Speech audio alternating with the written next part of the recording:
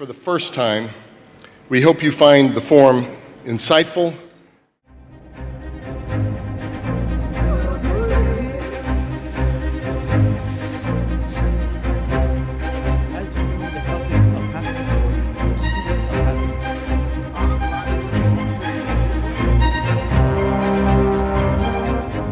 patronage of His Highness Sheikh Mohammed bin Zayed Al Nahyan, Crown Prince of Abu Dhabi and Deputy Supreme Commander of the United Arab Emirates Armed Forces.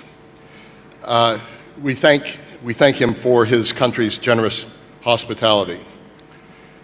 I also want to extend my thanks to the World Government Summit and His Excellency Omar bin Sultan Al Alama, Minister of State for Artificial Intelligence, Digital Economy, and Remote Work Applications. As many of you know, we traditionally hold the forum each January in Abu Dhabi as part of Abu Dhabi Sustainability Week. This year, the outbreak of the Omicron variant in Europe and the US prohibit us our travel to Abu Dhabi in January. So we're thankful to WGS Expo 2020 and Minister Omar Al Alama for their hospitality, their flexibility, and partnership.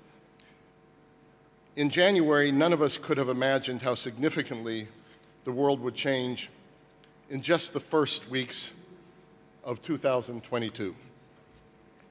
We have lurched from pandemic to global inflation to supply chain difficulties to some of the most volatile energy markets we've experienced in some years, all now falling into the jaws of Putin's unprovoked, unjustified, and criminal war in Ukraine, the worst European conflict since World War II.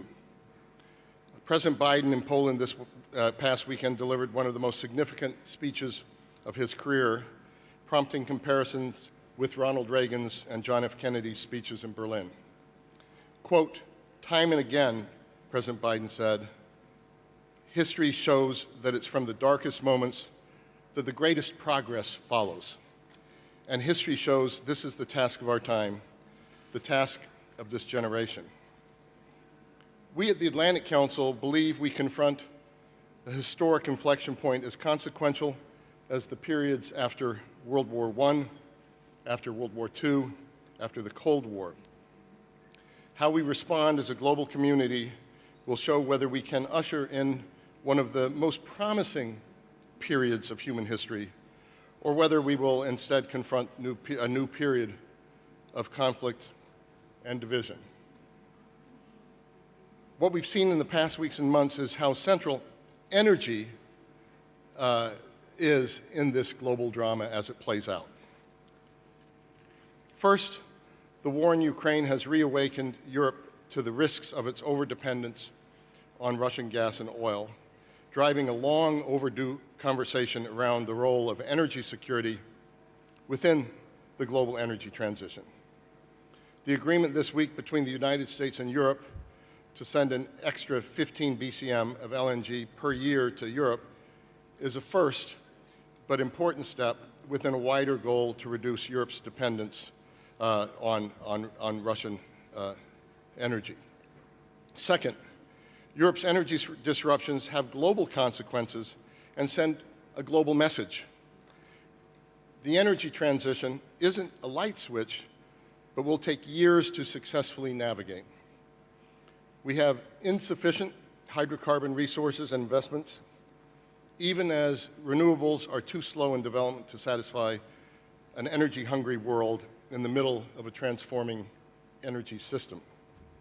Rising energy prices are putting the post-pandemic recovery at risk and endanger the politics of clean energy transition that our world requires. What's at risk, either by distraction or by destabilization, is the global cohesion necessary to realize the urgency of global climate action and in a net zero emission world. We opened this year's Atlantic Council Global Energy Forum at a moment when our energy system is confronting concurrent geopolitical, energy security, and climate crises. I can't imagine a better time for us to gather and put our best minds together so that we can better navigate this period of uncertainty. We must avoid letting this crisis force us to choose between energy security and climate action. Our call to action this year at this forum is that we must stand together to avoid that false choice. The demand for leadership has seldom been greater, regardless of whether you come from the East or the West, from the North or the South, whether you're from a resource-rich country or an energy-poor one. It is with that in mind that I reflect on the recent loss of a member of the Atlantic Council family, a member of our International Advisory Board, a personal friend, and a leader whose wisdom would be so valued in Europe and beyond at this time, former Secretary of State Madeleine Albright, the first woman to serve in that position. Her commitment to principle and her relentless focus on building a better future globally should inspire us here. The Atlantic Council also lost former Secretary of State General Colin Powell last year. I always asked him whether he preferred being called Secretary of State or General, and he told me General because that's the one I earned. And then the year before that, we lost General Brent Scowcroft. So a generation of some of the giants of international policy is leaving us at a time when now we must rise and others must rise to fill their difficult roles.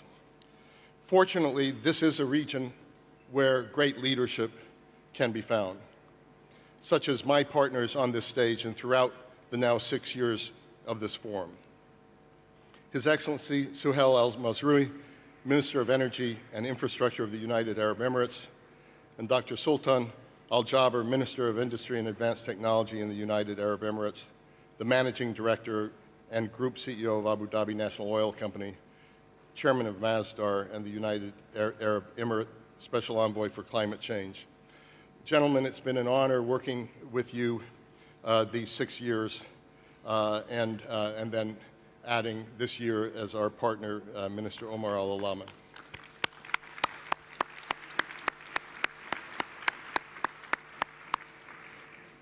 I hope we together can work to create a better world, as President Biden put it, today, tomorrow, the day after, and for the years and decades to come. These are relationships that we never intended to be short-term, and they have been long-term. So welcome and thank you. The UAE has shown the leadership to play a critical role in this moment when energy security and energy transition appear to be at odds.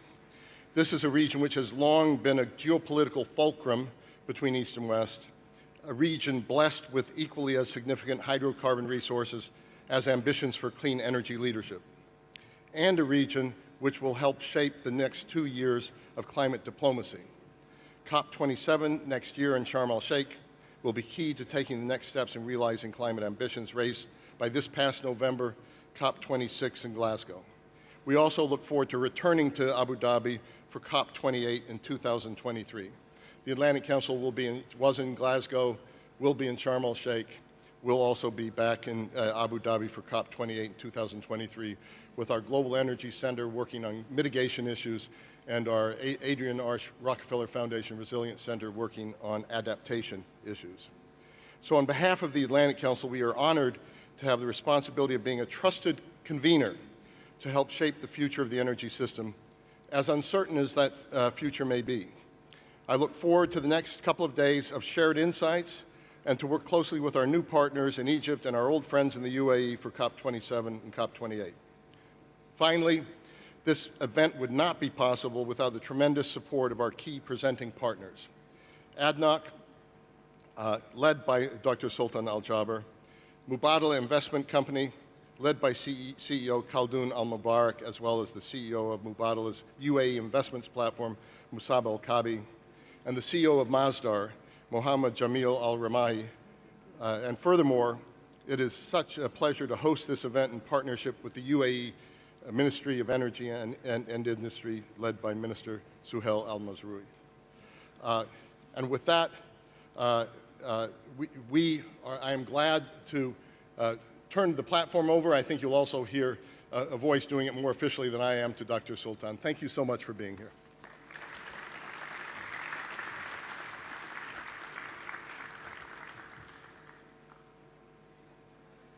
Ladies and gentlemen, please welcome to the stage His Excellency Dr. Sultan Al-Jaber, Special Envoy for Climate Change, Minister of Industry and Advanced Technology of the United Arab Emirates, and Managing Director and Group CEO of Abu Dhabi National Oil Company.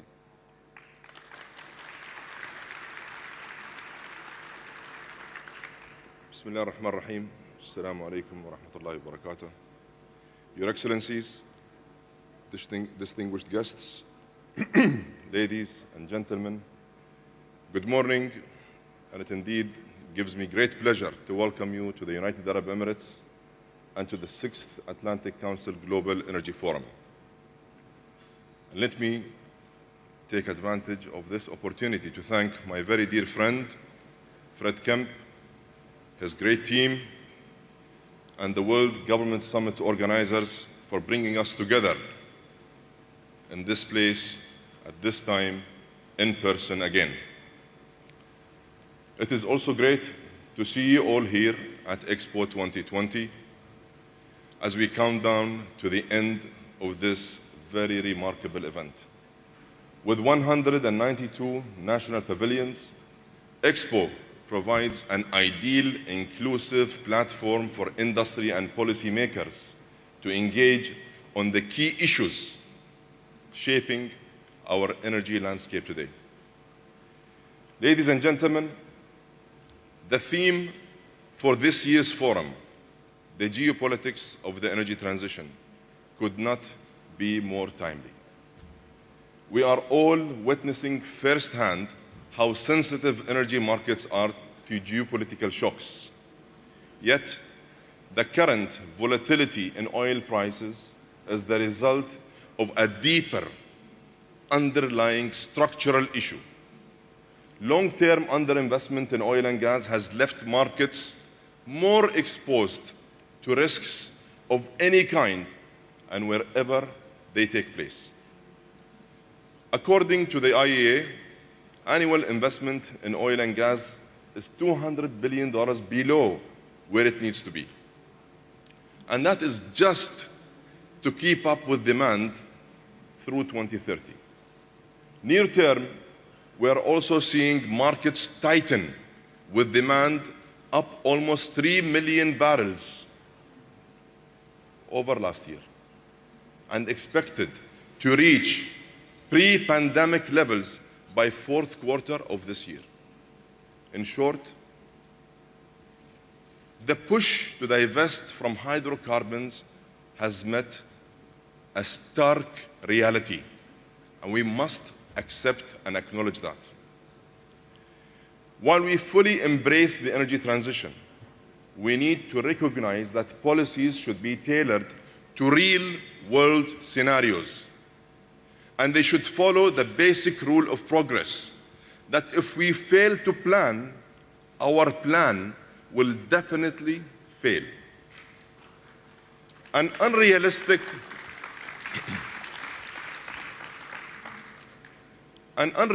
approach that ignores basic economics will only lead to tighter markets that are even more exposed to geopolitical shocks.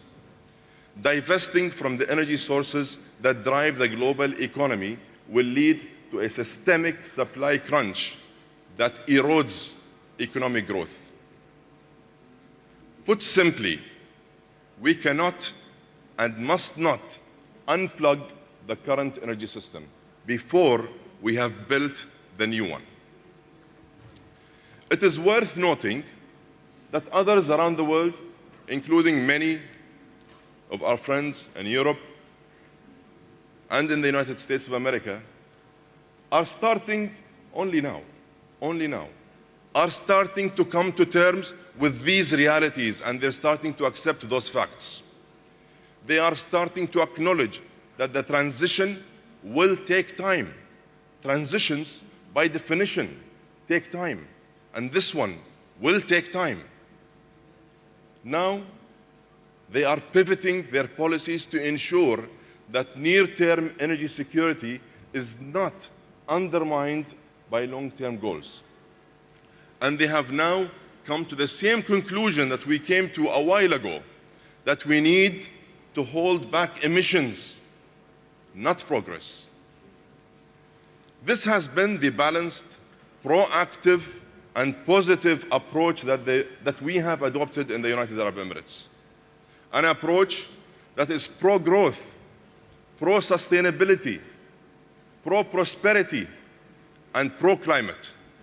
As such, we are increasing investments in low-carbon and no-carbon energy sources. Low-carbon and no-carbon energy sources. We are expanding production capacity of the world's least carbon-intensive oil to more than 5 million barrels per day, while also growing our renewable portfolio fivefold. We are growing our natural capacity by more than 30%, enhancing our ability to supply more LNG. We are making more carbon-free energy available from our first in the region nuclear program. And we are establishing zero-carbon hydrogen value chains with key markets in Europe and Asia. We are doing all this with a strategy that is based on a sound business case.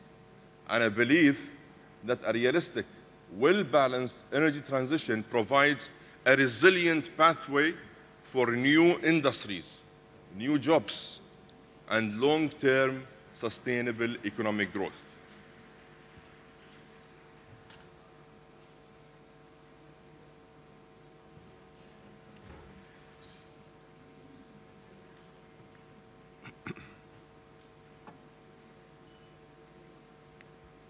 In the United Arab Emirates, we are taking this pathway to adopt a new low-carbon, high-growth economic model, a model that will guide our development for the next 50 years.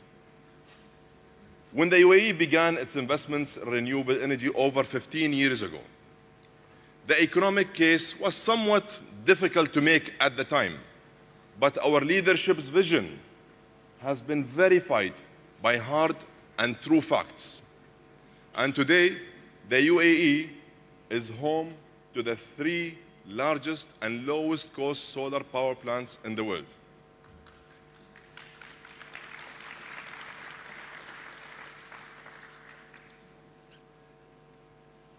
As we prepare to host COP28 next year, we will continue to focus on practical and positive solutions that drive progress for the climate and the economy. Climate and the economy. Both go hand in hand. As such, we intend to make COP28 as inclusive as possible. And that means bringing the energy sector, because in a world that needs more energy, it simply just makes perfect sense to include the energy experts in the dialogue. And let me take this opportunity to invite all of you to come to us with your innovative ideas, solutions that we can work together on, solutions that are climate friendly, yet commercially viable. Ladies and gentlemen, we as energy leaders have a responsibility to inject a dose of realism into the planning for the energy transition. Let's create a clear roadmap that is based on real and solid foundations.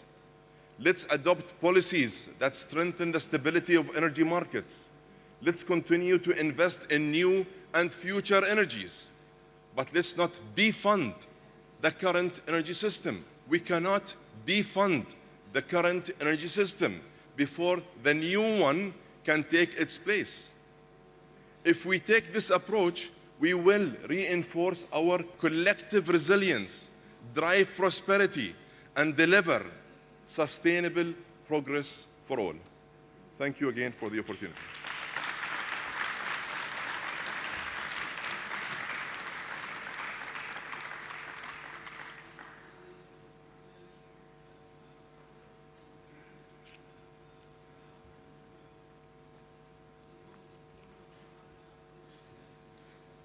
Ladies and gentlemen, please welcome to the stage His Excellency Suhail Almazrui, Minister of Energy and Infrastructure of the United Arab Emirates.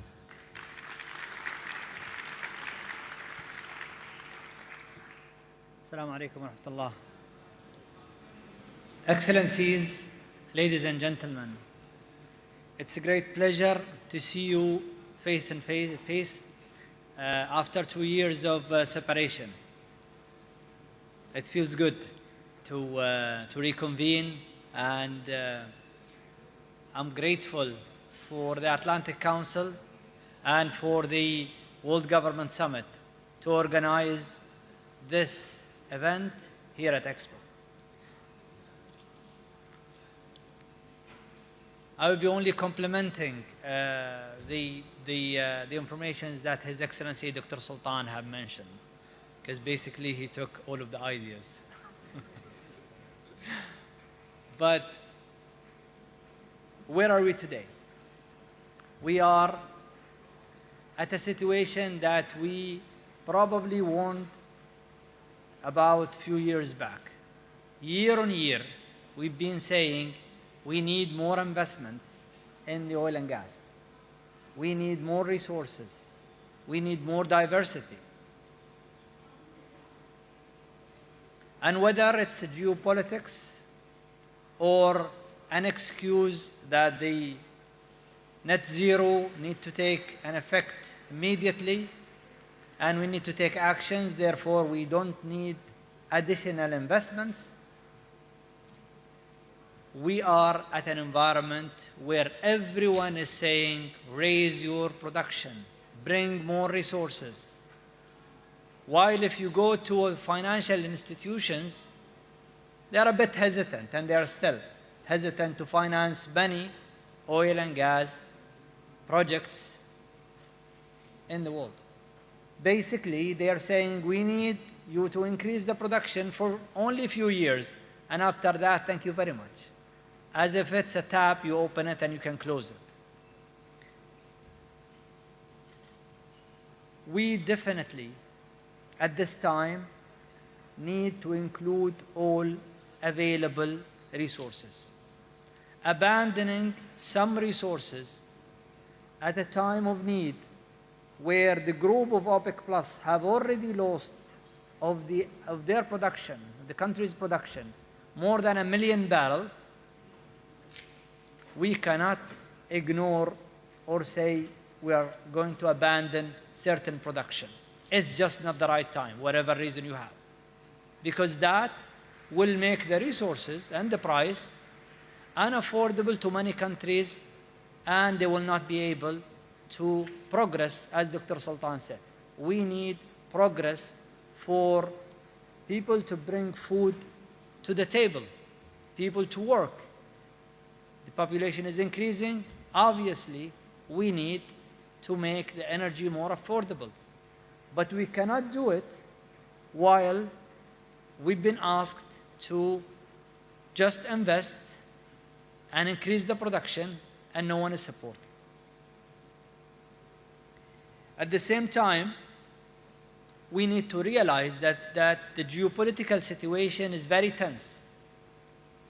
And it's not only affecting the oil and gas sector, it's affecting every aspect of our lives, from the food security to the rare minerals to everything. So basically, we need to be courageous to tell the consumers, your bill is going to be doubled or tripled in the future if we don't do anything about it.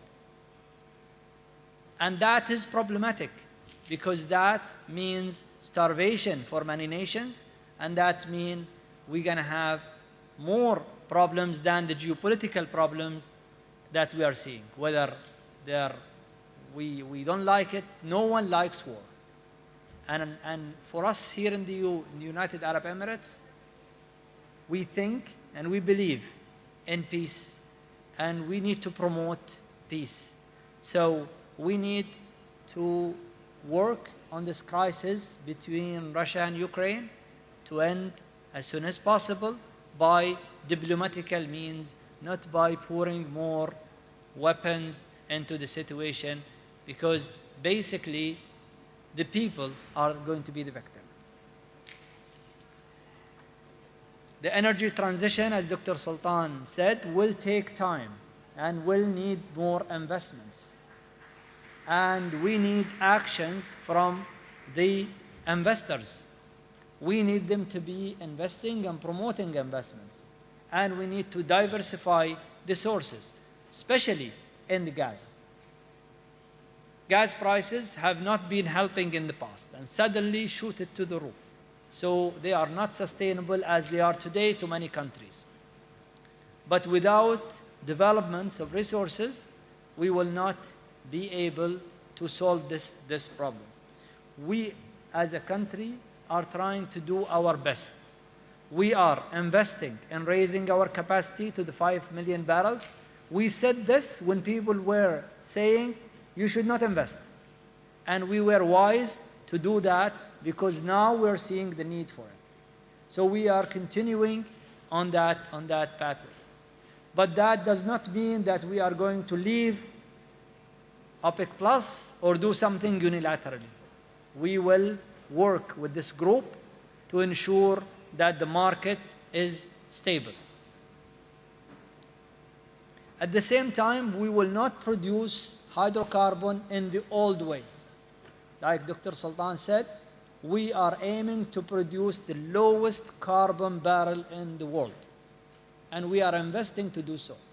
From bringing the electricity to the oil fields purely from a renewable or clean sources, nuclear included,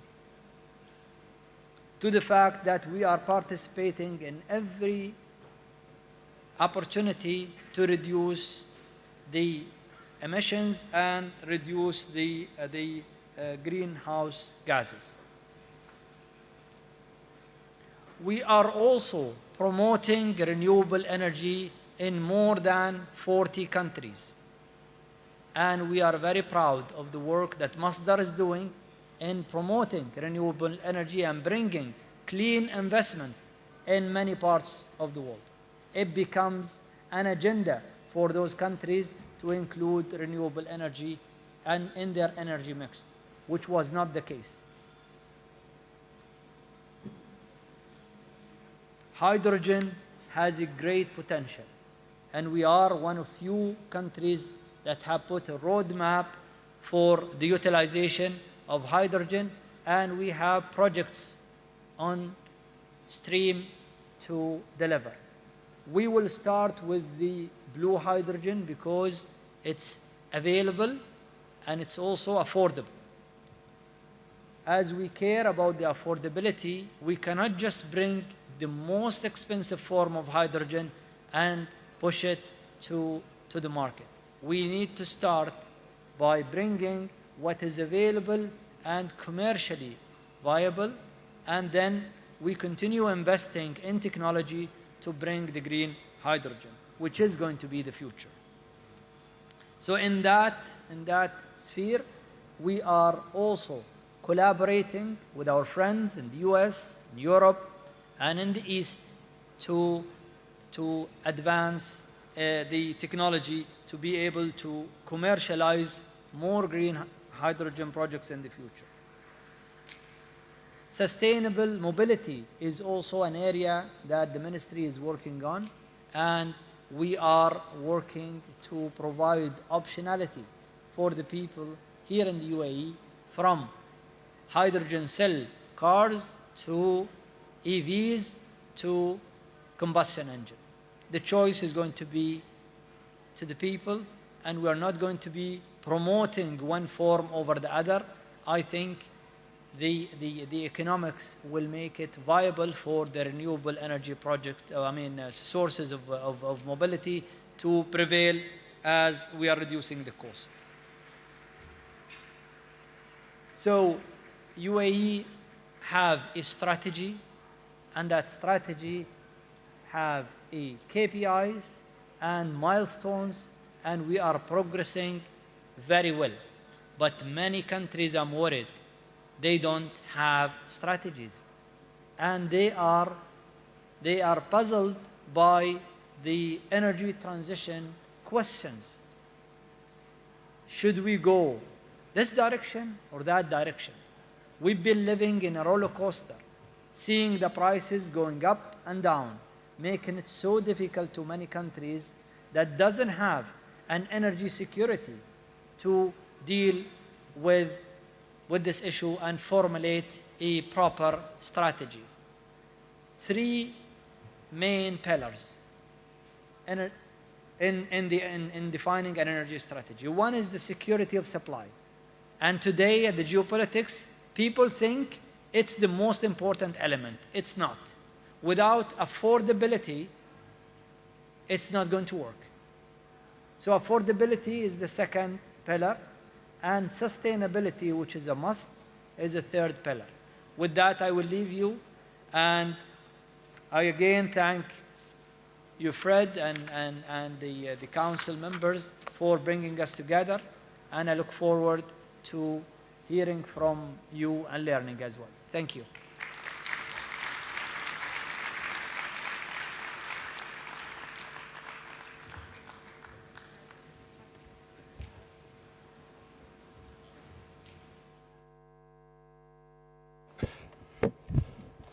Minister Suhail has been kind enough to give us, no more than 10 minutes of questions, and I really like the way that you ended your comments, and I want to give my thanks again to Dr. Sultan and to you, Minister Suhail, for this partnership. And Mubadala and Masdar, it's been just a terrific partnership throughout. Because I see His Excellency Mohammed Barkindo here, and it's great to see you, sir, and thank you for your service over these really troubled years. Let me go to what you said about OPEC Plus. And in this situation, geopolitical difficult situation, war in Ukraine right now, you were there at the birth of this institution, of this changed institution. Where does this go now? What are the challenges of the current period for OPEC, and how should it respond to this period? Well, as I mentioned, even at the early days or after the first year of the formation of OPEC Plus, I stated that this is an alliance to stay, an alliance that we need, and I still see that relevance. I think the fact that we meet on a monthly basis brought us much closer during the crisis of COVID, and we have managed to get out of that hole. But again, after getting out, we're faced with another crisis, and I am sure staying together, staying focused, and not allowing politics to kick into this organization, as Muhammad was lecturing us over dinner yesterday, of the wisdom that he received from some of the rulers here in Kuwait and Saudi and the GCC. We always believe that whatever we do as countries when it comes to production and this work, it needs always to stay out of politics. We have two countries that are under sanctioned, and we managed to produce while they are with us. We gave them whatever they need. So I think the organization will stay. Russia is an important member, and leaving the politics aside, that volume, as I mentioned, is needed today, and unless someone is willing to come and bring 10 million barrels, we don't see that someone can substitute Russia, basically. So, Minister Suhail, I look at my friend Hadley Gamble and CNBC in the audience, and I know she would just love it if you would commit news here, but I won't put you in that position. However, you did talk 2 or 3 times about the pressure to raise production, the pressure to bring more resources, which is contradictory to some of the earlier messages of getting to net zero, or at least sounds a little contradictory, getting to net zero as quickly as possible. What is your answer to those who say one has to raise production now, the situation demands it now? Well, it's so difficult because every country is facing a reduction, a natural decline reduction. And we have seen it in, as I mentioned, in the OPEC Plus group, we lost a million barrel over 1 year only. And God knows, ending of this year, how many more barrels we will lose. So you need to replace the barrels, and some countries are exposed to 15%, 20% decline, not a 5% as ADNOC or Saudi Arabia or others who are deploying lots of capital to maintain production. But others who are not doing that, they're losing 10%, 15% of their production. So one thing that we need to understand, we need to replace at least 5 to 8 million barrels of that we lose every year by basically investing in keeping the production where it is.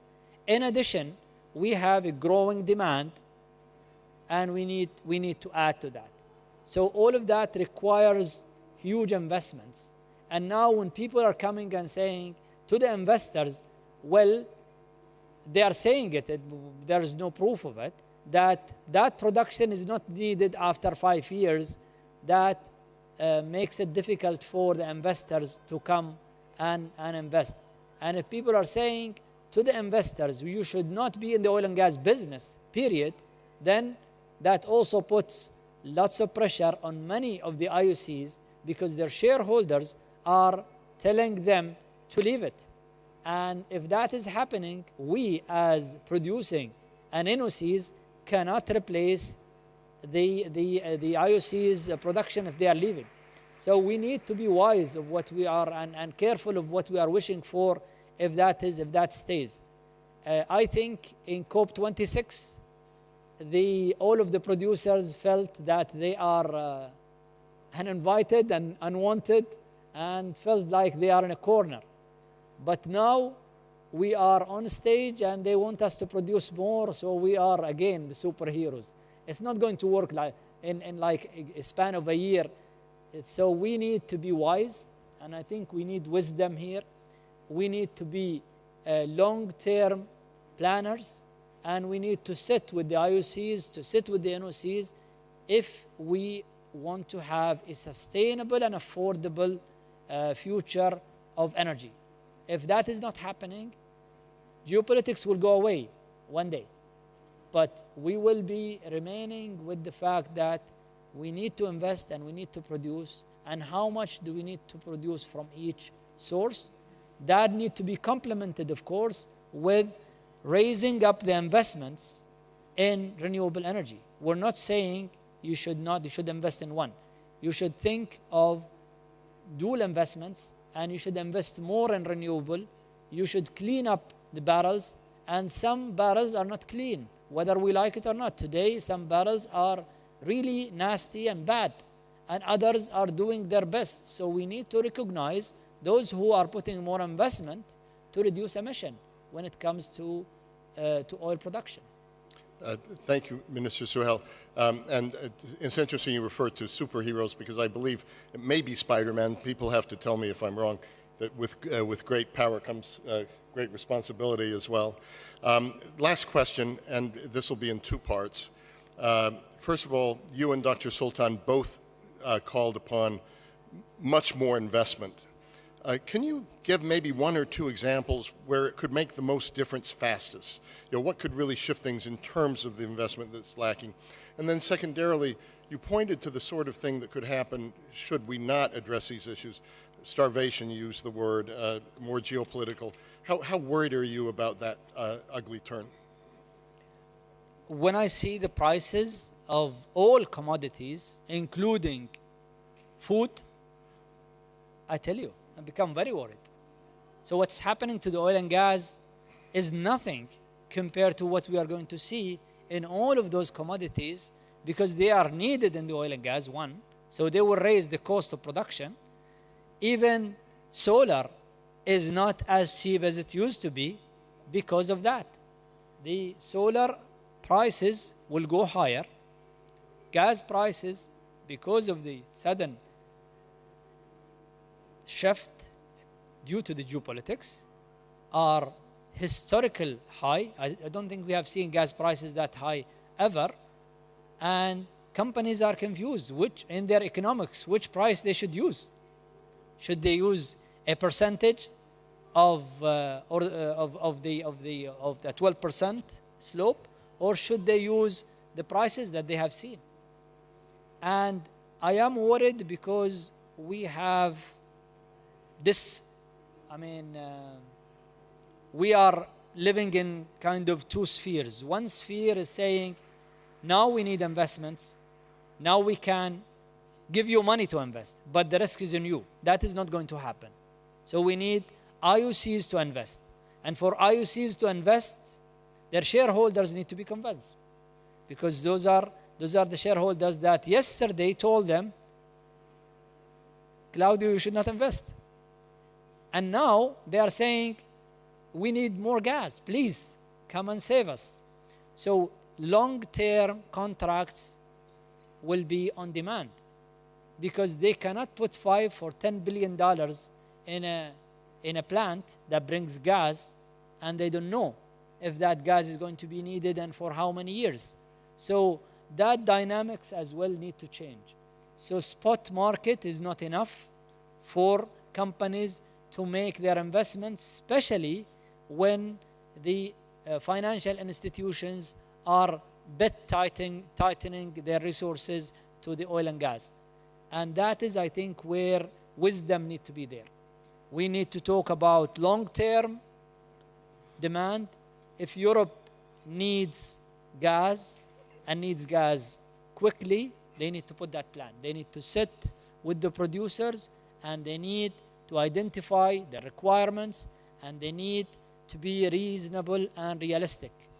And one thing they have to say, they need to tell the consumers that, by the way, you get ready to pay double or triple the price of energy in the future. And that is not happening. And I've been saying this for 2 years. I can see the prices going higher, but no one is talking to the consumers. Affordability is a key, and we need to look at it, and we need to be transparent, because at different prices, the gas or any commodity or the oil, the demand may be less, but the money is going to be more for those producers. So it is difficult to predict the price, and I will never predict what is the price. You asked me that question last night. And it is impossible to predict it for the same reason I mentioned. And we need, I think, the institutions like EIA, the IEA, to be realistic, wise, and don't tell the world information that are misleading. If you look at some of the information that was passed, and we said those are not right, no investments needed in the oil and gas, and now they change their mind, those are respectful, organizations. They cannot give the world such information. We need, I think, to be predictable. And to be predictable, we need to be realistic, and we need to be wise of our choices. Thank you, Minister Suhail, and we'll keep in mind also your 3 pillars: security of supply, affordability, and most of all, sustainability. Before I ask the audience to join me in applauding you, I think after this event, if I'm not mistaken, Randy will come to.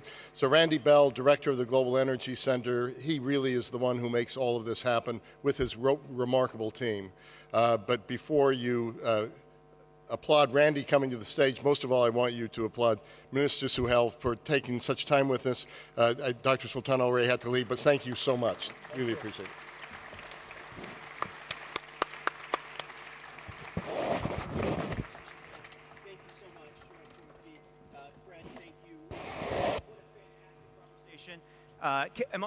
Microphone on? Great.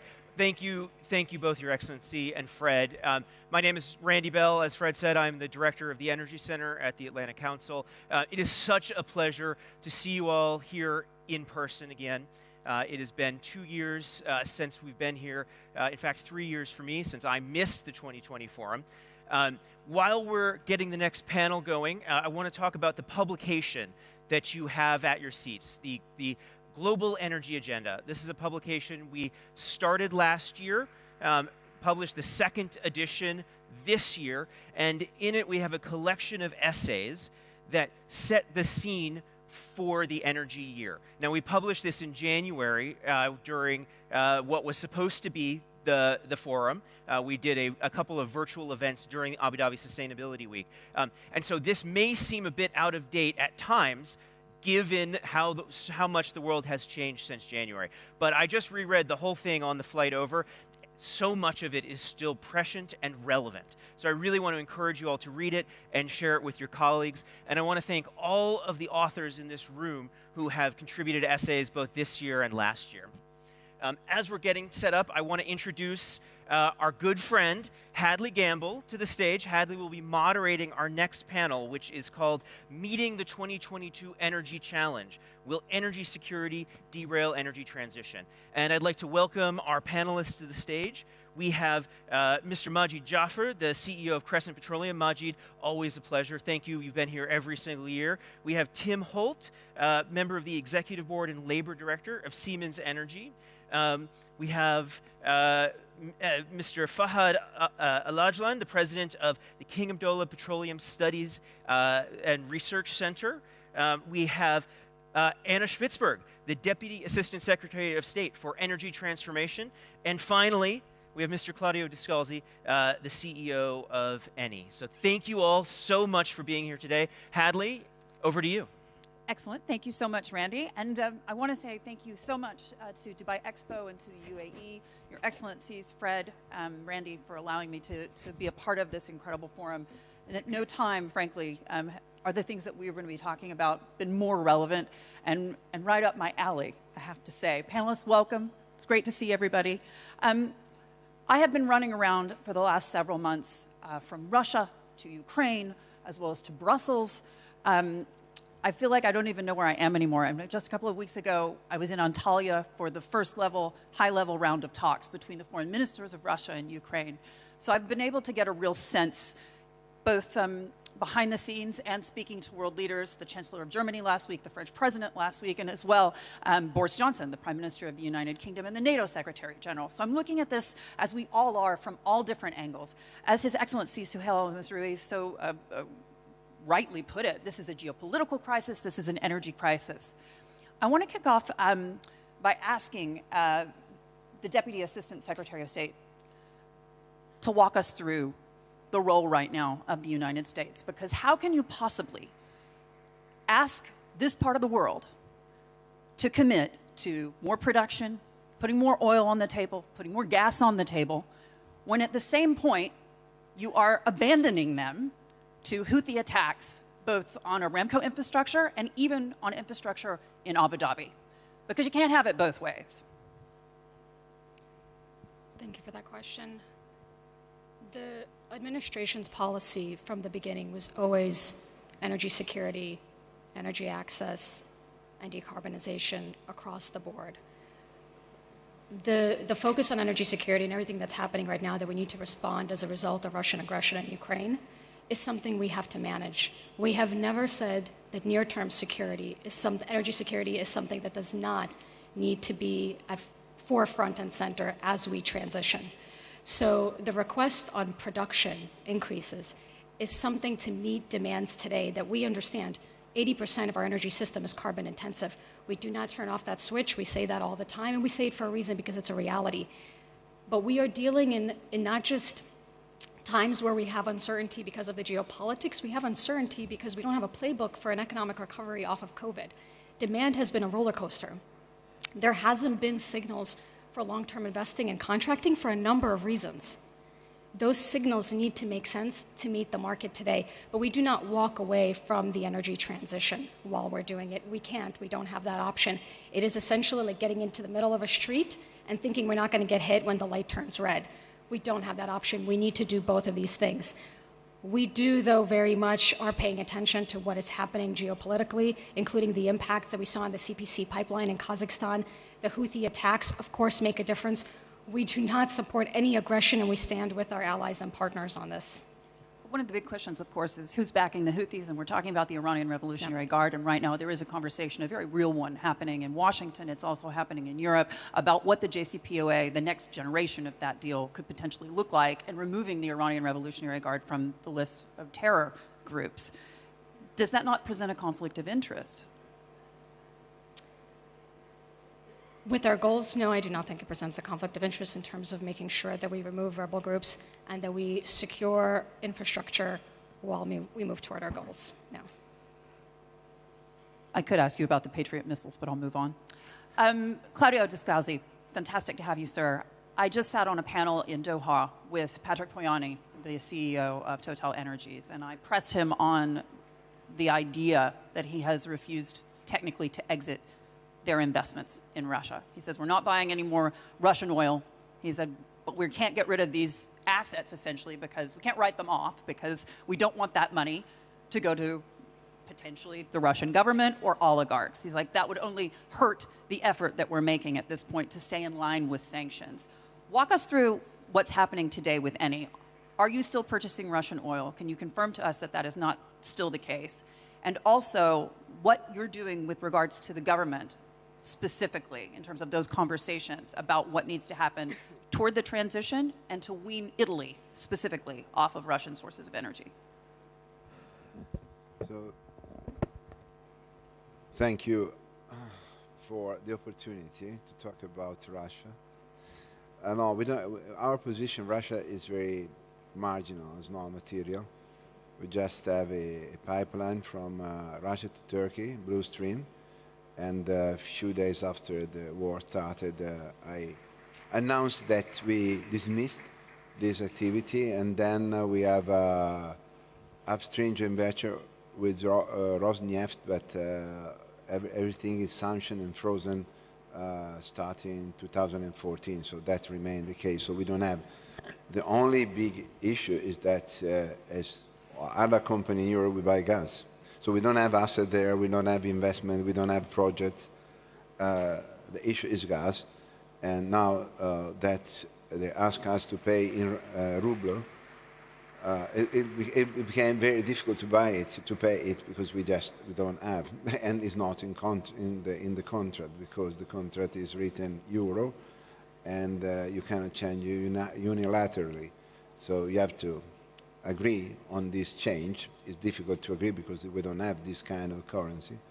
So that is the only big question, and that is the reason of the volatility, uncertainties, and that is the reason why the gas price, in spite of the mild weather, in spite that we have LNG, in spite that we have gas now, because also the Russian gas is coming, the price is very high. It's at least 7 times more, 8 times more than what it was 3 years ago or in the last 5 years. So the situation is that. So we don't have assets, we don't have we don't have any kind of investment. The gas issue is a big issue. It's flowing now. It's flowing. It's arriving from Ukraine to Italy at the moment. We don't know what happens in the future, honestly. Yeah, so no Russian rubles for Russian gas. Sorry? So no Russian rubles for Russian gas. Yeah. Yeah. Walk me through, though, those conversations that you are no doubt having with Mario Draghi about how to wean the country off of dependency on Russian sources of energy, and at the same point have a realistic dialogue about the level of investment that is needed going forward towards the energy transition, as well as making sure that there is a sustainable market of energy in the near term. So I think that's also the minister said clearly that in the last years, in the past, we create a conflict between energy transition and gas or oil, and decarbonization became an ideology. So just renewables. We are producing a lot of renewables. We know that we cannot do everything with the renewables. There are a lot of different technologies. But, gas until 2 months ago in Europe, the taxonomy, gas was out. In November, October, I don't want to say that you are a criminal if you produce gas or oil, but not far to be a criminal case if you are producing gas or oil. And now, so that is a big mistake to be radical and say, I want just that, renewables, and the rest have to disappear. We know very well that in the last 200 years, all the different energy vectors has been added. So coal, plus oil, plus gas, and plus renewable. We never found a source or energy source that replaced everything. It's crazy to think that there is something that can replace everything.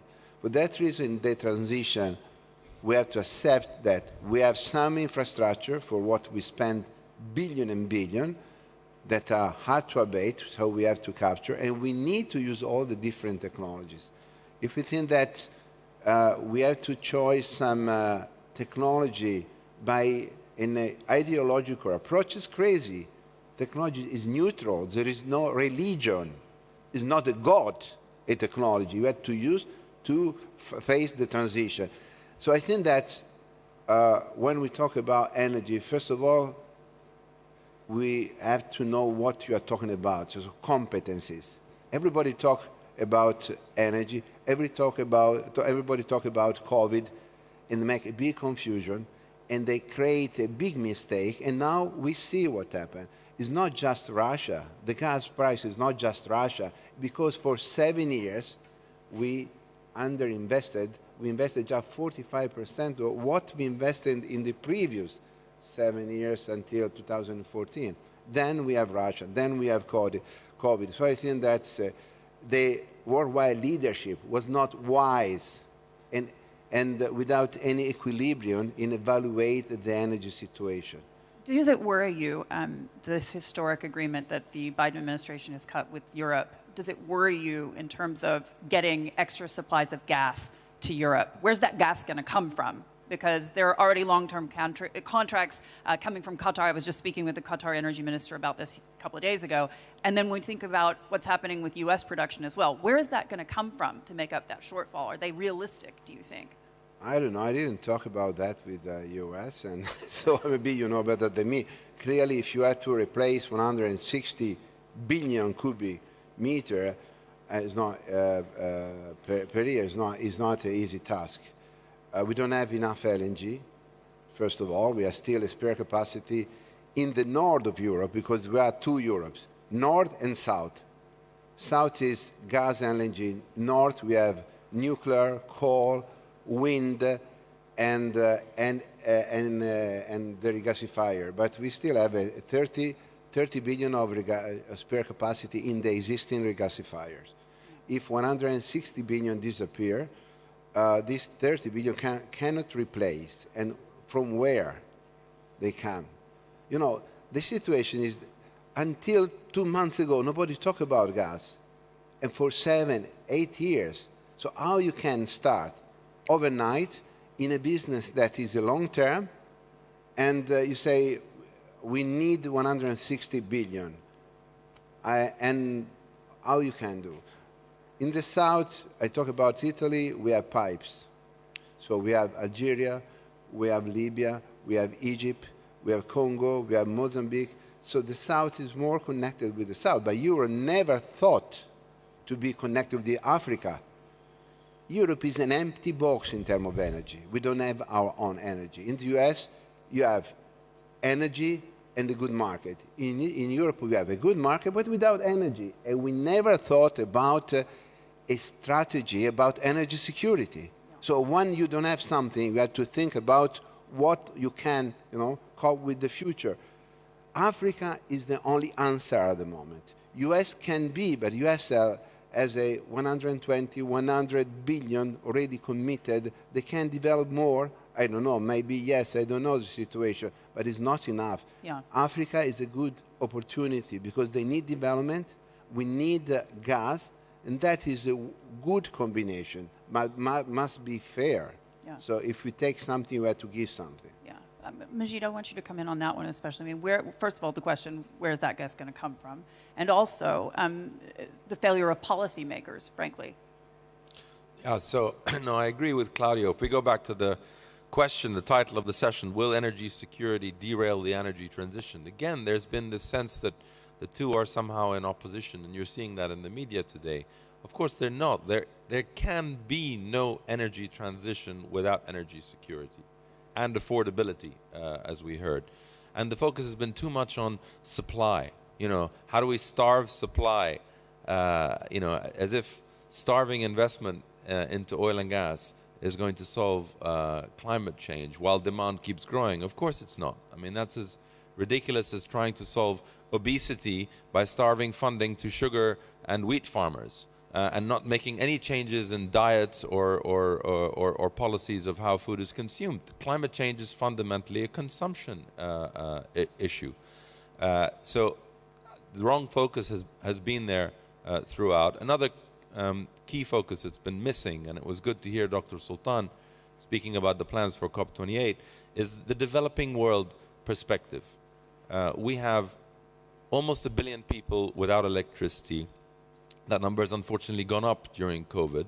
3 billion people without clean cooking solutions. It's actually killed more people during the COVID pandemic than COVID itself, according to the World Health Organization.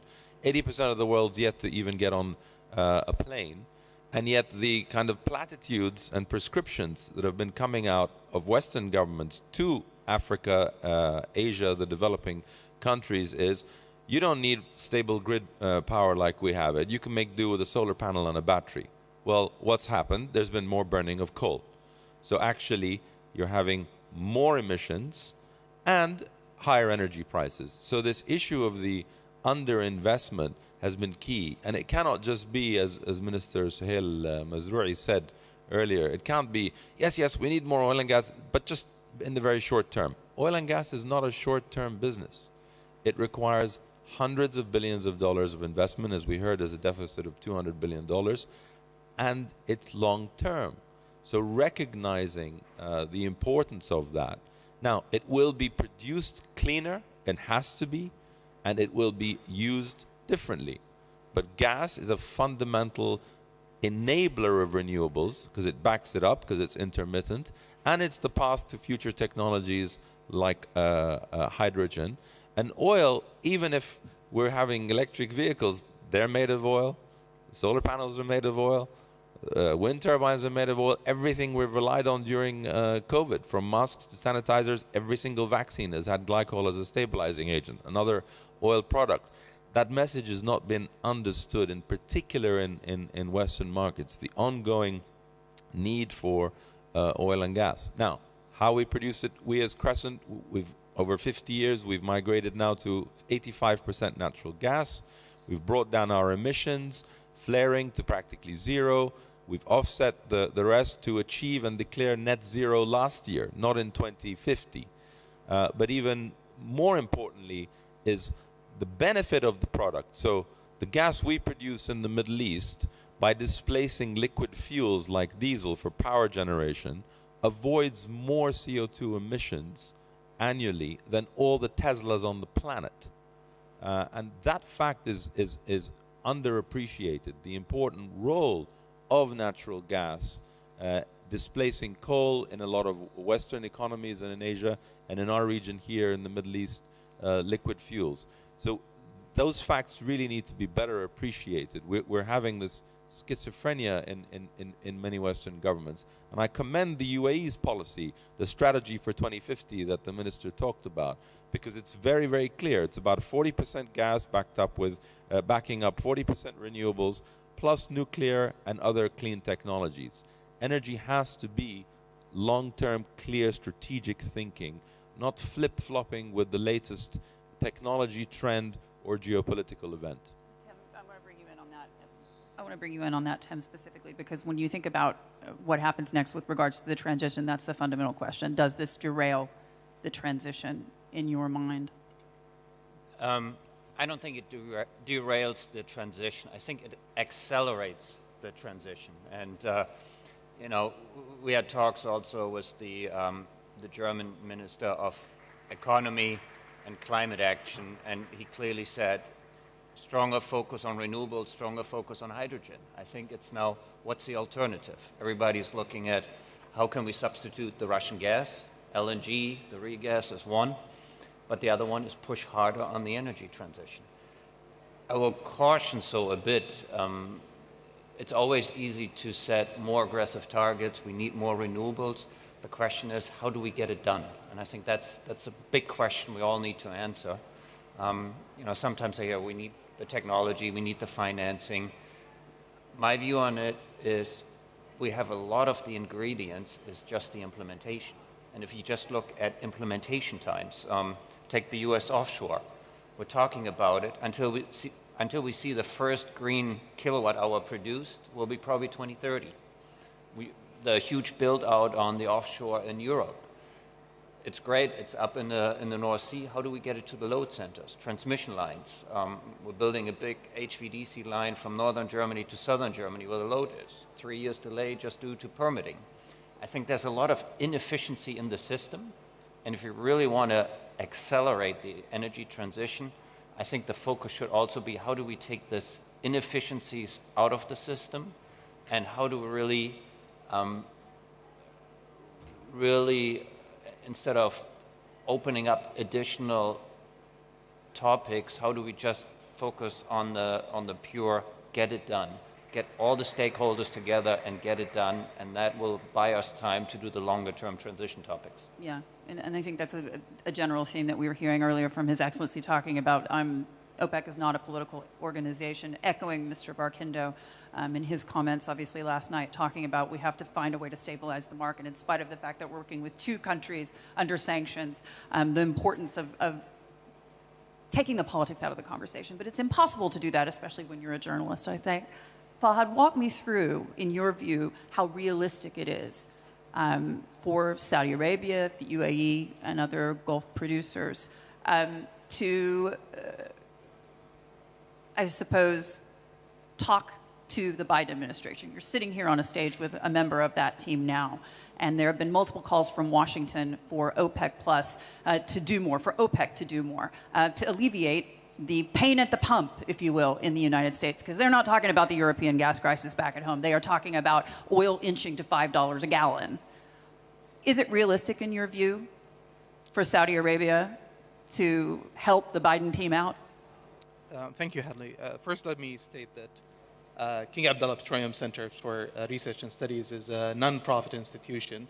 It's a think tank that focuses on energy and climate. So I don't speak for the Saudi government. But looking at what the Saudi Arabia, UAE, and Kuwait to a certain degree has done in the past, they've maintained the spare capacity, and that spare capacity has been used, and it's been a boon for the global economy. And we estimated that at $500 billion of surplus to the global economy, because they had the long-term vision of saying that if there is a disruption in demand, if there is a hiccup in the global oil supply, then there is a way of compensating for that. But we cannot take energy security and only talk about this from oil supply demand. The old adage which says if your neighbor lose his or her job, it's a recession. If you lose your job, it's a depression. And the same goes here. I mean, the whole question is, we talk about energy security like it's something new. Unfortunately, it's not. Go back 10 years ago when we were talking about energy security and piracy in the Strait of Malacca and the Strait of Bab el-Mandeb. 7, 8 years ago, we talked about energy security and cybersecurity. And so we cannot talk about oil supply as just one component of the energy security. We need to look at this. We need to look at what the discussion has been around OPEC Plus and OPEC Plus bringing stability into the market through the lows and highs. We witnessed that back in 2020 with the agreement to reduce supply when oil went into negative prices.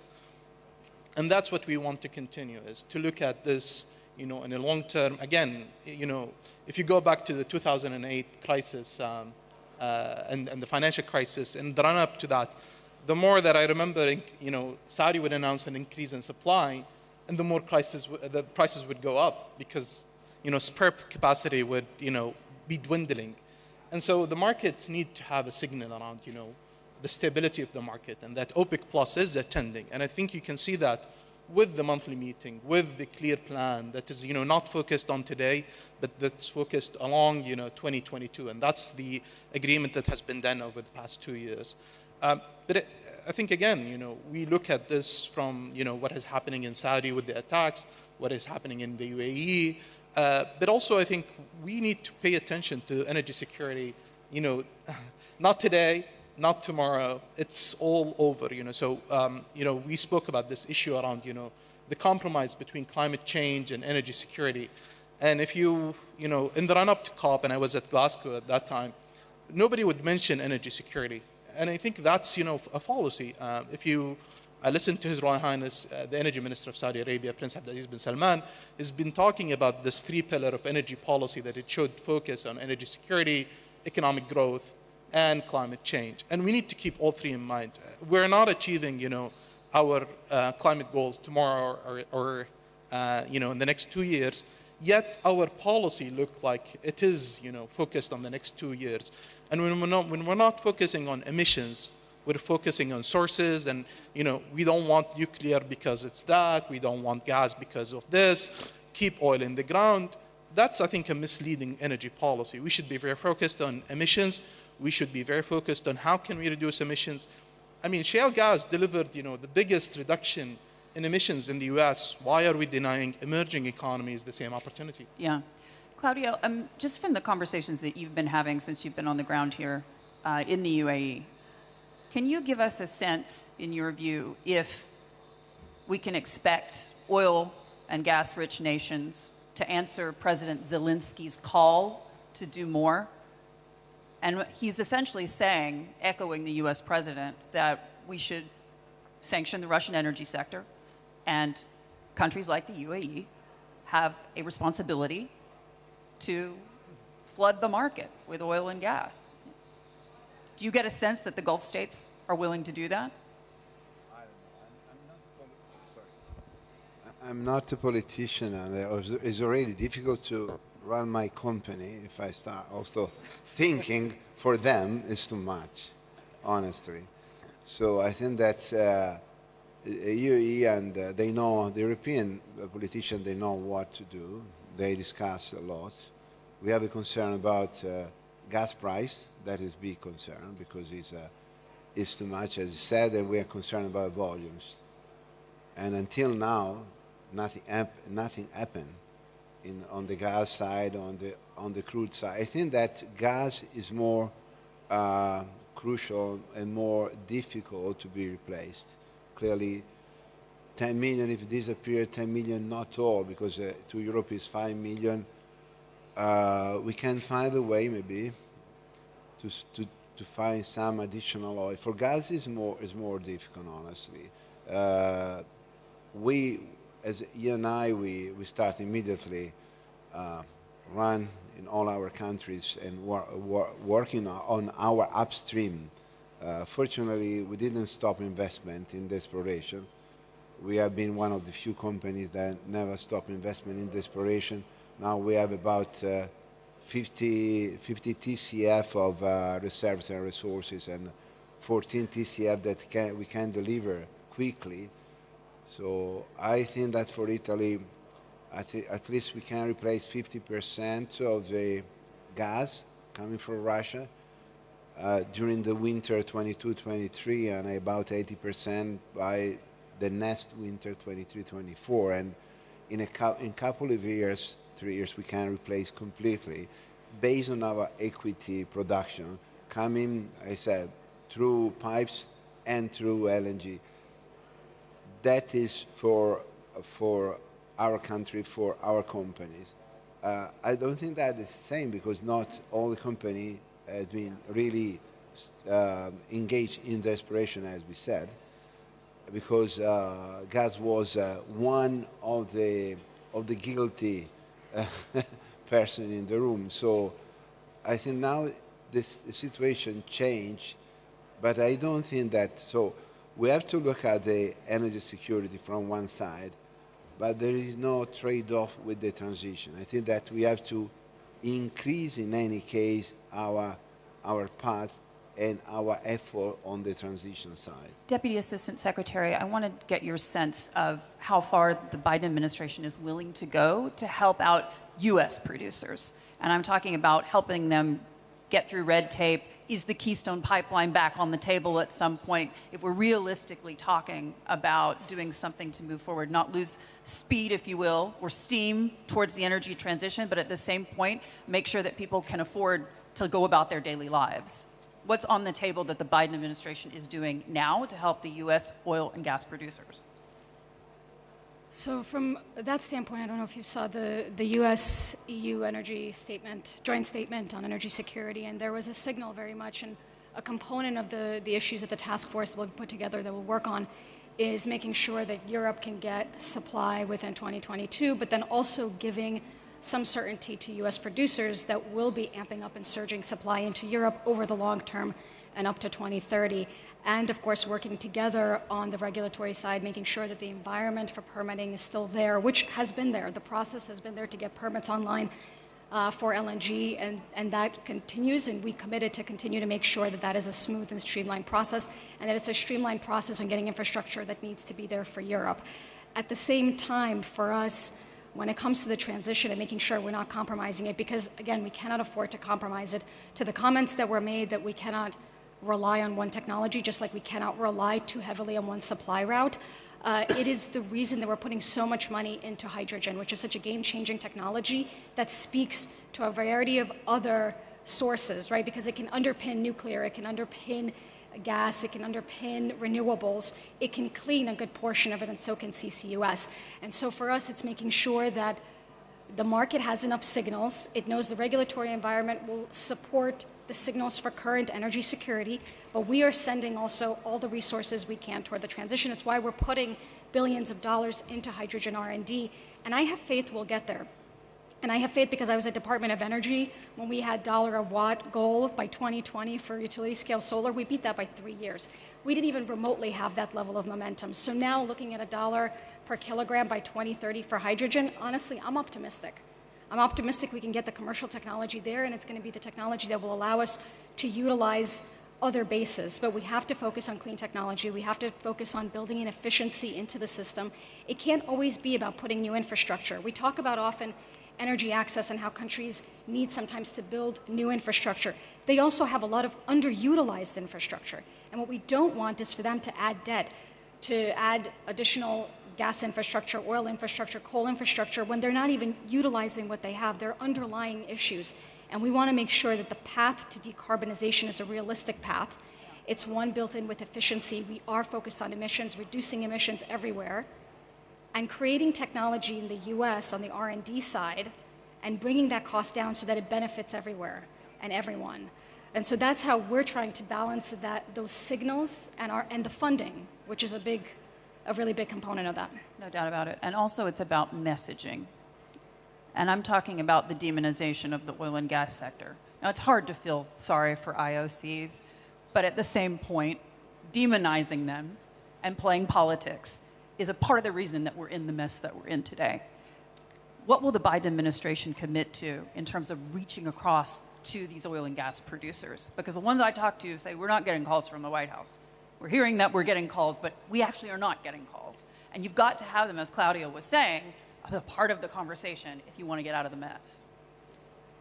There have been conversations with oil and gas companies and messaging, and let's be honest, it depends who you're listening to and when, of course. There are a lot of different messages out there, and I'm sure the forum will make a difference, but we will be honest, we have always come out and said oil and gas industry is critical to the transition. They are players in the energy system. They are key players. They are the ones that will be pushing abatement options. They're the ones that will be pushing hydrogen options. And to be quite honest, they're some of the ones that are putting significant investment into clean energy, including renewables. So it has always been, if we do not engage these participants, these critical stakeholders, we will not get to our stakeholder targets. We will not get to methane reduction goals. We will not get to efficiency goals. So the messaging has been, Oil and gas companies have to be a part of the conversation, but we want them also to be a part of the conversation on the transition. Right. I think the White House might need to take your call on that one. Majid, before we let everybody go, you're my guy when it comes to calling oil prices. Where do you see oil prices headed at this point?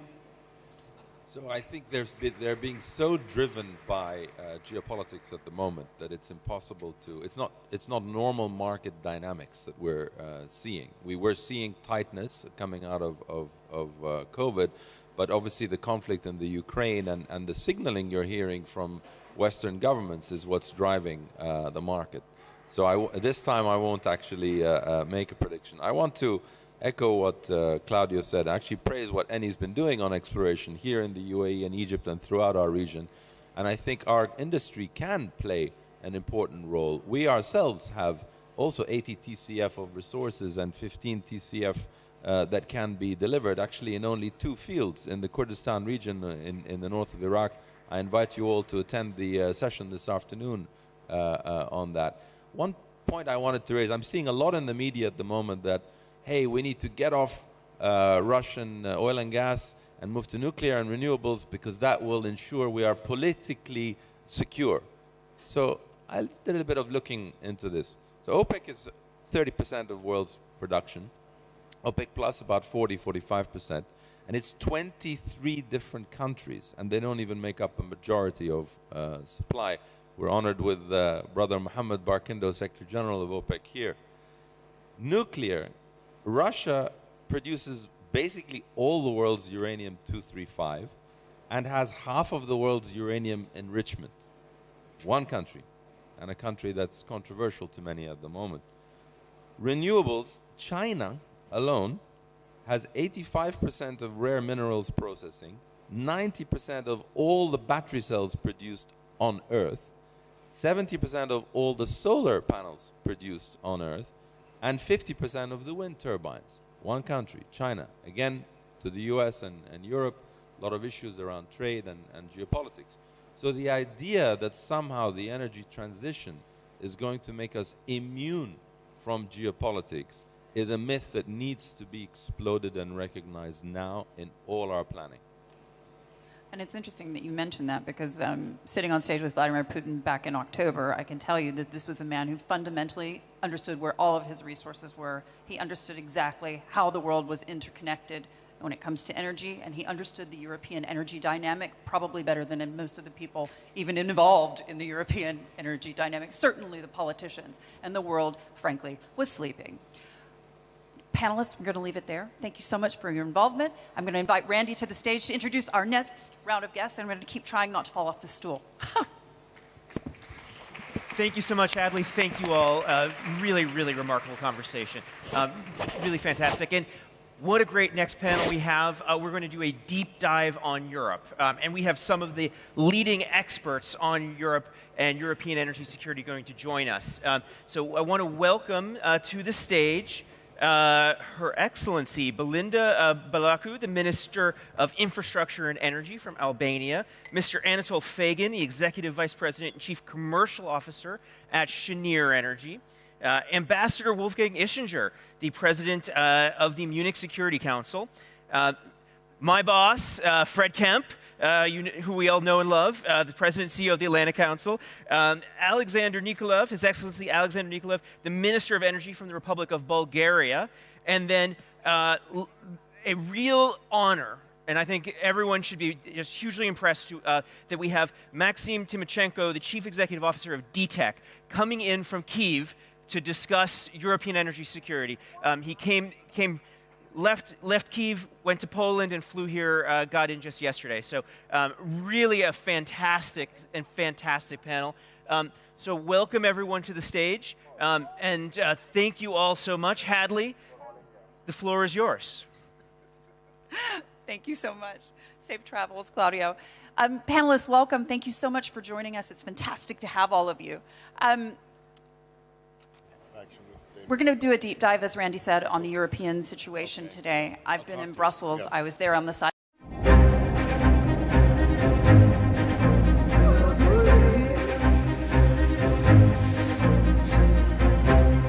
As you know, the topic of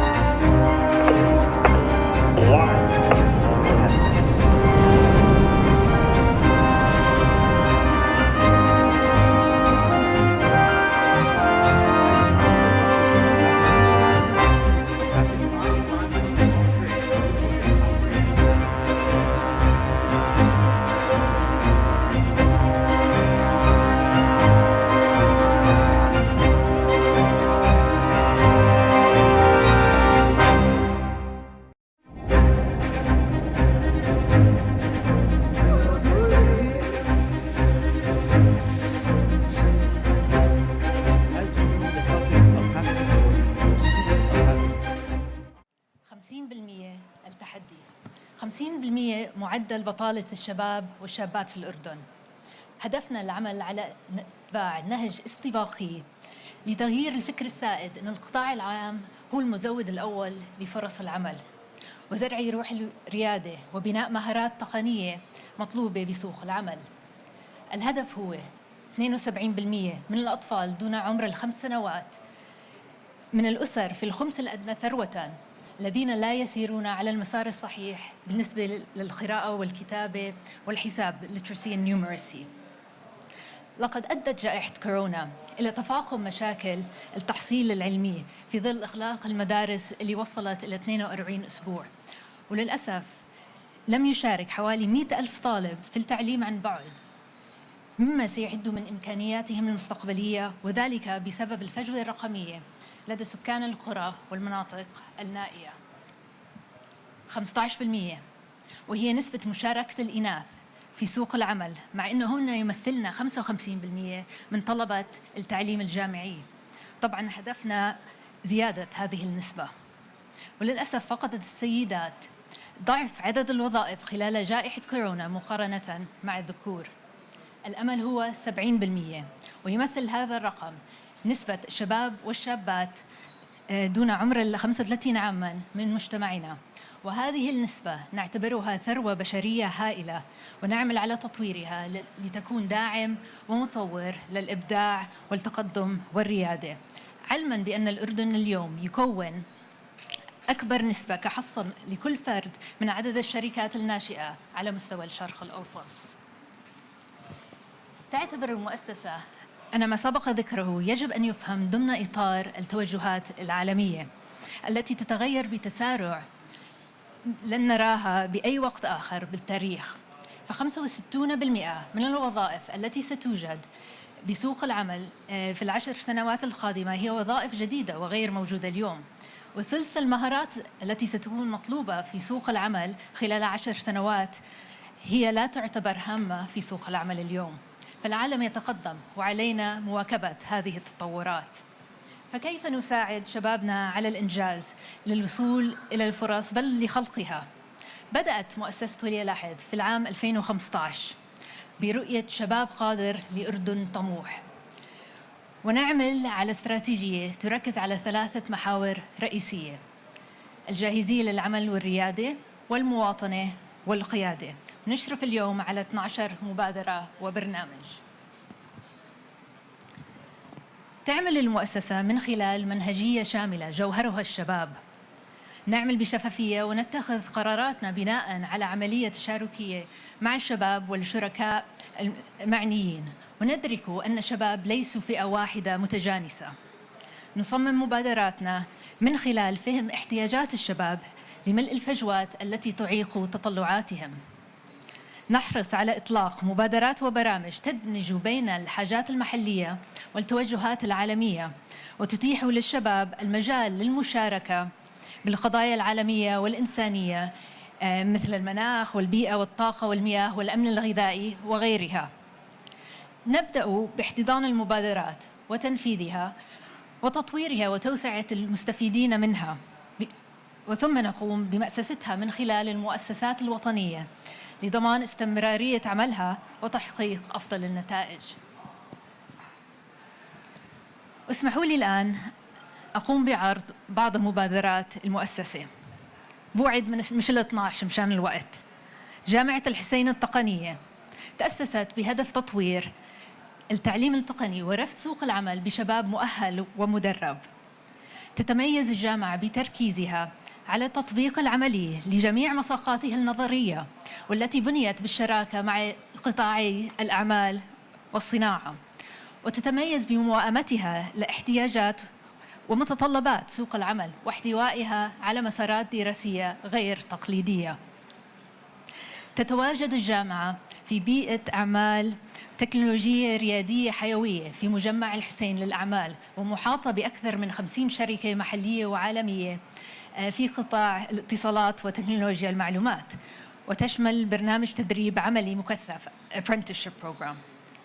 منصة نوى التي تم إنشاؤها مع القطاع الخاص، وهي منصة إلكترونية تهدف إلى رفع سوية العمل الخيري وتنمية حس المسؤولية المجتمعية، حيث تعمل المنصة على ربط المؤسسات مع المتبرعين من الأفراد والشركات كنوع من الكراود فاندينج ضمن إطار واضح لقياس الأثر الناتج.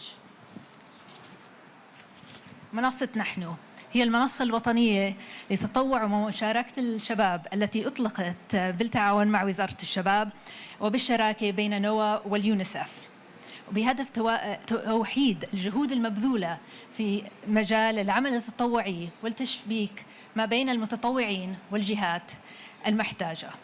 مبادرة حقق هي مبادرة شبابية تم إطلاقها بهدف تعزيز منظومة القيم الموروثة من تاريخنا عند الشباب والشابات في الأردن، وإبراز قدراتهم ليكونوا مواطنين فاعلين منتمين لوطنهم ومساهمين في مسيرة التنمية الشاملة، ويتم تنفيذها بالشراكة مع وزارة التربية والتعليم. ونركز من خلال المبادرة على بناء وتطوير المهارات الحياتية والشخصية والمجتمعية عند الشباب. خطى الحسين أطلقت مؤسسة ولي العهد نموذجاً جديداً لتعزيز الفكر القيادي التقدمي بين الشباب ولإدماجهم ضمن شبكات ومسارات مهنية متخصصة من النواحي السياسية والاقتصادية والاجتماعية، بهدف الاستثمار في شباب وشابات مختارين بدقة ولديهم القدرة على التأثير الإيجابي وخدمة مجتمعاتهم أينما كانوا.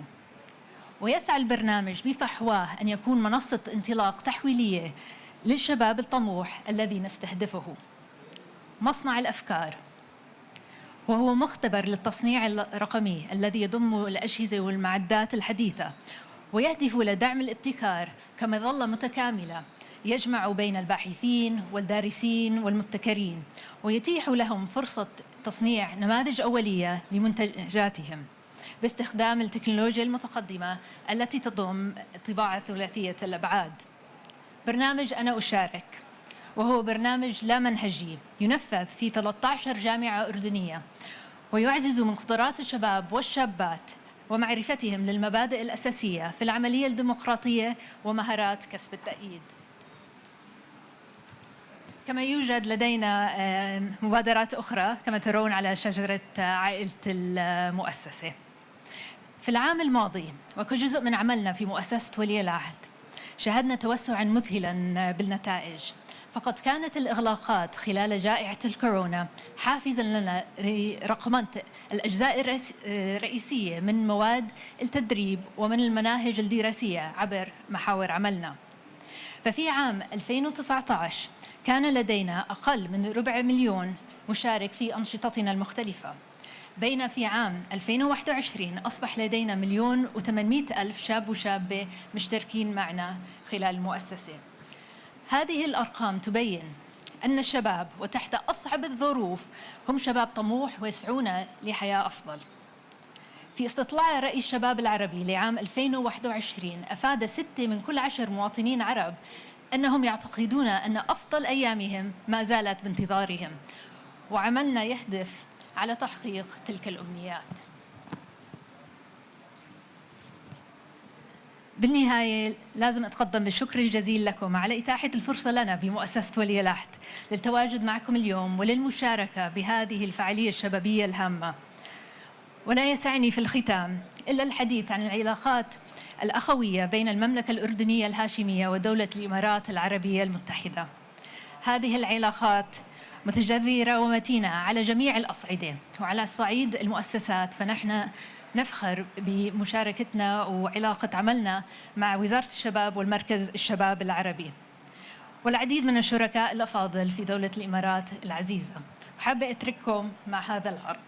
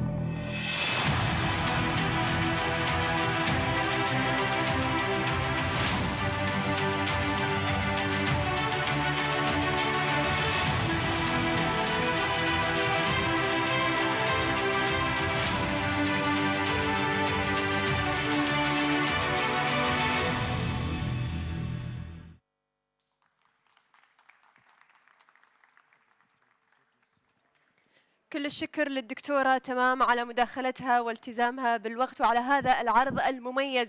أمانة حضورنا الكريم أنا جدا جدا جدا مستمتعة، ويعني رأينا مع بداية هذه الجلسة نماذج مشرفة من الخبرات، الاستراتيجيات، المبادرات، سواء من المملكة العربية السعودية أو المملكة الأردنية الهاشمية، وأيضا راح نتابع نماذج رائدة كلها تسلط الضوء على مسألة تمكين الشباب ومدى أهمية بناء القدرات والطاقات الشابة. شكرا لك دكتورة تمام، وننتقل خلال هذه المداخلة إلى سعادة الدكتورة رشا راغب، مدير الأكاديمية الوطنية للتدريب بجمهورية مصر العربية، المدير التنفيذي لمنتدى شباب العالم، فلتتفضل مشكورة.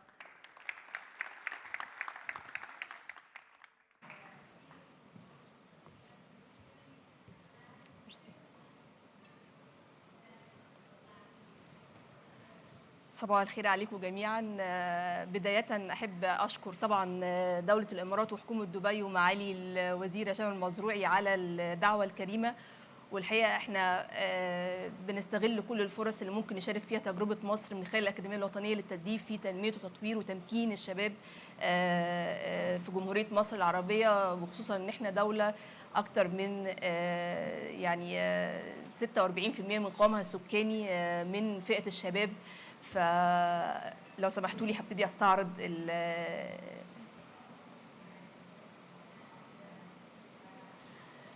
زي ما تفضلت كده قلت لحضراتكم ان اكتر من 40% من مجموع سكان جمهوريه مصر العربيه البالغ 101 مليون نسمه هم فئه العمريه من 15 ل 41 سنه.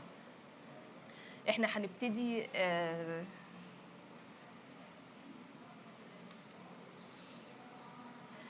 هنبتدي من الاخر للاول. هقول لكم المجهودات اللي احنا عملناها من تدريب والشباب انتهت في الاخر بقياس حقيقي على الاثر ان احنا قدرنا نمكن الشباب اللي احنا دربناهم خلال برامج مختلفه متعدده في مختلف المناصب الرسميه اللي في الدوله. على سبيل المثال لاول مره في تاريخ مصر عندنا اصغر محافظ من خريجي الاكاديميه، عندنا 32 نائب ونائبه محافظ طبعا من فئه الشباب في 27 محافظه، عندنا 8 معاونين للمحافظين الشباب، 8 مساعدين وزراء، 12 عضو في مجلسي الشيوخ والشورى، ورئيس هيئة الرعاية الصحية، وهي أحدث المؤسسات التي أسستها مصر لبرنامج رعاية صحية متكامل وشامل للمواطنين في مصر. استنبطنا من رؤية السيد رئيس الجمهورية عبد الفتاح السيسي في 2016 من إيمانه بالشباب ومن مقولة ليه إن هو عايز يأسس مؤسسة في مصر أو أكاديمية تكون مسؤولة عن تنمية وتطوير الشباب، وان هو عايز لما يعملها نديها الجديه ونديها الجداره ونمكنها انها تقوم بدور فاعل وحقيقي على الارض، ما تكونش مجرد معهد تدريب جديد او مكان لتقديم برامج نمطيه ومتكرره ما اكثر وجودها عندنا في مصر. والحقيقه ما لقيناش خلال العقود اللي فاتت اثر حقيقي على الارض.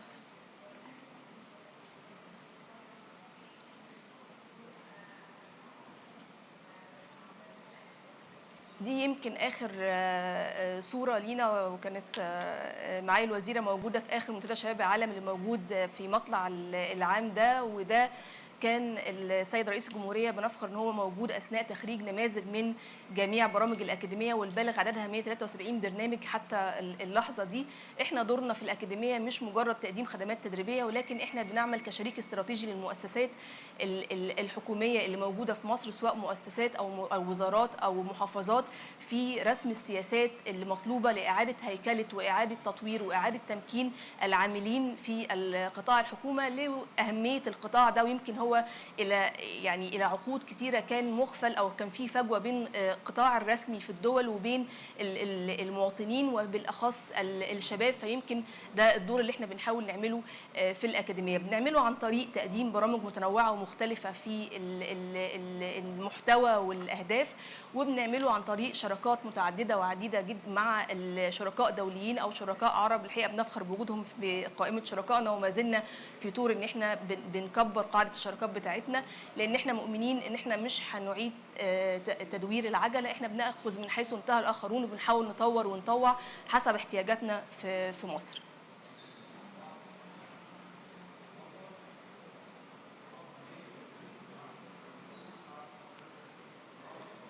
باختصارا دي الرؤية والرسالة، مش هاخد من وقتكم كتير عشان نستعرضها، يمكن في خلال كلامي احنا هنشوف ازاي بنطبقها بالفعل على الأرض.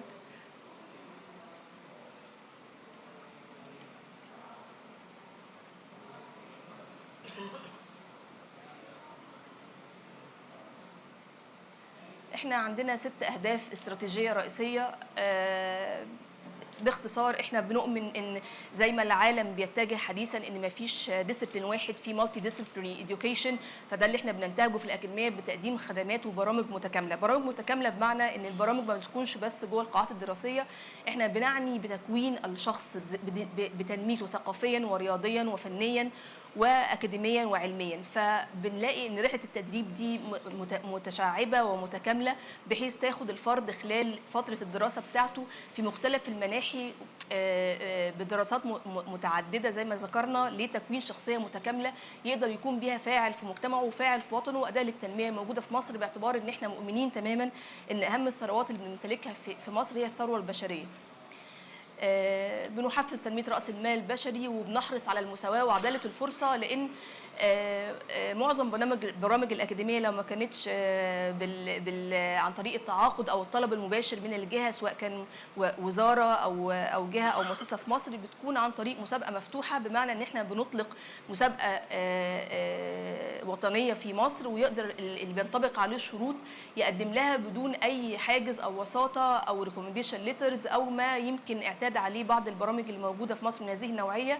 فابتدى المواطنين وبالاخص فئه الشباب اللي هي على طول بتبقى متشككه يحسوا ان في شفافيه ونزاهه وعداله في الفرصه، فبقى الايمان ان في مؤسسه موجوده وطنيه على الارض معنيه بحقيقي وبصفه جديه في تنميتهم، ده موجود على الارض مش مجرد كلام للاستهلاك الاعلامي او ما الى خلافه.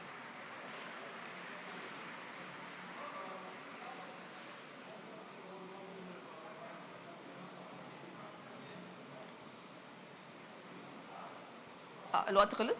اوكي.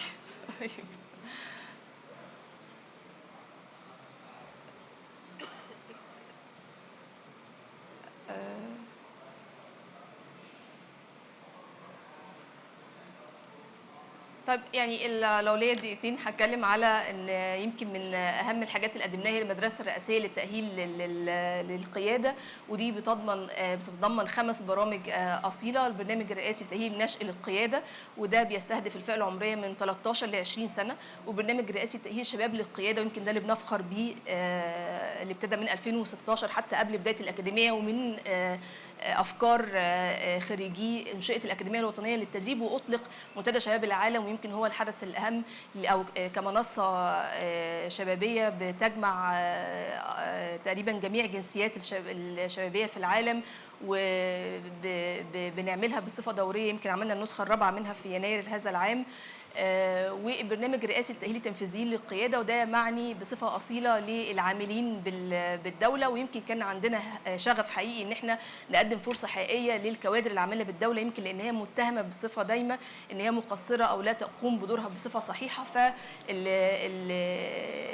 الرئاسي التأهيلي التنفيذيين للقيادة كان بيرد إن لا، في كوادر حقيقية يعني واعدة وقيادات موجودة داخل الحكومة المصرية، بس محتاجة حد يزيل الغبار عنها ويؤهلها بصورة صحيحة، ومنهم هم وبرنامج الرئاسي التأهيلي الشباب للقيادة تم اختيار وتمكين الكثير من القيادات، وأشكركم على حسن استماعكم.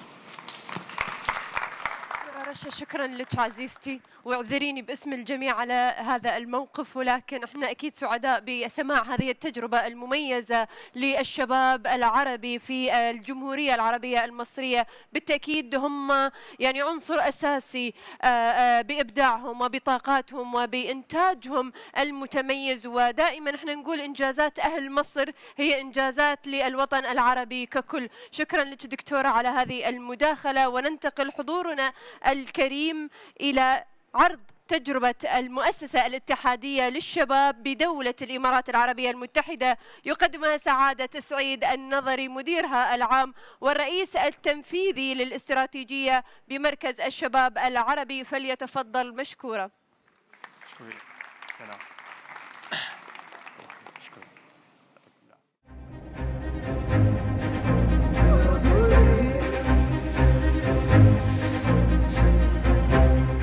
As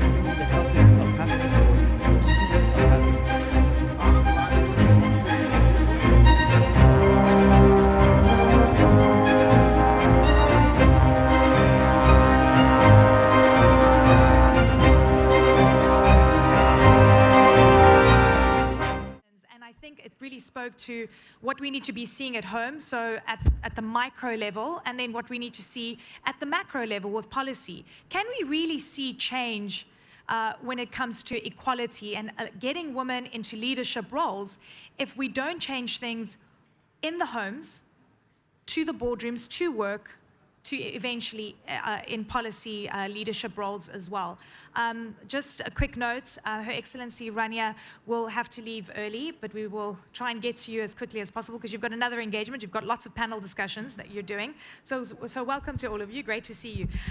Your Excellency, Dr. Rania, I'm going to start with you, and you've been listening to some of the commentary as well. Multilateralism is your thing. You know, global cooperation is something that you're very engaged with.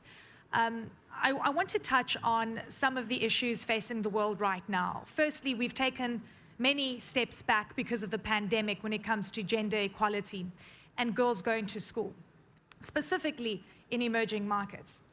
Let's take a look at what's happening in Afghanistan, for example, where the Taliban is afraid of what it means to educate a young girl. And then we hear, you know, broad statements of, if there were women in leadership roles when it comes to the crisis in Eastern Europe, would we really be talking about World War III and nuclear? Give me a sense of where we are right now and whether you think we can move forward. Thank you very much, Eleni, and I'm very happy to be here, and I want to thank Minister Ahoud for the invitation. Multilateralism is, and as we saw in the very first panel, the fire chat that happened in the morning, we need to create a consensus on topics to be able to push the global agenda. And one of the common denominators that really creates more, appealing push forward is the point on gender. And let me go back from my days at the IMF as a staff member. This was before the managing director, Christine Lagarde, took office. And we used to have brown bag lunches to actually push women on missions in countries that were considered big portfolios. Later on, you had the managing director, first female, leading the IMF. And for the very first time, gender became mainstream in discussions of IMF programs in countries. Why is this significant? It's significant because, as we saw in the earlier discussions, the gender agenda is not only a government agenda, it's not only a private sector agenda or a civil society agenda, it's a stakeholder engagement agenda. Each one has a role to play. So when we have multilateral institutions pushing that forward, and we have SDG number 5, gender equality, one of the key SDGs that countries focus on, as we saw earlier also, because it's cross-cutting other SDGs, we find that by this concept of trying to, and I don't want to focus on statistics, but the idea that international institutions have actually quantified in terms of GDP, in terms of productivity, in terms of additional wages that men can get if women are more engaged in economy. All of these has pushed to a very different way through which multilateral institutions, governments, private sector are taking the gender objective very seriously in the work. So this I think is what I want to start with, that the gender agenda is a common denominator. It is one that creates consensus when it comes to the global agenda. You mentioned Taliban, you mentioned other examples. These are examples which are condemned by the international community because there is more consensus around the gender agenda. Fascinating. Look, we know that women in the workplace are incredibly important, and it's quantifiable data that we can look at. But not all women have the same opportunities, and the gap is enormous. The least developed economies in the world face a very different, set of issues than what we're seeing in other parts of the world. Your Excellency Preeti, thank you very much for joining us. There's this example, and I try and keep this woman in the back of my mind every time I do a panel discussion and she comes up. The woman in the village, in a remote village in Rwanda, with a baby on her back, picking chilies for half of the wage to other people because she has to take breaks to nurse her baby. Yep. Will she ever really get economic emancipation? Will she ever really be able to break the poverty cycle with her children? Because her husband has abandoned her, and maybe even government has abandoned her. So how do we keep her at the heart of everything we do in policy? Thank you, Eleni. And the answer would be yes. Yes, it's challenging, but that's one role that multilateralism should have.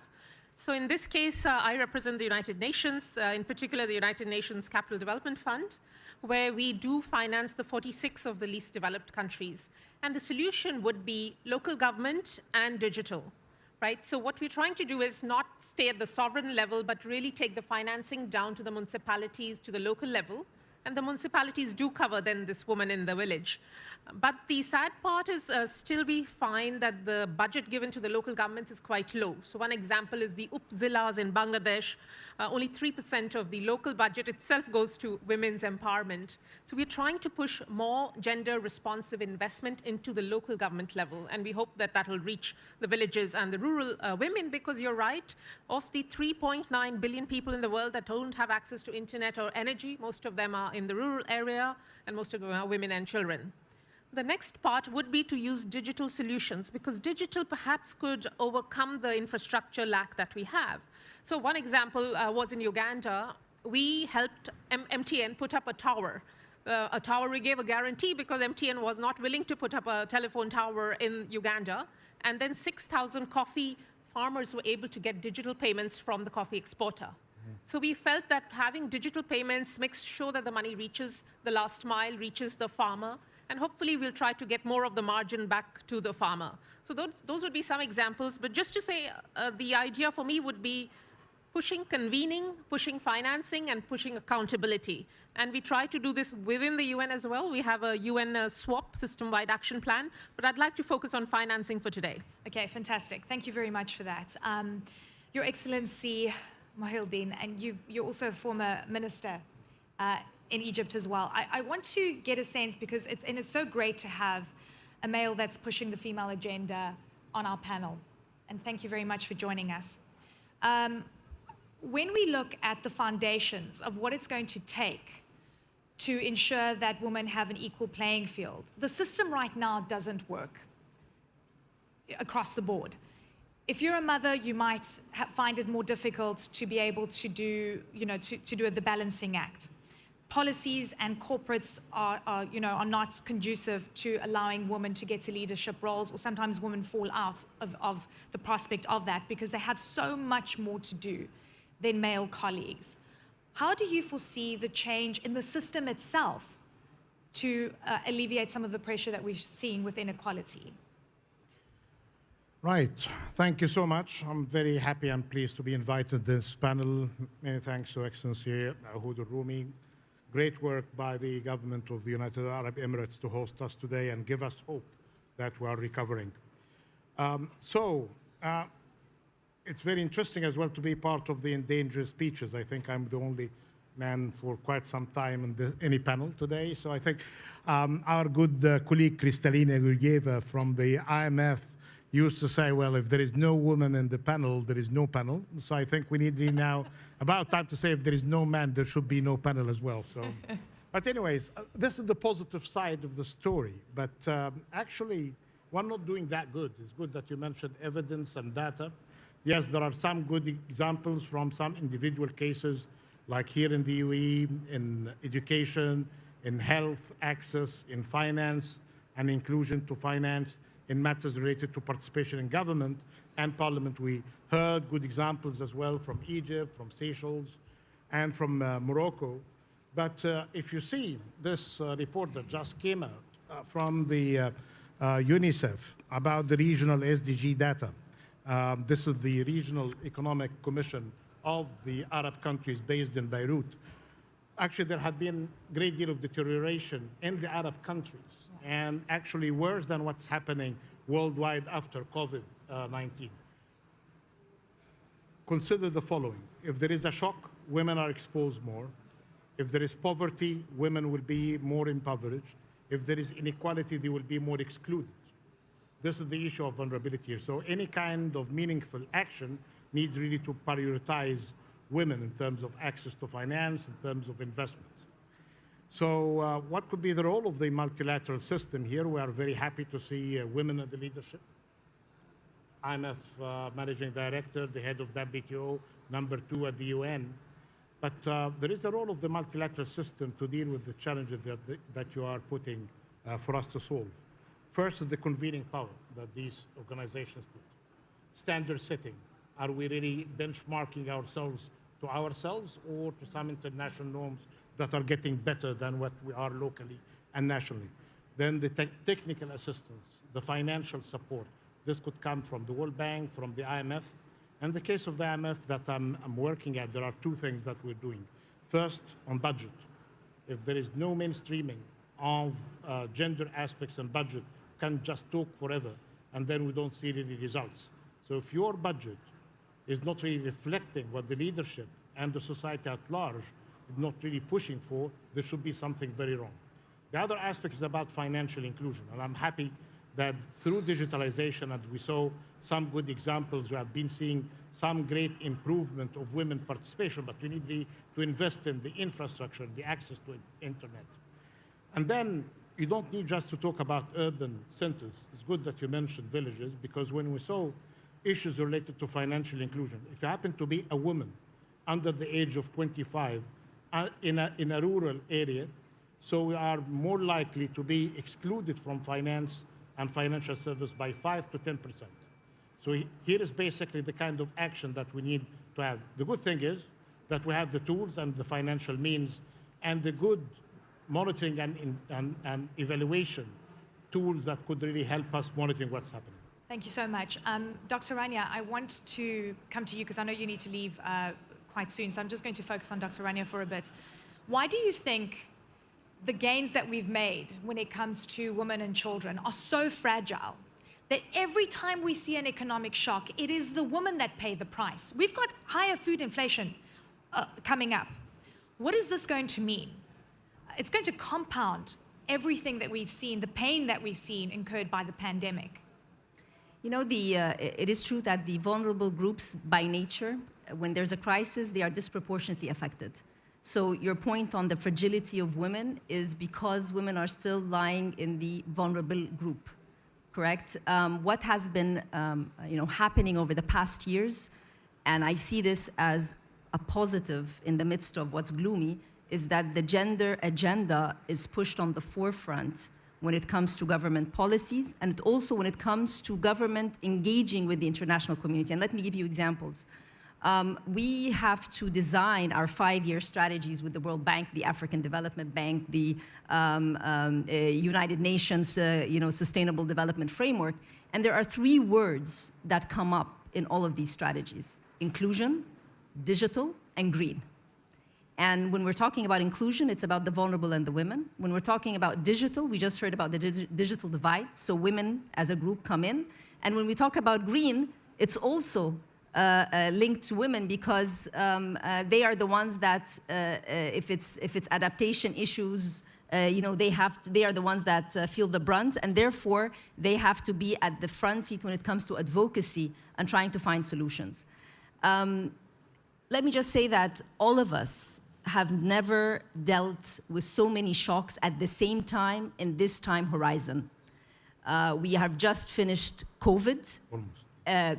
Sort of, we're not sure yet, but at least psychologically. And the fiscal space that exists for governments, the fiscal space that exists for the private sector, the amount of reorientation that women had to go through, children had to go through, was enormous. And now we have a compounded 3 shocks: commodity prices, oil prices, and then the uncertainty related to capital flows. All of these shocks coming at the same time are retrenching many of the agendas, not just the gender agenda. So I don't want us to be sort of I don't want to say too harsh, but the gender agenda is part of many other strategies, and all of them are being not put on the back burner, but there's more challenge in trying to achieve them going forward. Let me just on the gender issue, because there's a concept which I love to use, and this was when the IMF started their work on gender, and it was very strange that the institution that calls for monetary and financial stability in the world is talking about gender. And there's a very important phrase that was used in the first paper that came out from the IMF, and that women participation is macro-critical. So if we believe that in order to push macro stability, if we believe that governments today or economies need to be more productive, and we're talking about macro stability, women's engagement becomes important. So what I'm saying is that despite all the challenges we're facing and the idea that many of the agendas of development are being pushed back, we still have a lot of justification and a lot of goodwill and commitment from governments, from private sector, and from the international community in the multilateral system on the gender agenda. If there's something that everybody sort of agrees on, is gender. You know, we can sit down and discuss many other topics, but when it comes to gender, if we take a sample of 100 people in the room, probably 95% of the people are going to be in agreement with whatever Eleni is going to say on the panel. Okay, so Dr. Rania, before we say goodbye to you, and this is something I think about very deeply because, you know, I'm in the news flow. I cover the stories, you know, we see coming out of Afghanistan. It is absolutely devastating and depressing. We see maternity wards being targeted in war zones. We see what's happening in the likes of Yemen and how women and children are bearing the brunt of it.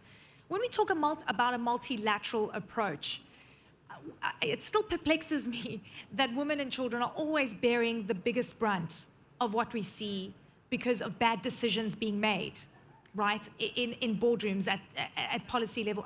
What do you think needs to change the needle on that, where you know, even in crisis we have an equal spread of trauma? Let me tell you that during the panels this morning, we heard about the idea of showing examples, role models or examples. And let me take the country Egypt, where I belong. We have 5 million refugees. We don't call them refugees. They are integrated in our society. The women, children, the healthcare, the education, and so forth. So to take that example, and we don't speak about it enough in global fora. This is an example of the displaced from Yemen, Sudan, Syria, and lately Lebanon coming to Egypt and being integrated in society. So that is one example.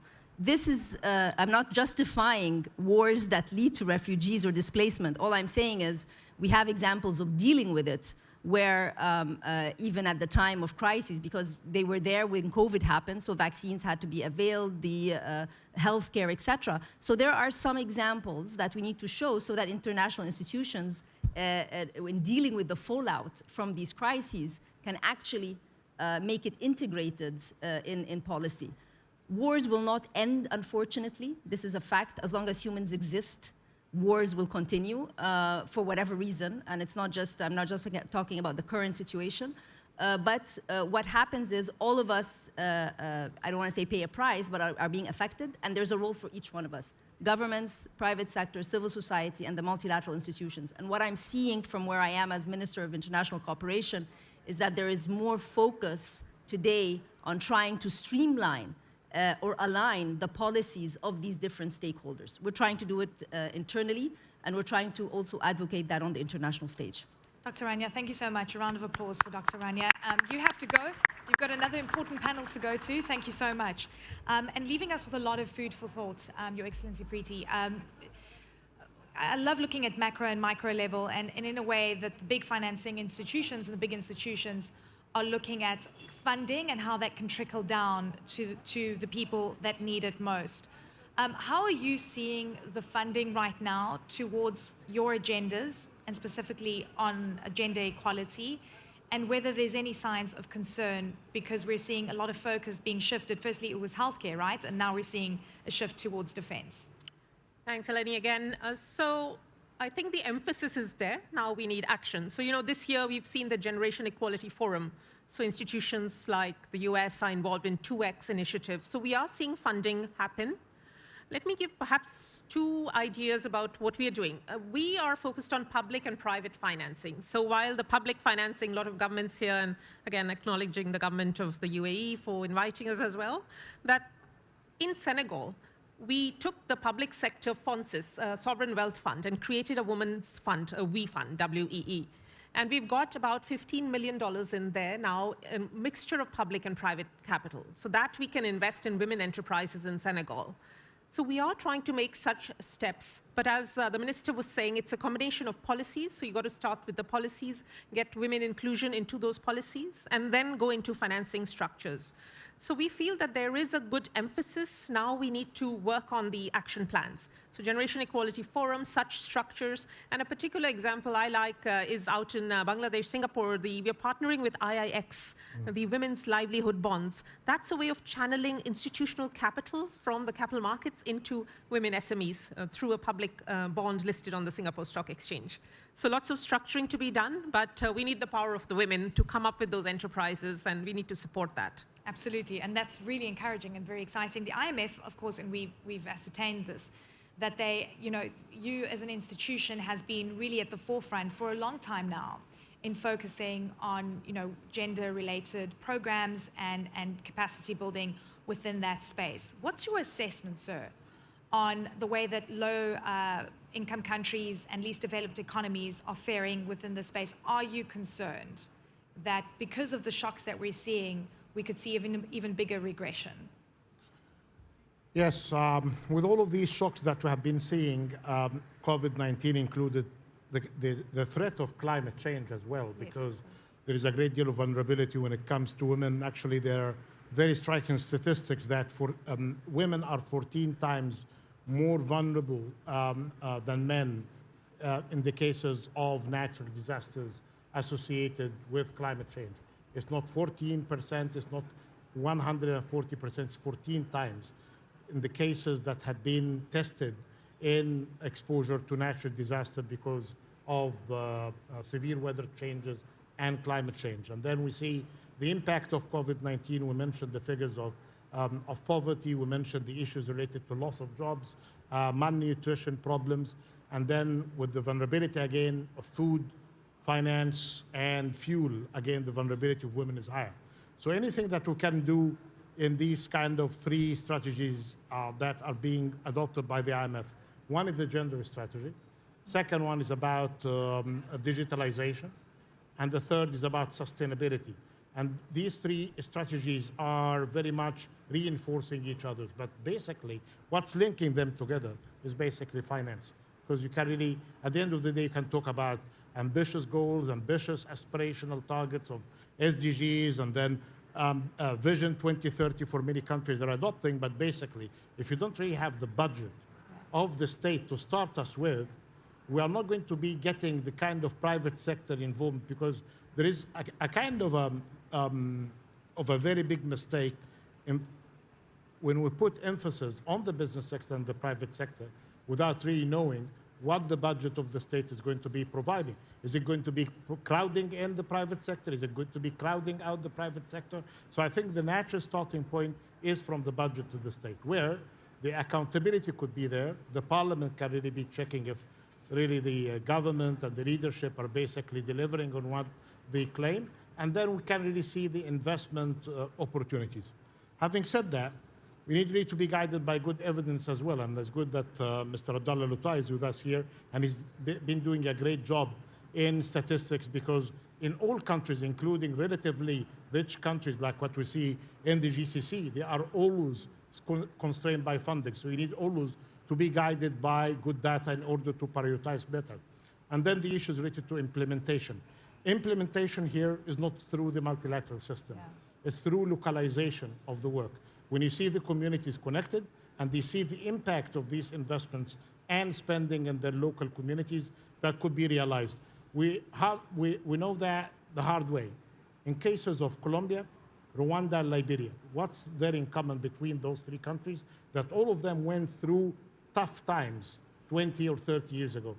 Three countries enjoy great leadership role of women, but they discovered that after civil unrest, civil war, and problems, then they discovered that the women, if they are given a chance, they could really be peace builders. They could really monitor what's happening at the local level, and they can provide solutions. They could not be just recognized as victims, but basically being recognized as part of the solution. One final point related to the SDGs. I invented something when I was at the World Bank with UNDP and UN Women. It's called SDGs and Her. And then I launched this initiative. There was a nice blog that was written, and I was very proud and about this SDGs and Her. came back to my daughter, my only daughter. I say, well, I did great today. I put a title that empowering women will help countries achieve the SDGs. She said, well, good try, but don't ever say empowering again. Come on. What did I do wrong with that? Because she said, this is the new generation of women. My generation perhaps might be happy with the word empowerment.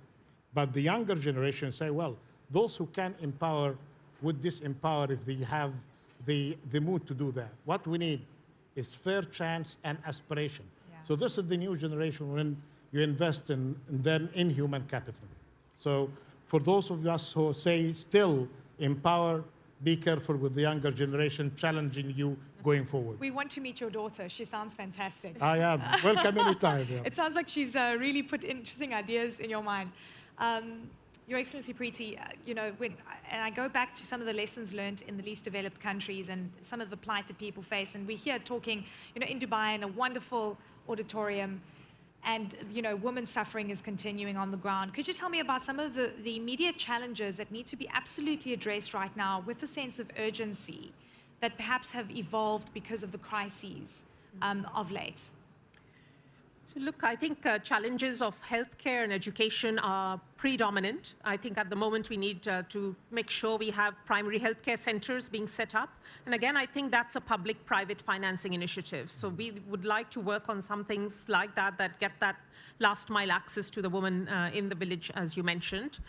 I think for us, a digital ID, the KYC ID. So Sudan came to us and said, we have cash transfer in place, but we need to send the money. We don't know where to send it, in the sense. So we need the cash, the ID or the KYC identifying how we can get to the families would be another such aspect. So those would be some of the challenges we see right away. But continuing, the challenges, of course, are getting women access to education. We've been working on local infrastructure, so creating even bus terminals or social infrastructure that can transport women and reduce the risk of, danger or gender-based violence along the way. Yeah, I come from South Africa, and I know gender-based violence issues, unfortunately, firsthand, and it's something that, it's a bigger topic that needs to be discussed. If you would say the priorities, Your Excellency Preeti, would you say education, right? Well, access to food and water, education, right? Financial inclusion through a mobile phone, maybe, and then you open so many doors. Right. Would you put that as priorities? Absolutely. Fantastic. I think, sorry, we just started with financial inclusion, and then we went to each sector, agriculture, everything healthcare, else. It education. opens that door, right? Absolutely. Your Excellency, yes. No, very quickly, just to emphasize that this is not just going to be good for women inclusion and having some positive improvement in gender, as Preeti mentioned. But basically, these are the ingredients for any kind of success to achieve the Sustainable Development Goals, because we put them in the same three: investment in human capital, health and education, investment in infrastructure, including internet and IT solutions with fair access to all, and then investment in resilience, which gets us into issues related to climate. Your home country is doing a good example in that when we are talking about phasing out from coal, investing in renewables, but there is some tricky part of it. Is not really the material investments in phasing out from coal, investing in renewables. It's basically about the investment in resilience of the local community that could really be either impacted negatively by phasing out or impacted positively by phasing in renewables. And here the role of society, and it's not discovered. People say, well, we're going to be investing in women because they are macro-critical, like the IMF mentioned, like Rania mentioned.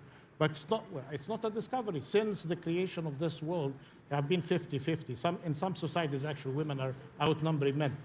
If you are talking about resilience of society, it's women that are going to be the critical determining factor of success and, God forbid, failure. So let's talk success here. Let's talk success. Thank you so much. Look, it's been so illuminating listening to both of you. Thank you, sir, for being someone that is, really taking gender at heart in everything you do. Thank you so much, Your Excellency Preeti, for doing the same. It's been such an honor. We need to have more of these conversations. And thank you so much for joining us. Thank you, ladies and gentlemen. Look out for orange bonds.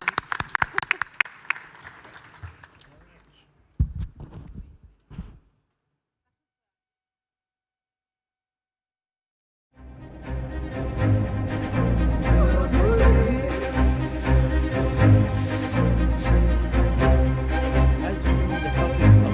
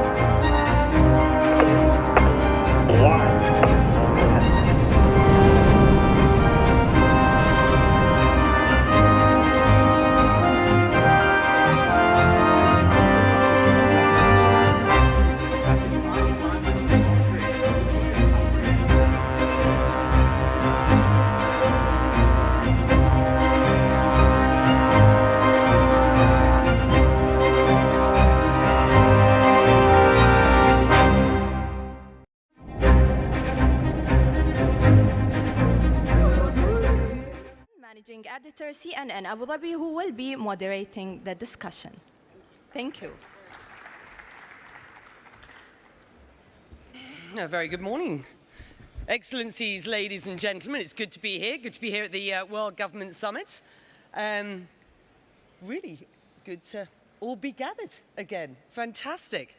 Very much looking forward to this panel. Gentlemen, thank you. It did occur to me as I was watching what was quite a performance at the Oscars last night. I don't know if any of you have seen it. Will Smith taking a punch at Chris Rock. The reason I bring it up is it occurred to me that I have literally never seen that sort of aggressive behaviour here in the UAE in the 10 years that I've lived here and the 20 years that I've been coming to the UAE. Take it from me, for those of you who don't live here, this is the safest place that I have ever had the luck to live in. If you haven't seen the video, it's viral. I'm not suggesting you should go out and watch it, but it's viral and it's out there.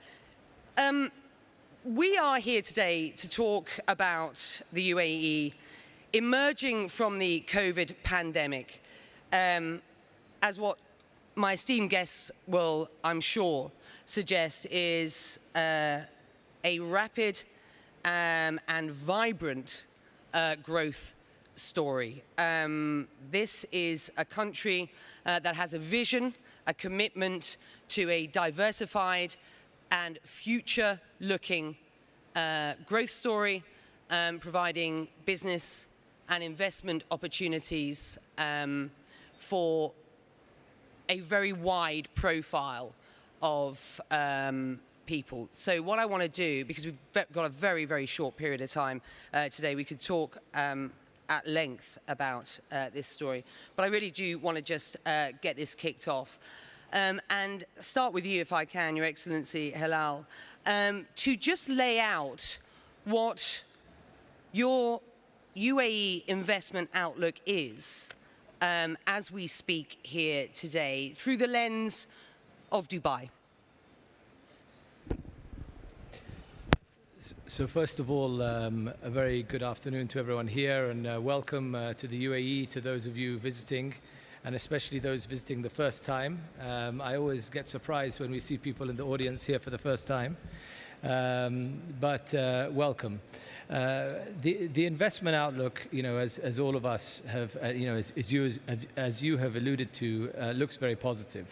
I think today, in a very turbulent time where you see, you know, people grappling still in many places with COVID, you know, war in Europe,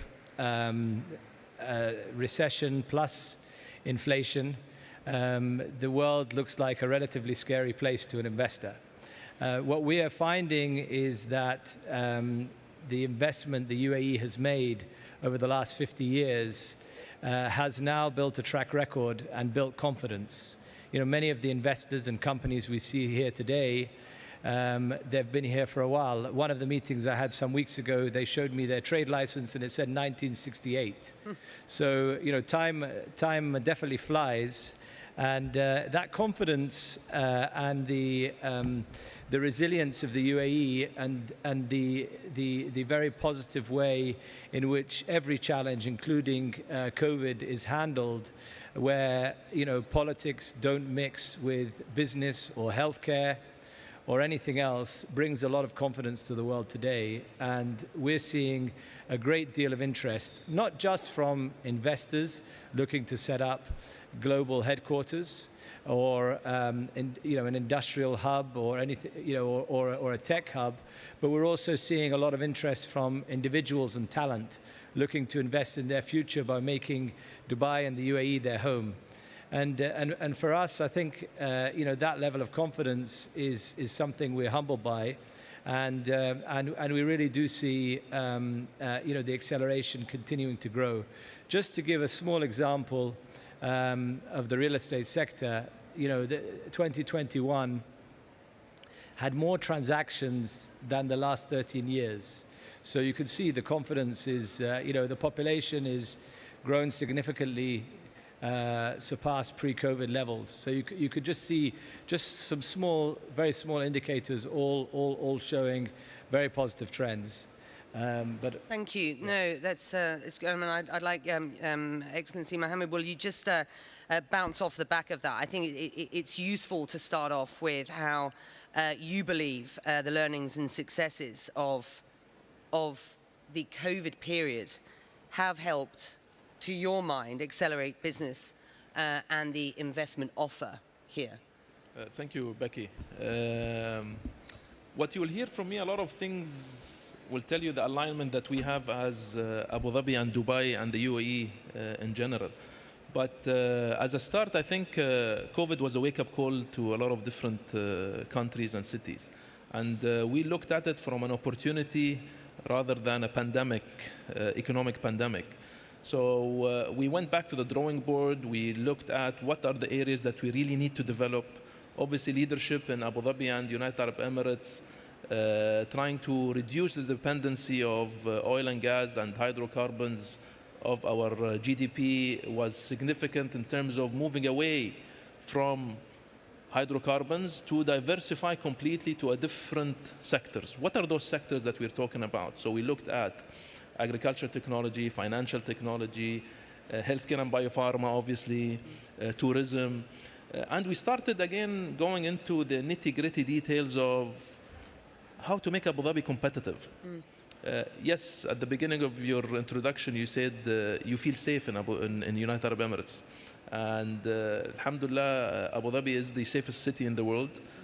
Obviously, United Arab Emirates and its leadership have played a big role in bringing Abu Dhabi and the United Arab Emirates where it is now. But we've learned a lot during the pandemic. You talk a lot about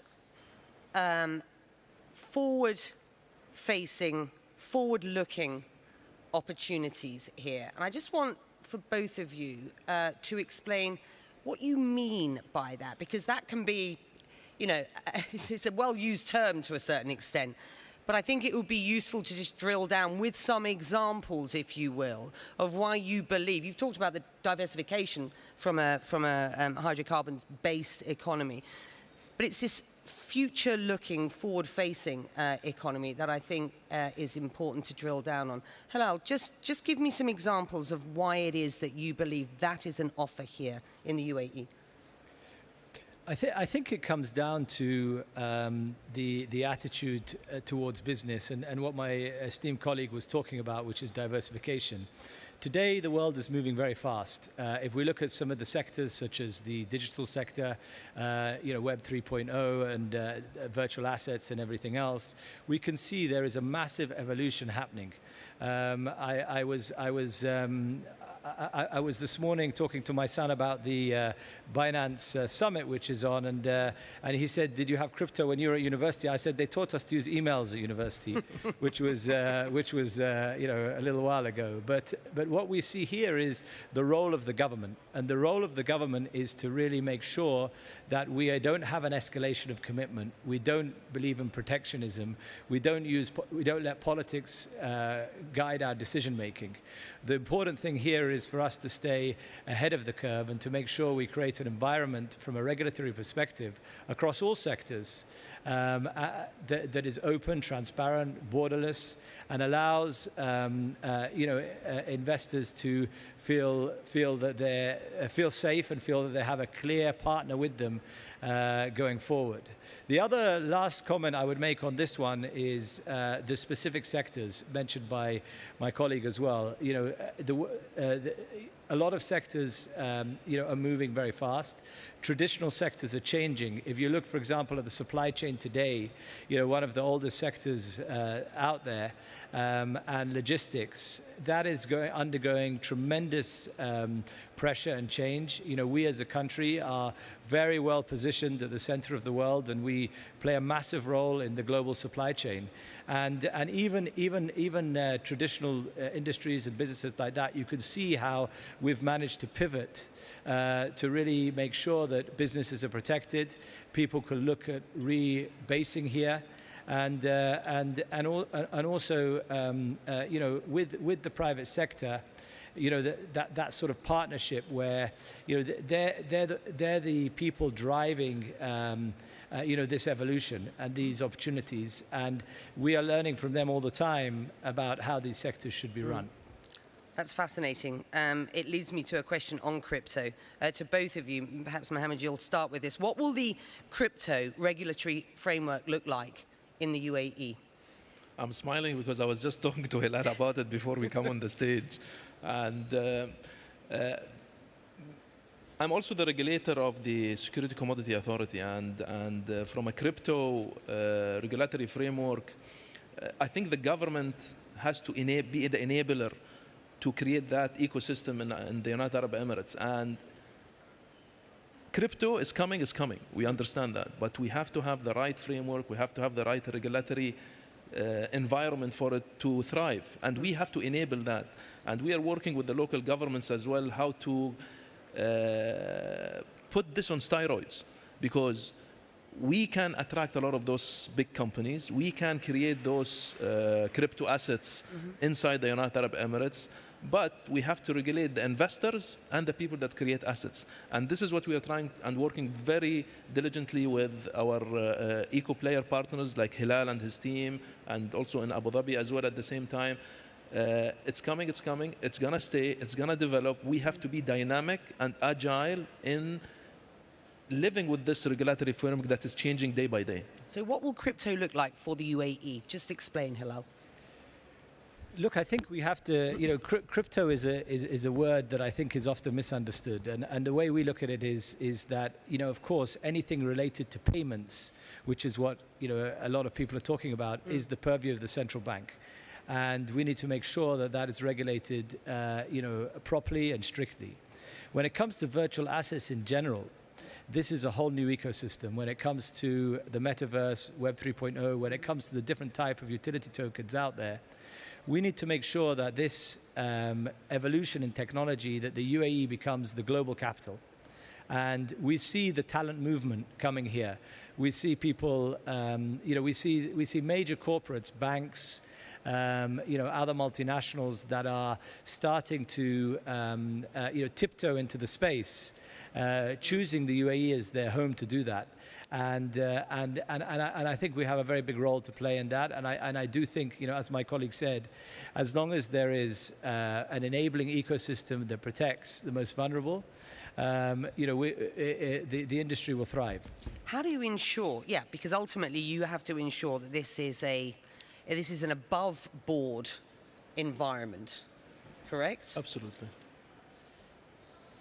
You talked about incoming talent, and you talked about attracting talent, and you talked about that being an environment where you believe there is a real opportunity for the UAE. I just want to talk about that attraction of talent here and how you will retain that talent. And I'm just thinking about what's happening, in the world as we speak at present, the Russia-Ukraine crisis, and sadly, the appetite so many young Russians and Ukrainians have for moving out of that space and into other places. How welcome are they here? I'm talking about youngsters with a real appetite to find a safe and evolving environment where they will find opportunities. Hello. So I think first, let me start with the first part of your question, which is talent. First of all, of course, it all comes back to quality of life and standard of living. And as everybody knows here, the government measures happiness. And let's leave what the government here measures and just look at all the international rankings. The UAE sits at the top of all the rankings, whether it's whichever ranking you look at, sits at the top of the region and sits, depending on the ranking, top 5, top 10 in the world, for quality of life and for ease of access, best place for expats, largest growth in tech, talent, and all of those type of rankings. The question is why? And I think you started off with security, right? Rule of law is, of course, sadly, what a lot of people are looking for today. And also, there are very few places in the world that have developed such a leading infrastructure, both digital and physical, that is new and it works. It was tested during COVID. It worked very well. There was no discrimination between anybody living here. Everybody had equal access to healthcare, vaccination, and in this time, this was important to people, and it wasn't seen at other places. The other thing that I have to say is that we don't want to blow our own trumpet and say it's everything we're doing right. It's not. Actually, a lot of countries around the world have chosen to go, and in many different geographies, have chosen to go in the opposite direction. They're focused on protectionism, nationalism, and all these other words that we, are allergic to here. So I think, there is a pull factor, but there's also the push factor. And we are seeing talented youth, not just youth actually, even retirees from all over the world attracted to the UAE, to Dubai, to Abu Dhabi, to all of the Emirates. How successful are you being in attracting and retaining international business who are perhaps potentially looking at a different location for their, not just MENA, but international headquarters? How do you provide, or what is that opportunity here that should convince a big multinational corporation that Dubai or Abu Dhabi going forward competes with London, Madrid, Frankfurt, not Madrid particularly, but London, Frankfurt, and Paris, New York, for example? I think, first of all, we don't use force. Okay, that's one. Two, we show them what's the value add to them being in the United Arab Emirates and Abu Dhabi or Dubai. So explain what that value is. Well, there's a lot. First of all, you have a political stability. That's one. You have an excellent monetary system. You have a state-of-the-art digital infrastructure platforms in the United Arab Emirates. You have 100% ownership of your businesses. Easy to access talent.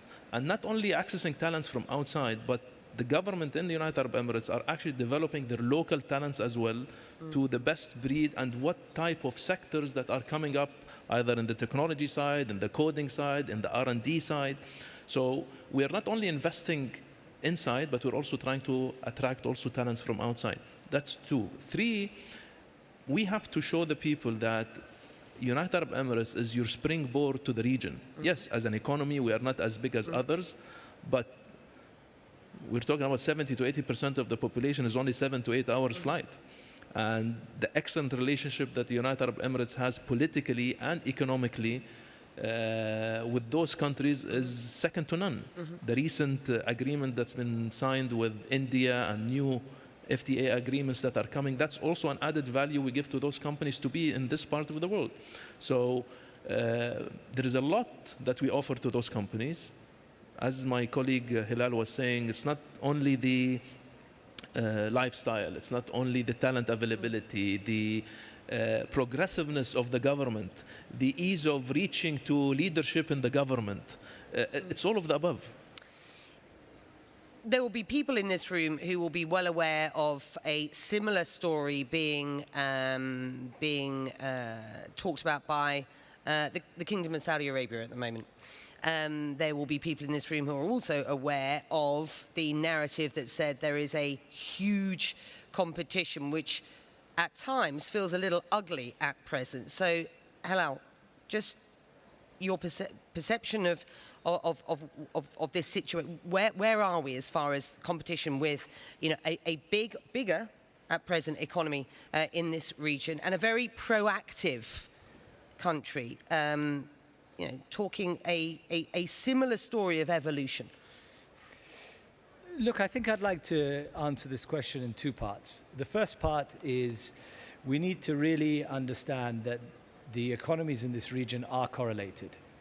And a very similar situation in Europe. So if Germany does well, it's not bad for France, it's good for France. And it's exactly the same here. The UAE is fully behind, the Saudi Plan 2030. We work very closely with our colleagues, and every sector that evolves in the region makes this region more and more important to the world. We're seeing great traction. You know, I can give you tourism as an example. You know, people don't come from the other side of the world to visit only one city. You know, all of us in the room today, when we visit Europe, we very rarely go to one city and spend a month there. We visit different cities and we drive around. I see the evolution of tourism in the region being, you know, allowing us to grab a much larger global share of long-haul travel. Today, people come to the UAE and they go to the Maldives or they go to Africa for safari, but in the future, they'll be able to come and see the wonderful sights around the whole region, and that's going to be extremely positive. But it's the same in every single sector. The second part, I would say, is that, you know, we have to look at, you know, what does the UAE mean to the world in terms of region? My colleague mentioned the word region, but he didn't define exactly which region. And that region has changed over time. You know, last crisis, 2009, it was the Middle East region. And then in 2009, people added Africa to the equation. Today, companies have changed the way they look at the world, and they're looking at where can I have a truly global hub that I can manage the future of the office from.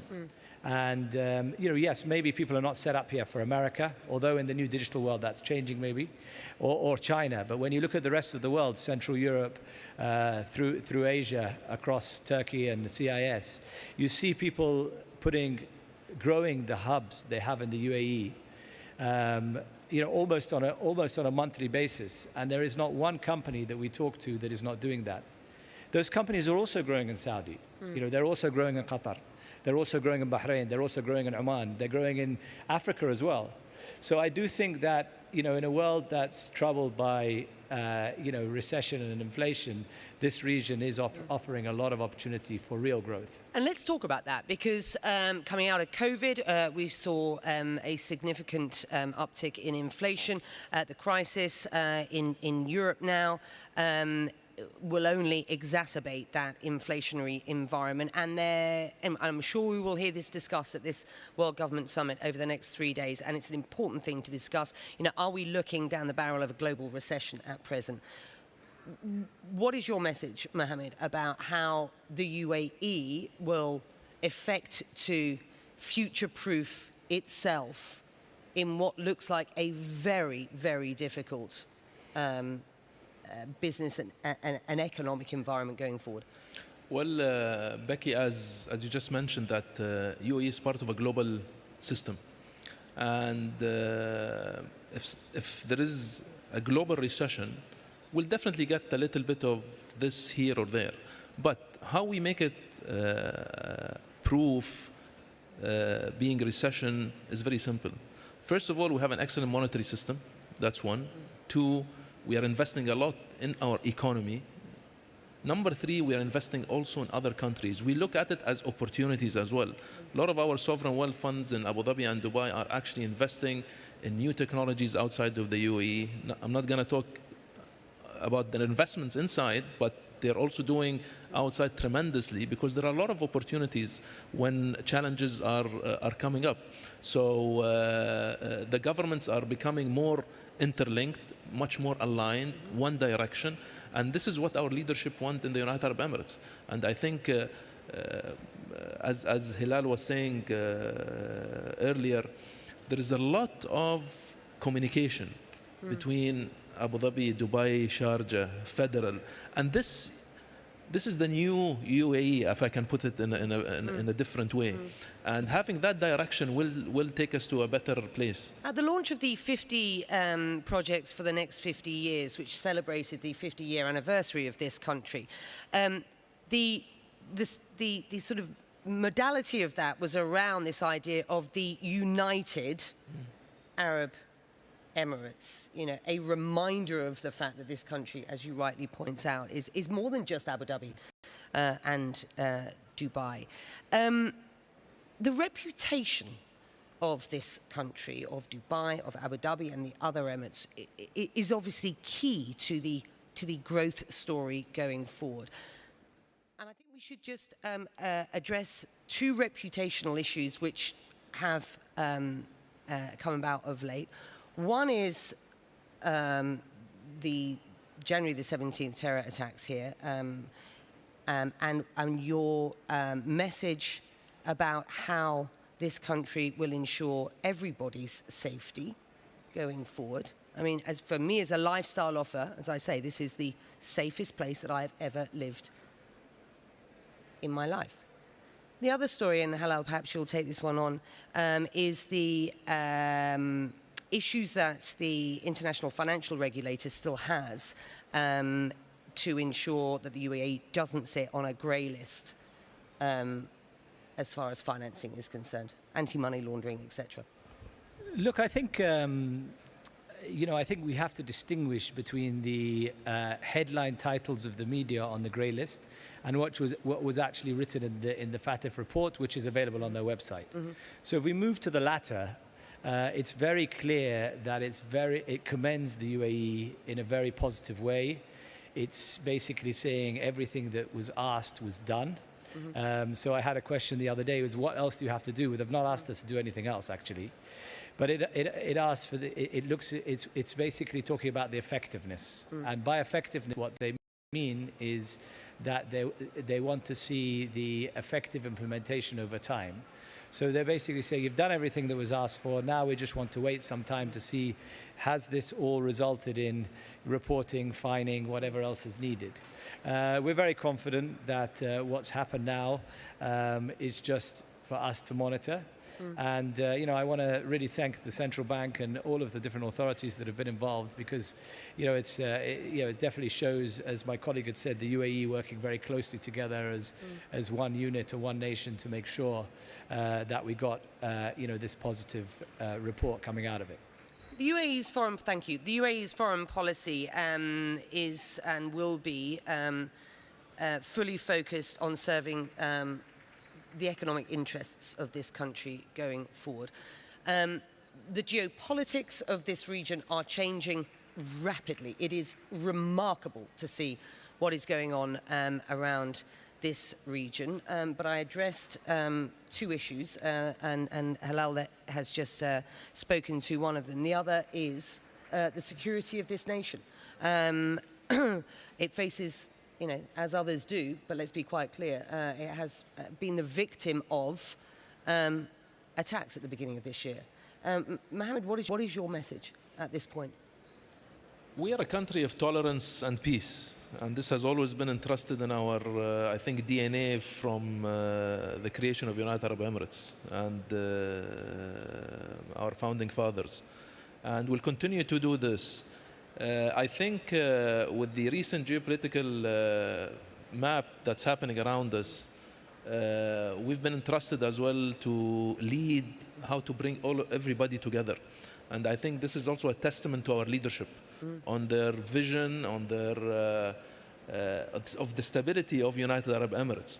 And I think United Arab Emirates is in a unique position to lead in different arenas to come out of this in a very peaceful way, not only for UAE, but also for the region. We've got about 2 minutes left. I've been told we must stop on time. This has been terrific. Thank you, guys. Couple of questions left from me. Halal, capital markets and the Dubai IPO pipeline. Where are we at, and what does this mean? What does what's going on in Dubai mean for the wider UAE investment outlook? So first of all, we are definitely at an exciting time. I think we see a lot of interest, tremendous amount of interest around the Dubai IPO. This is one of 10 government entities which are being looked at to IPO. In addition to, many privately owned entities that have started the process and we will see coming through the pipeline. What does this mean for the capital markets here? It means greater depth across sectors. It means greater depth in capital, more transparency in governance. And it also means that it's a great piece of the puzzle as the UAE is a hub for a much wider region, which we talked about, to really play its role in the capital market side as well. If you fast forward because whenever we talk to investors, we always say, right, this is what we're doing today. We're not shouting about it too much because we have a pipeline and we have to get through the next, all of these IPOs. But if you do fast forward 3 years, you will see a very strong regional hub in the UAE that surpasses what we see other regional companies looking to global markets for, because there's more interest in the companies here, the brands are known, and the investors understand the risk they're taking. So we're very positive about the outlook. Mohammed. In Abu Dhabi, Becky, the capital markets is an important pillar in our strategic strategy. Abu Dhabi stock market cap is now about 1.6 trillion dirhams. We have another 15 companies in the pipeline. We created the new IPO fund that will assist family companies and companies from outside to come and list in the Abu Dhabi stock market, and dual listing as well. Again, if the government will not be progressive and enable those companies, it wouldn't be easy for us in Dubai or Abu Dhabi to attract those companies to come and list here. Final question to both of you. What are you most excited about? Which sector here do you believe is going to really surprise those who don't know this place and really take off in the future? Provide a real pillar for growth. Go ahead. Look, I think we're all talking about tech, we're all talking about entrepreneurship, we're all talking about unicorns and everything else, and we're fully behind that. But I think it's interesting because when you look at manufacturing and you look at the next generation of manufacturing and you look at the geopolitics and you look at what the UAE offers in terms of relationships with other countries, the logistics, the supply chain infrastructure, I feel that's going to be the one that surprises us, because I think the sheer scale of what we're seeing, especially within the context of ESG and solar, is massive across the UAE. So that's my quick. And you bring up ESG, and I know Mohammed. Go on. I agree with Hilal. I will definitely add another sector, which is exporting services from here. I believe we have an amazing companies and talents that we can export our expertise from United Arab Emirates to a lot of the regions around us. And I think this is something that we need to keep an eye on. I think that's it from me. Thank you very much indeed. I hope the audience here has enjoyed this. Gentlemen, thank you. Thank you. I'll let you go.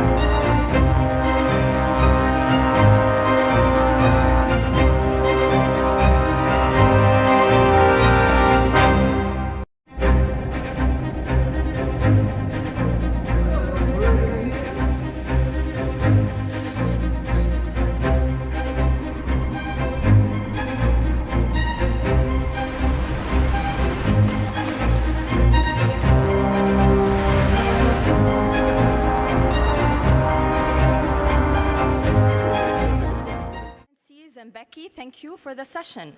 I would like to welcome on stage His Excellency Khaldun Al-Mubarak, Managing Director and Group CEO for Mubadala, and also Larry Fink, Chairman and CEO BlackRock.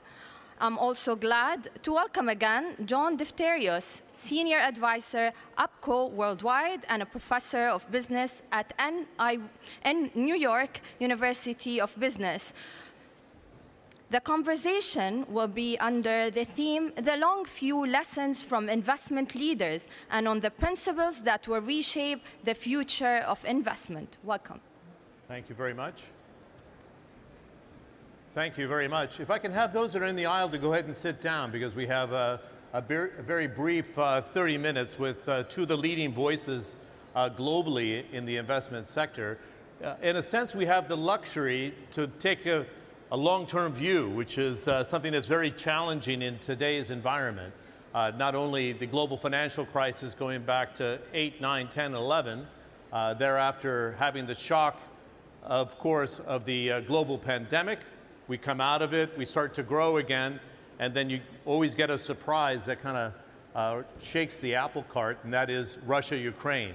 On inflationary pressures, of course, because of the food supplies that come out of both those countries. Natural gas prices surging 500% in the last year, rising even before this crisis, and then a scramble for supplies of both oil and gas, even here in the UAE and in Saudi Arabia, and the US suppliers making shipments to Europe. And then there's a whole concept of what impact will this have? What are the ripple effects on globalization, the structure we've known for the last 30 years? We're starting to hear hints of pricing assets outside the US dollar. The US dollar being used as a weapon in terms of sanctions today, particularly with Russia. What are the broader implications of that? I just say in this context that in my coverage since 1990 of the UAE, and more profoundly in the last decade itself, it's one of the most globalized economies. So one of the key questions to His Excellency Khaldun Al-Mubarak is, when you see the systems being shaken up so much in such a short period of time, how do you protect what you've built over the last 4 to 5 decades and the acceleration over the last decade? Let's give a warm welcome to His Excellency Khaldun Al-Mubarak and the CEO of BlackRock, Larry Fink.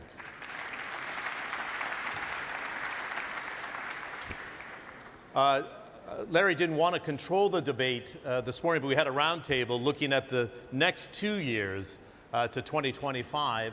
And one of the things that was raised by me was the shareholders letter that went out Friday by BlackRock, talking about the rattling of globalization, perhaps the end of globalization, the developments we've had over the last 30 years. But I wanted to start, and I'll bring that up, but I wanted to start, how do you keep your eyes on the long view as a development fund first? I followed your investments into global foundries, and many thought, well, why is Mubadala, why is the UAE going into semiconductor chips when the prices are so cheap? What did you see when it comes to data demand and the proliferation of mobile phones? So if I was going to look long term, and let's just give it a horizon of 10 years right now, what sectors do you want to be in, regardless of what's rattling the cage in the global markets? How do you keep sight on the medium to longer term? Thank you, John. Can you hear me? Yes. Yeah. Okay. First of all, it's a pleasure being here today. I want to thank Minister Abdullah for his kind invitation and for this wonderful organization. It's such a pleasure to be here in Expo. Particularly after the last couple of years that we've all had, to have a gathering like this, finally, together in one room is such a pleasure. I've had my experience professionally running Mubadala, and now we are entering our 20th year. 20 years running Mubadala, 20 years as CEO of this business. I've lived through all kinds of challenges over the last 20 years. The volatilities, the cycles of the market. As a long-term investor, Mubadala ultimately is a sovereign fund, is a long-term investor. We look after sustainable returns, generating sustainable returns on the long term. And that allows us to take decision-making a bit differently than maybe other funds. We do truly take a long-term perspective. And with that, what we have been successful in is taking thematic views, be it on sectors, be it on geographies, investing in them with conviction, and then having the patience to, you mentioned an example, semiconductors. We took a thematic view many years ago on that sector. We invested in that sector, knowing with convictions. I think that the word I will always repeat is convictions. We had convictions that semiconductors are going to be an important part of the global economy, are going to be an important part of the technological evolution that's happening, and are a component that is so critical to pretty much everything. Industrial, financial, there's not an industry that doesn't have a component of it that is linked to that sector. But it was also a sector that was not loved at that point when we started investing in that space. So we took a thematic view, we invested in it, we lived through various cycles, and again, that thematic view has proven to be accurate or correct in the way we all see today the importance and the prominence that semiconductors over the last 3 years has come back into the forefront, and COVID certainly helped with that. So I think from a general, answering you broadly and maybe microscopically using semiconductors, what we've tended to do and what's been successful for us as a sovereign fund and as Mubadala is to invest, taking a long-term view, looking for sustainable returns, identifying thematic areas that define our strategy to invest, focus on that, be very focused, be very disciplined, and then pivot when you need to pivot, because the markets do change and the cycles do change, and being able to have an organization that's able to pivot when you need to. Let's clarify the shareholders' letter if we can, Larry, because everybody was interpreting it as the end of globalization, but having so much disruption over a 12-year period is testing the resilience of government systems, the private sector itself, the international governmental organizations as well, no doubt about it. But is Russia-Ukraine that much of a disruptor, where you have Russia aligning with China, China staying neutral, the majority of the Middle East staying neutral? It kind of has to as it straddles East and West. Does it shock supply chains so much that everybody's going to nearshore post-pandemic and not have these long-distance supply chains? Everybody was very shocked that we're rolling back the clock to the 1970s. How do you calibrate where we are with globalization today, and how do you maintain the systems that have been built over those last 3 decades? Well, like Khaldoon said, it's great to travel again. It's great to be here. Mr. Minister, thank you for being the host, and it's fantastic to be with a group of people. It's always nice to be with my friend Khaldoon. So let me start off with that. Well, my letter did not say there's an end to globalization. I love the press, but they write whatever they would like to write. But what I did write about is how we framed globalization over the last 30 years is changing. And I do believe the Ukrainian-Russia war is going to accelerate a change that was beginning even before because of COVID. We were able to operate, and I built BlackRock over the 30 years too at the same time, as globalization was beginning post the dissolution of the Soviet Union. We were able to have the world, and Thomas Friedman talked about the world as flat and how we were all able to be interconnected. And I do believe COVID really started to show that the world is less connected, and maybe we created too efficient of globalization, too efficient of supply chains. And I think that is one of the big reasons why we had deflationary pressures over the last 20, 30 years, because we created such efficiencies with these supply chains. And those supply chains began to break down because of COVID, because of remote working and all the issues. And we started to have real difficulties, like in chips and in terms of just-in-time delivery. And I do believe now with the the Russian invasion of Ukraine and Europe waking up and realizing its dependencies on Russian gas and oil, I believe the combination of what COVID has done and now everybody looking at the dependencies in the commodity of oil and energy, and now even in wheat and grain, I think every company in the world is re-looking at their dependencies and asking themselves, are they too dependent in one region, one country? And I believe we are going to see an acceleration of nearshoring and onshoring. And that still means globalization, but a different framework, a different way of looking at it. As my letter wrote, there are going to be some very large countries are going to be beneficiaries of more, I would say, more redundant manufacturing and assembly plants.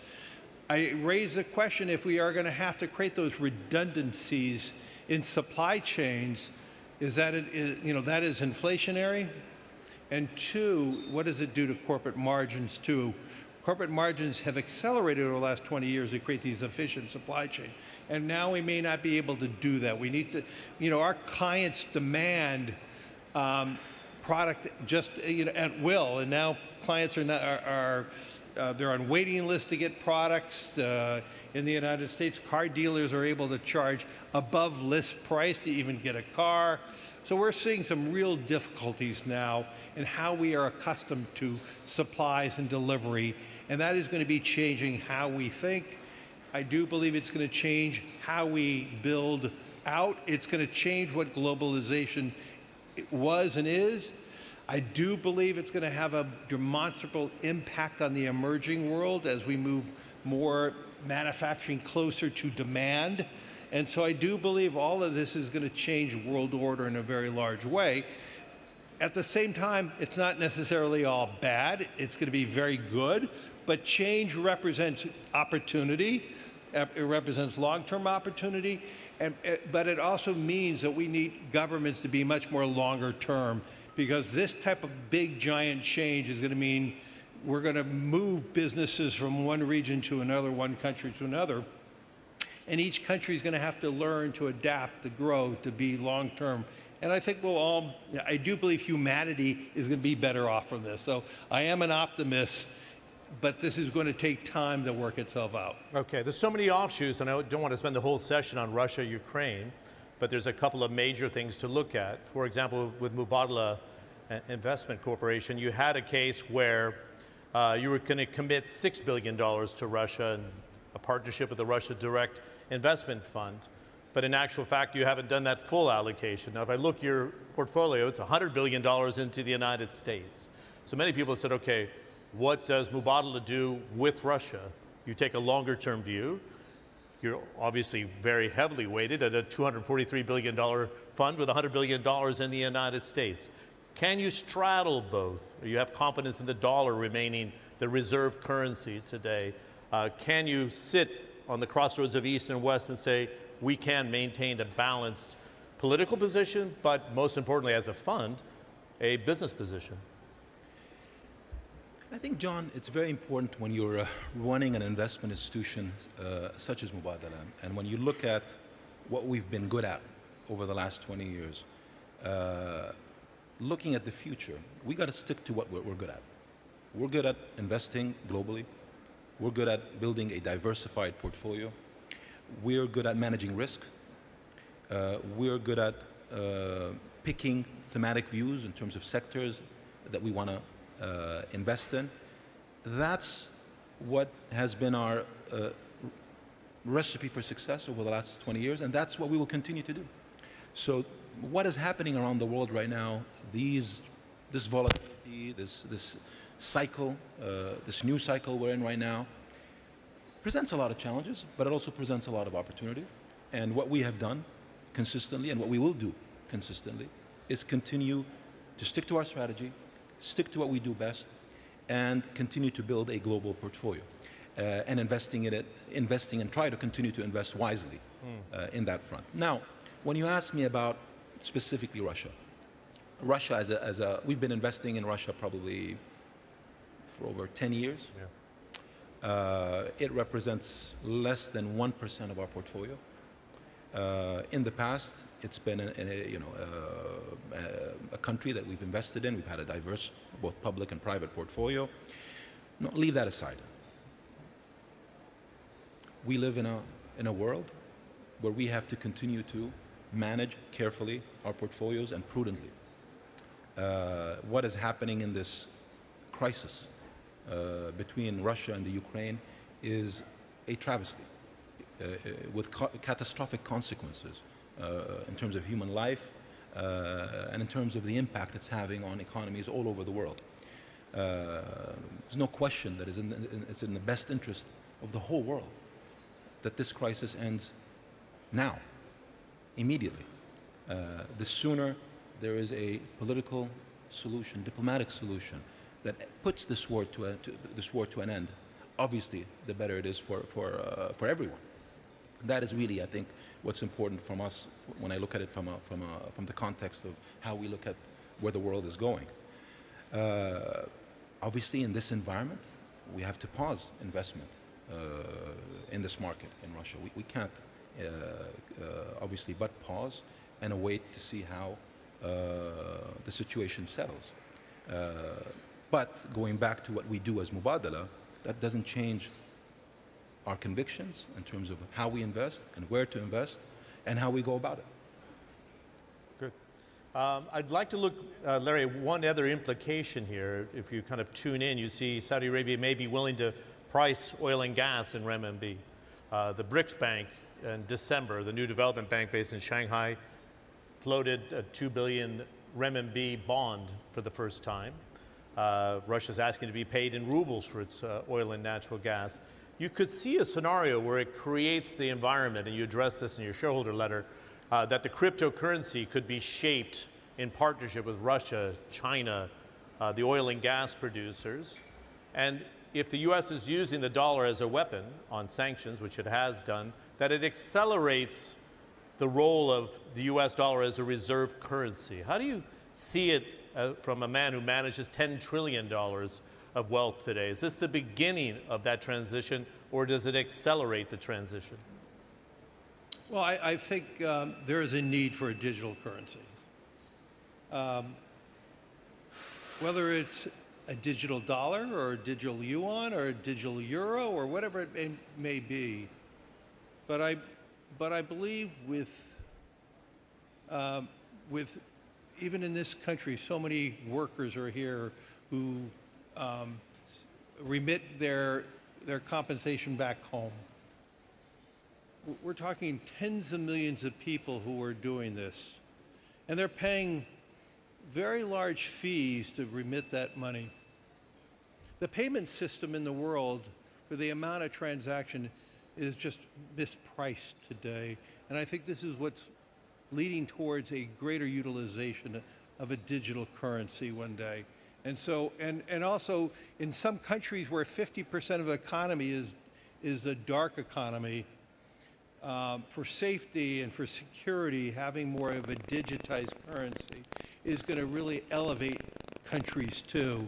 So I look at it more of a social reason why we need more of a digitization of currency. I truly believe that we could save so many of these workers, depending on what they pay. In some respects, they can pay as much as 4% in the remittance to, depending on which banks pay and charge and all that. But there is a mechanism now where we could be really reducing these fees and give back the money to those workers as a remittance. And then, you know, in talking to political leaders of various different countries, with the amount of as I said, a dark economy, that you could see more payments flowing naturally through the system. So I start out with the foundation. There is a great need for digitization of currency. There is no need for hard currency anymore. And then whether that is the hegemony of the dollar or the hegemony of three different vehicles, we'll see how the market all plays out. I mean, some of the suggestions that you just brought up is more political, and I'm trying to focus on the social need of why we need digital currency. So I'm a very large believer of a stable coin type of currency, not a Bitcoin, a stable coin that is based on a currency, or each country or a country creates a digitization of You that. could have a basket of currencies, right? Or you could create, that would be a fantastic basket of a world currency.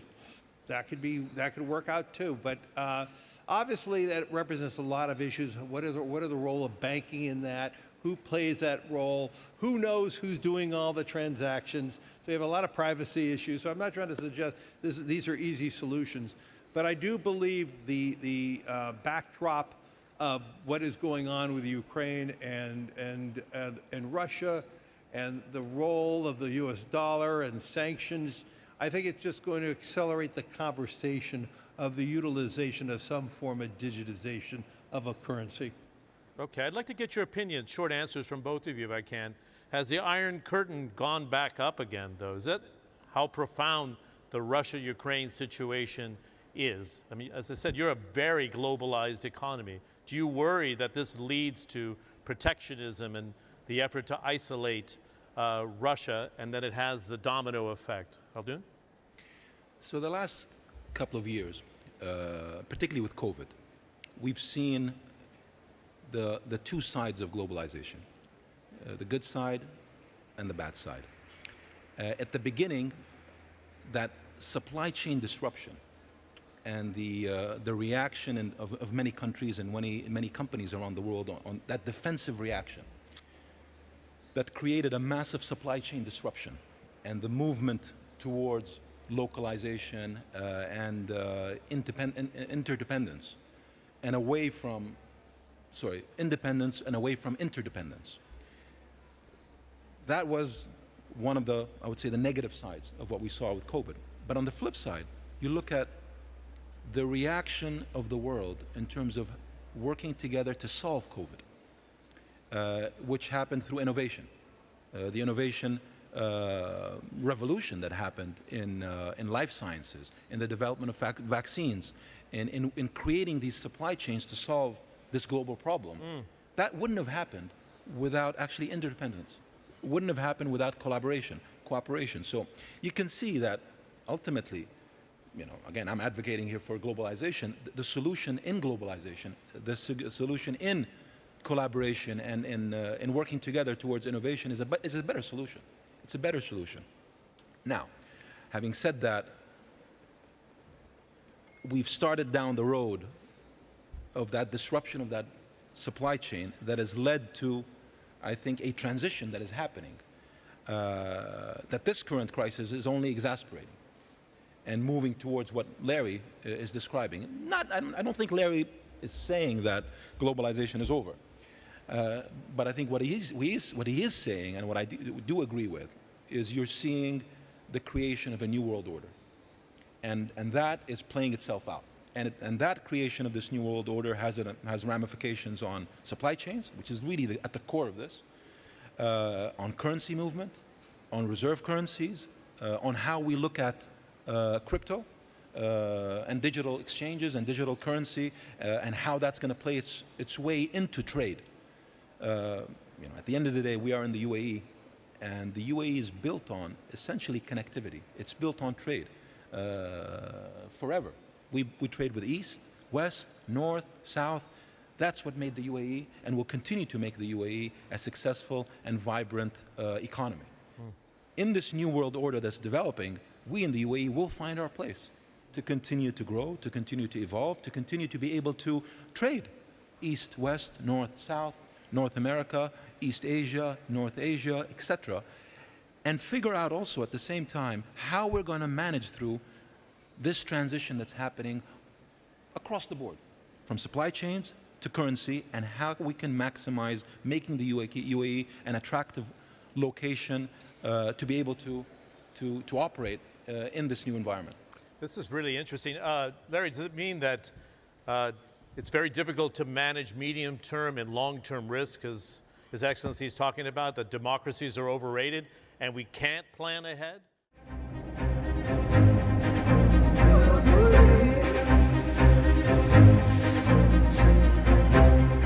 As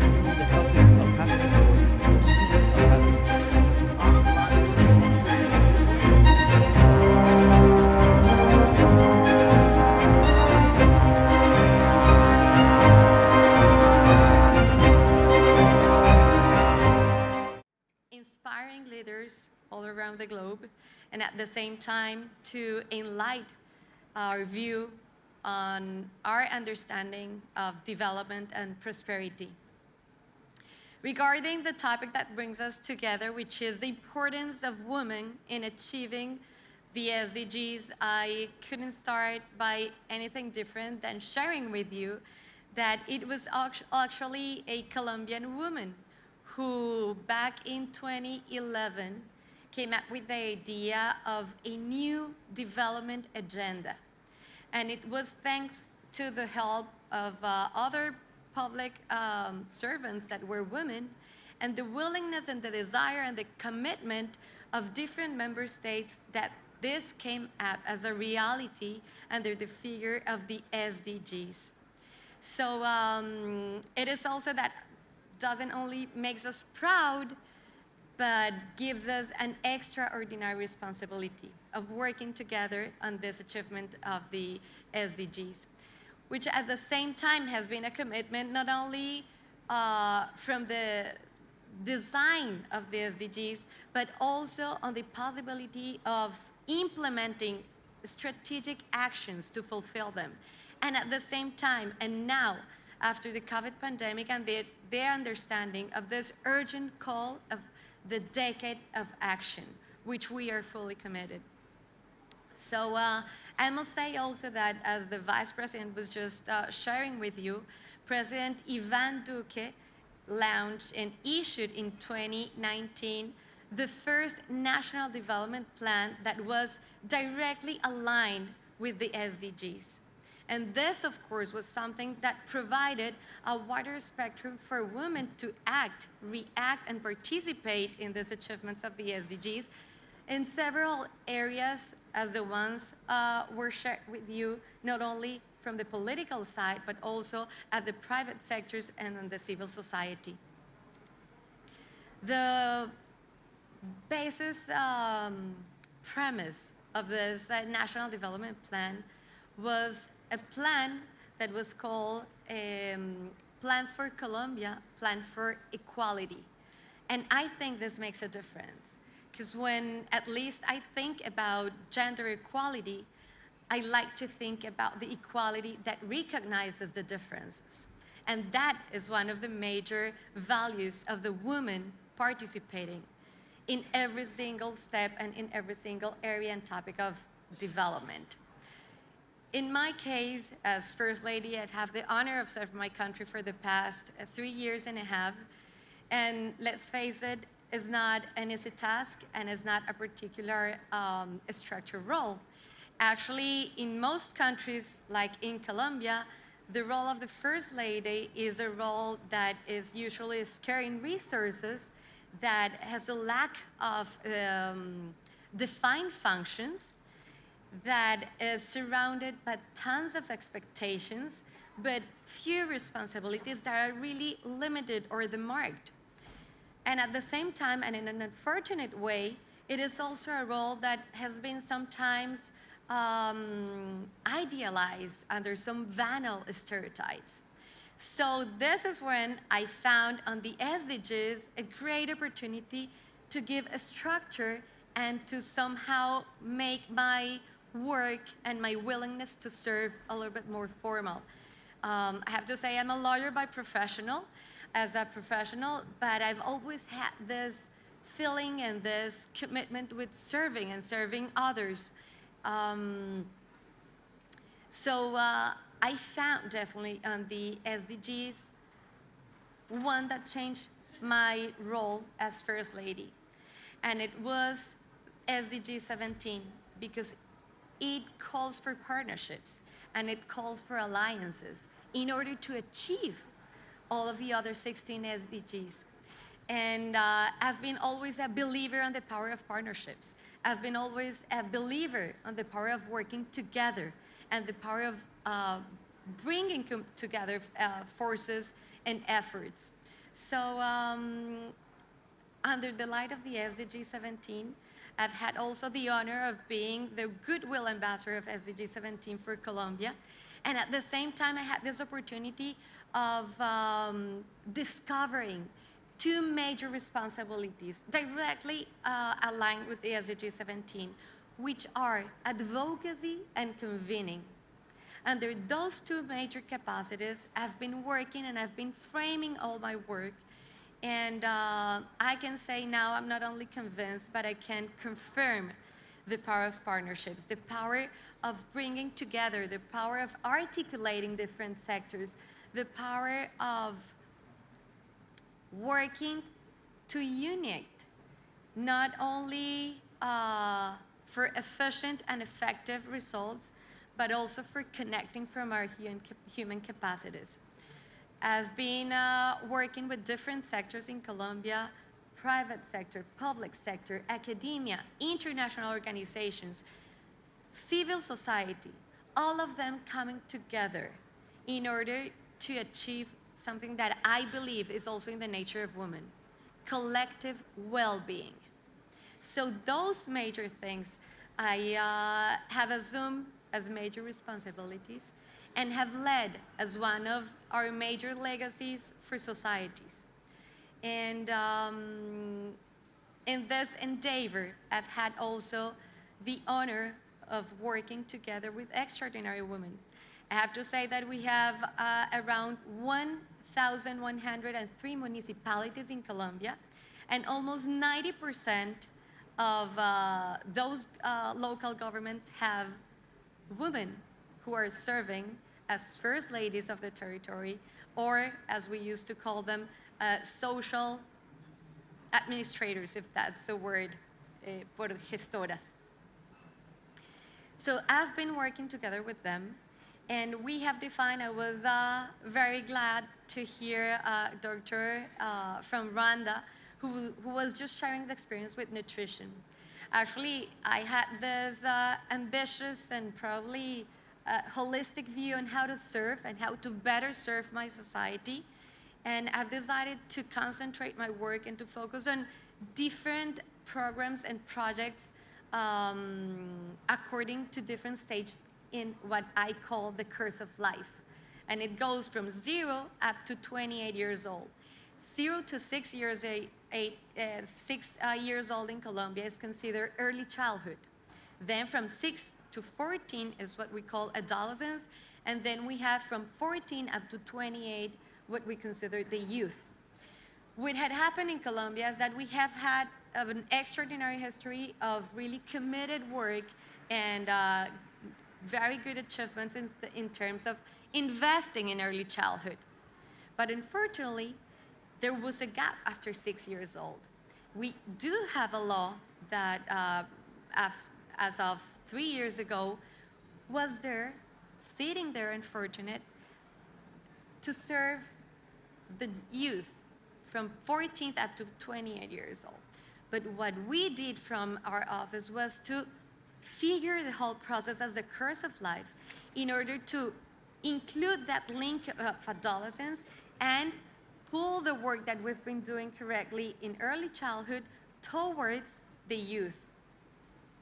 So now that's why we call the curse of life. And we've been working together in two major issues. First, in nutrition. And this is very important to understand, and is that we've been doing it together. We have established actually what we call a social network, social human network, which is very different from the virtual ones, although we are very familiar with virtuality after COVID pandemic. The truth behind it is that we have established positive, direct conversations within the territories to work first on nutrition, and as the doctor from Rwanda was just mentioning, we are working under the premises, which is our National Alliance for Nutrition, with two main objectives: diminish deaths due to malnutrition in kids under 5 years old, and at the same time, providing support for food security in Colombia. So there are no minor things. Those are things that definitely impact the sustainable social and economic development of our countries. In the case of Colombia, because we are truly convinced as well that if you invest in the capacities for the youngest to develop their brains in order to have all the abilities for productivity in the future. And at the same time, you invest in them in something that we call nourishing the soul, which is as well something that is truly related to the nature of woman, which is caring, protecting, and raising our children under the premises of zero tolerance of any kind of violence against them, then we know we are bringing the best of our capacities and the best of our abilities as society to these kids. And then for adolescents and the youth, we've been working under a national strategy called Sacúdete, which basically means like shake yourself, because we know the youth is full of energy. And this national strategy has become into the real national movement to strengthen the skills and to foster the talents of the youth in order for them to really enjoy peaceful and prosperous futures based on joyful projects of life and also understanding their participation in their societies. Because what we look forward is to have this youth mobilizing and applying all their abilities and capacities to better serve their societies, to help us solve those old version problems that we now need new and very updated solutions to them. This holistic view of the course of life from a woman perspective has had something that I believe can confirm the importance of women involved in every single step of social and economic development in our countries. It is due to our nature feeling of solidarity. It is due to our persistence. It is due to our undoubtful capacity of multitasking and understanding big pictures, and also our willingness to serve with our hearts, with devotion, with determination, that we can definitely make that balance that some of the panelists before were saying. We need to include the 50% when there was probably that 50% that was making the imbalance. And now we can say those are the reasons why we need to include in a better way and in a more efficient way the participation of women in order to achieve not only the SDGs, but in order to keep and to transmit the most valuable part of our essence, which I have no doubt is our humanity. Thank you so much.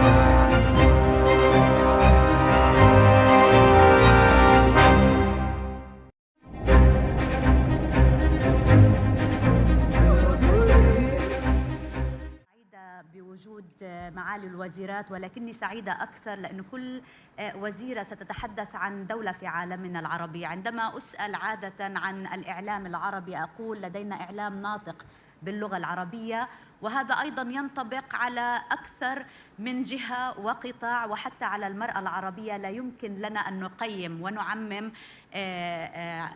بالحديث عن المرأة العربية. كل دولة لها خصوصيتها، وبالتالي نحن نتحدث الآن عن مصر، نتحدث أيضا عن تجربة السودان، عن تجربة سوريا الحبيبة، نتحدث أيضا عن تجربة طبعا الأردن والإمارات، وسأبدأ بالبلد المضيف الإمارات لعدد من الأسباب. دكتورة ميثا طبعا هي مستشارة لأم الإمارات للشيخة فاطمة، سمو الشيخة فاطمة، وقد حصلت على جائزة الشخصية الأكثر تأثيراً فيما يتعلق بالدفاع عن حقوق المرأة، وطبعاً تاريخها معروف بهذا الإطار. وأيضاً السبب الثاني هو أنه بالعادة عندما نتحدث عن حقوق المرأة عادة ما يكون هناك حراك نسائي على الأرض يدفع رأس الهرم للتحرك. بالإمارات القاعدة مختلفة، رأس الهرم منذ البداية، منذ الشيخ زايد الوالد، وأقول ذلك لأني من مواليد الإمارات وطول عمرنا نقول الوالد الشيخ زايد، منذ عهده رحمه الله، والدفع بالمرأة قد بدأ.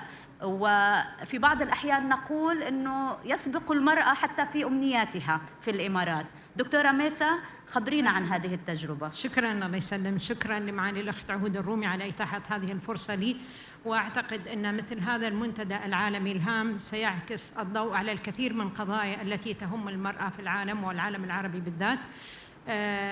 عندما أتكلم عن تمكين المرأة في دولة الإمارات لابد أن نعود مثل ما تفضلتي إلى الوالد المؤسس الشيخ زايد وإلى مقام سيدتي صاحبة السمو الشيخة فاطمة، لأن في الحقيقة حصلنا على الدعم من القيادة. لا يمكن للمرأة أن تحظى بفرص عظيمة في أي بلد في العالم بدون إيمان من القيادة التي تساند هذه المرأة. ما حصل في الإمارات أن القيادة ساندت المرأة وأتاحت لها الفرصة بل ودعمتها. شيخة فاطمة وضعت رول للمرأة الإماراتية كيف يجب أن تستغل الفرص. المرأة الإماراتية استغلت كل الفرص، استغلت كل الدعم، توفر لها العديد من التشريعات والقوانين التي سهلت لها الحصول على التعليم بشكل مناسب والوظائف بشكل مناسب والتدرج في الوظائف بشكل مناسب. وأيضاً سمو الشيخة فاطمة عززت من دور المرأة في الأسرة، لأننا نعرف أن المرأة تقوم بأدوار متعددة ولا يمكن أن تنجح المرأة في مجال وتفشل في آخر. فمنظومة التكامل في النجاح التي استطاعت أن تحققها القيادة في دولة الإمارات وسمو الشيخة فاطمة بأن تجعل للمرأة منظومة متكاملة من الدعم مما حقق لها نجاح منقطع النظير. وهذا النجاح للعديد من نساء الإمارات أصبحنا مثالاً يحتذى به لدى الشابات والجيل الثاني والجيل القادم. رغم أيضاً العمر القصير للإمارات، نحن نحتفل ب50 عام على تأسيس دولة الإمارات والإنجازات كثيرة جداً. المرأة العربية بصورة عامة كان لها دور كبير بأكثر من دولة. السودان يمكن القول بأنه تفاجأت عندما رأيت أنه أول جمعية نسائية كانت بعام 1943، الاتحاد بعده ب10 سنوات ب 52 تقريبا، وحق التصويت ب 53. ولكن أين وصلت المرأة السودانية؟ دكتورة سعاد، طبعا هناك تقلبات في المنطقة وبالتالي البيان، خارطة البيان ربما تختلف من وقت إلى آخر، ولكن دعينا نتحدث عن الفترة الأخيرة على الأقل. أين وصلت المرأة؟ تغنينا بالكنداكة السودانية خلال الثورة، هل استطاعت أن تعكس ذلك على العمل السياسي؟ شكرا جزيلا. وفي البدء يستميحك عذرا بأن أزف التحية لمعالي السيدة وزيرة تطوير الحكومة السيدة عهود خلفان على هذه الدعوة الكريمة، وكذلك أحيي كل النساء، نساء العالم، بمناسبة يوم المرأة العالمي وبمناسبة عيد الأم. وأنا أضيف بأن هذه القمة العالمية للحكومات ومنتدى المرأة فهي أيضا عيد بالنسبة للمرأة في كل السودان بهذا الوجود وهذا الزخم الذي يسرنا. ففي البداية أنا أحيي الحضور الكريم وأقول فعلا كما تفضلتي إن السودان المرأة السودانية قبل 43 ولجت هذا العمل ولجت العمل الكنداكات. الكنداكة هي المرأة في العهد المروي ما قبل الميلاد، فكانت هنالك الكنداكة الحاكمة، فكنا يحكمنا دولة مروي، فبالتالي استمر هذا وجات 45 أو 43 تكونت هذه الجمعية، جمعية نسوية برائدات، وبعدها كانت الاتحاد النسائي أيضا كان لهم دورهم في العمل على نهضة المرأة السودانية ومساعدتها، إضافة إلى كان العمل لمناهضة الاستعمار. واستمر هذا المنوال واستمرت المرأة السودانية تعمل في كل الحقب.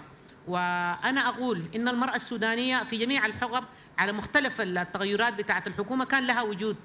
فأنا أقول إنه الآن الحمد لله تم الدعوة لزميلاتي من السودان 6 وزيرات، الأستاذ إحلام وزيرة الاستثمار، الدكتورة بتول وزيرة الصناعة، الدكتورة أمال وزيرة التجارة، الدكتورة هزار وزيرة الشباب. فنحن هنا حاضرات بأننا نساء، نحن 7 وزيرات وأخرى زميلتنا في مجلس السيادة. فأنا أقول بأني كان لي عظيم الشرف بأن هذه الوزارة وزارة العمل، وأنا أقول إن وزارة العمل هي لا تخرج عن مهام المرأة، فهي تعنى بالديسنت ويرك أو بتوفير العمل اللائق، بالتدريب والتأهيل، وتعنى كذلك بوضع القوانين والتشريعات التي تحمي المرأة، قوانين حمائية، مش المرأة العاملة. أنا أتكلم عن المرأة العاملة، وأقول إن وزارة العمل هي الوزارة التي تعني لي بالهيومن ريسورس، بالعنصر البشري.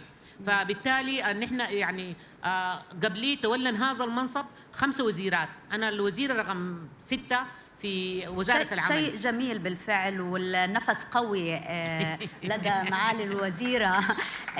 طبعا معالي الوزيرة عهود في بداية المؤتمر تحدثت عن نقطة مهمة فيما يتعلق أنه المرأة أثبتت وجودها بالفعل.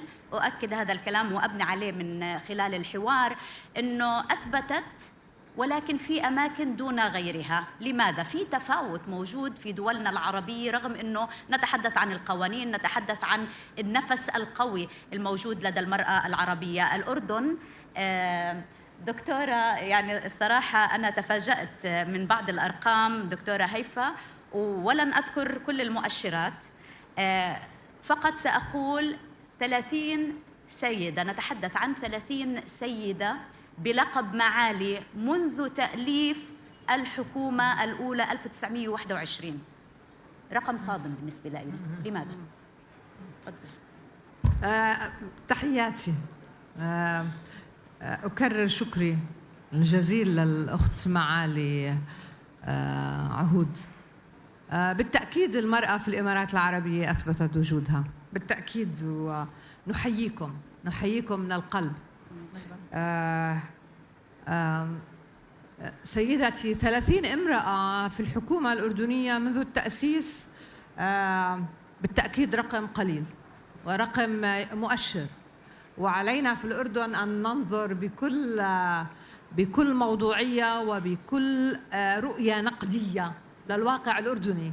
ولكن هذا الواقع الأردني هو كما الرجال مسائلين عنها، أنا مسائلة عنها، نحن النساء مسائلين عن الواقع الذي نعيش به، ولكن هذا الواقع لا يسجننا، نحن لسنا سجينات لهذا الواقع، نحن جزء من الصيرورة. الكائن الإنساني والمرأة بالذات قادرة أن تعيد تشكيل الواقع وإيجاد بدائل أفضل لهذا الواقع. كيف يمكن لنا ذلك؟ نحن في الأردن نعي تماما التحدي وننظر إليه كفرصة من أجل تحول شمولي تكاملي، ننظر لموضوع المرأة من منظار هوليستيك أند انتجرال، شمولي. ومن هنا أعتقد أن بالعدد 30 ولكن المرأة الأردنية استطاعت منذ التأسيس مرور المئوية الأولى على الدولة الأردنية، استطاعت أن تكون جزء من القصة الصمود الأردني. نحن بنحكي عن قصة جميلة بالأردن، الناراتيف الأردني يتجاوز بكثير نما الأردن من 1,000,000 إلى 10 مليون الآن، لأن الأردن كان دائما في قلب العالم العربي، فخور بمحليته الأردنية، فخور بوجوده بقلب العالم العربي، وفخور بإنسانيته الجمعاء. ومن هنا كان الأردن حدوده مفتوحة.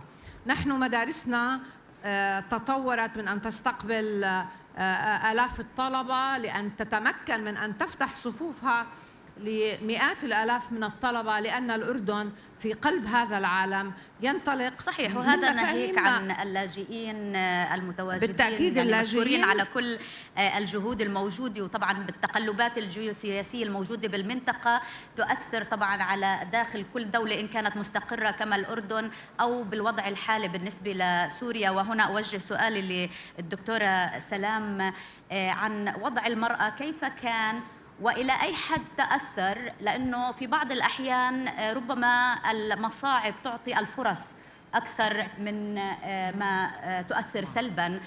كورونا استمعنا في جلسة من الجلسات عن دولة الإمارات كيف أنها غيرت من القوانين فيما يتعلق بالأم التي لديها أطفال، وبعد كورونا تستطيع أن تعمل من منزلها. هاي فرصة المرأة استطاعت أن تحصل عليها بسبب قيادة رشيدة. ماذا عن سوريا؟ بداية بحب أقول إنه أول مشاركة لإلي بمنتدى المرأة العربية، وللحقيقة سمعنا من الصبح عن نساء قادرات ومبدعات. أفرحني كتير الموضوع، وأنا بفتخر بكل سيدة سمعناها صباحا. لهيك بتوجه بالشكر لمعالي الدكتورة عهود لأن أتاحت الفرصة اليوم لنستمع لبعض. وبدي أشكر أيضا الرجال اليوم اللي عم يسمعونا وعم يقدروا الجهود اللي عم تقوم فيها النساء. بسوريا الوضع مختلف، لأنه سوريا عاشت حرب عمرها 12 سنة، وخلال هالحرب كانت بحاجة للنساء بدرجة كتير كبيرة.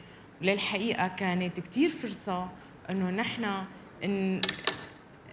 نبحث عن الإمكانات والكفاءات، بمعنى نفجر الطاقات النسوية في سوريا، لأنه اليوم هي كانت بحاجتها خلال الأزمة أكثر من حاجتها أثناء الراحة.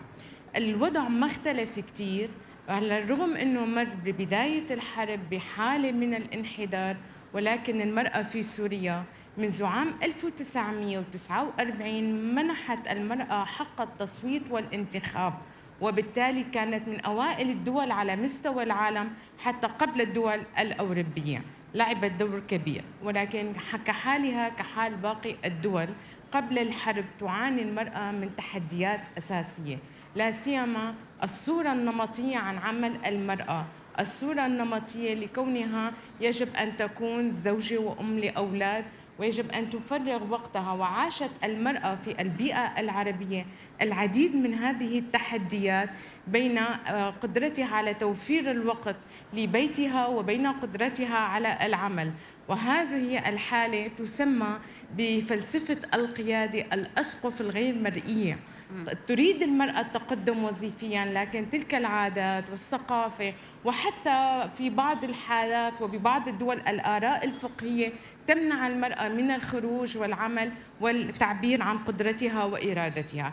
خلال الحرب في سوريا، بالعودة إلى سؤالك، كانت فرصة للمرأة في سوريا، فكانت أول مرة تستلم رئيسة مجلس شعب، رئيسة برلمان في سوريا، وترفعت كما تفضلت وزيرة الدفاع في كولومبيا إلى مرتبة لواء، واستلمت العديد من المناصب ذات الموقع الاقتصادي الحساس. هذا بالإضافة خلال الحرب أطلق السيد رئيس الجمهورية الدكتور بشار الأسد مشروع الإصلاح الإداري الذي أعمل عليه بصفتي وزيرة للتنمية الإدارية. تجربتك رح تفيدنا، لأنه بحب أعرف هل الوصول إلى هذه المراكز وحتى من خلال تجربتك بهذه الطريقة استطعتم كسر الأسقف الغير مرئية عشان نتعرف أكثر عن كتب. ولكن اسمحي لي أن أنتقل للدكتورة هالة، لأنه مصر بحسب المؤشرات هناك قفزة جميلة جدا بالمراكز على مستوى العالم في تمكين المرأة سياسيا. 55 مركز طبعا ب 2014 كان هناك في ضربة سأقول للمرأة وعلى كافة المستويات ومعروفة على المستوى السياسي، ولكن لا أريد أن أدخل بهذا الإطار، أريد أن أدخل بالنجاح بهذه القفزة الموجودة. عم نحكي عن مرتبة وصلت إلى 79 بعد أن كانت قد وصلت إلى 134 بعام 2014. ماذا فعلتم؟ تفضلي. بسم الله الرحمن الرحيم. أبدأ طبعا بأن أنا أوجه التحية لدولة الإمارات، بشكرهم على الدعوة الكريمة، بشكر معي الوزيرة الأخت الغالية الدكتورة عهود الرومي على تنظيم هذا المنتدى. والحقيقة تنظيم الجلسة لهذا اليوم الخاص بالمنتدى العربي للمرأة فرصة مهمة جدا، وبيبين اهتمام الدول العربية بقضية تمكين المرأة. في مصر يمكن حصل زي ما حضرتك اتفضلتي قفزة في مجموعة من المؤشرات الخاصة بالنوع الاجتماعي، ولكن أنا عايزة بس أكد دايما بيتم ذكر قضية المساواة كمفهوم اجتماعي. احنا مش بنتكلم على قضية المساواة كمفهوم اجتماعي، احنا بنتكلم على قضية المساواة كضرورة اقتصادية. ضرورة لأن أنا أستفيد النهاردة من القوى الاقتصادية. المرأة هي قوة عاملة هامة جدا، وبالتالي أنا محتاجة النهاردة أن أنا أستفيد من كل الإمكانيات والطاقات الخاصة بنصف المجتمع في أي دولة. إحنا في مصر حصل إيه؟ حصل دعم سياسي كبير جدا في ال7 سنوات الماضية، دعم سياسي غير مسبوق للمرأة في كافة المناصب وفي كافة المجالات. نتكلم على، دايما بقول الأرقام مش هي المهمة، المهم الملفات التي تتولاها المرأة. احنا بنتكلم النهاردة على مرأة بتتولى ملف التنمية الاقتصادية في دولة بحجم مصر، بتكلم النهاردة على ملفات خاصة بالثقافة، تغيير الثقافة الذهنية والمايند سيت، بتكلم على ملفات خاصة بالصحة بالبيئة. كل الملفات المهمة النهاردة المرأة المصرية تتولاها في قلب الحكومة المصرية. نتكلم على وظائف كانت مقفولة وحكرا على الرجال. احنا النهاردة لأول مرة المرأة تتولى منصة القضاء، قاضيات. لأول مرة المرأة تدخل مجلس الدولة بتعيين 75 قاضية. عندنا 27% من السيدات في البرلمان، كانوا 2% من 5 أو من 6 سنوات. ففي دعم سياسي، ولكن هذا الدعم السياسي دايما أقول بيرتبط بقدرات. احنا لو مش كفء، الموضوع مش تحيز للجنس، هو ثقة في قدرة المرأة على أنها تتولى هذه الملفات وتدريب أعتقد. وطبعا عشان كده الاستثمار في العنصر البشري، الاستثمار في المرأة شيء مهم جدا. برضو الإطار المؤسسي اللي بنشتغل عليه، أنا عندي دعم سياسي، لو الدعم السياسي ده ما كانش فيه إطار مؤسسي بيدعمه، يعني ما كانش فيه تشريعات وقوانين ولوائح، ما كانش فيه مجلس قومي للمرأة موجود على المستوى القومي، موجود على مستوى المحافظات عشان يشتغل ويساعد المرأة أنها تصل إلى هذه المناصب. وحضرتك لازم تشتغلي على 2 dimensions زي ما أنا أقول. أنا محتاجة المرأة في مركز اتخاذ القرار، ده مهم، ومحتاجة أساعد المرأة البسيطة اللي هي النهاردة عايزة تشتغل وتعمل مشروع وتتدرب. المحورين مهمين جدا عشان أشتغل من فوق لتحت ومن تحت لفوق. وهذا ما يحدث، ولكن عندي نقطة فيما يتعلق بالتدريب، لأنه كنت أقرأ أنه أنت كنت على رأس معهد تدريبي، والآن هناك حوالي 2000 امرأة يتم تمكينهم على المستوى القيادي في مصر. العدد بالنسبة لمصر جدا مهم، لا يمكن أن نضعه جانبا في ظل يعني عدد السكان الموجود. بس على كل التجربة جدا مهمة. دعونا ندخل إلى تفاصيل هذه التجربة. دكتورة ميثا، خبرينا بعض القصص. وعندما نتحدث عن تمكين المرأة، لا شك أنه في البدايات لم يكن هناك ربما وعي، أو لا أعلم، ربما يكون هناك نوع من تبادل الخبرات مع دول أخرى. كيف كانت تجربتك؟ التجربة حقيقة أستقيها من مسيرة الشيخة فاطمة. في عام 1975 الشيخة فاطمة أرسلت وفد نسائي للمشاركة في مؤتمر المرأة العالمي في المكسيك.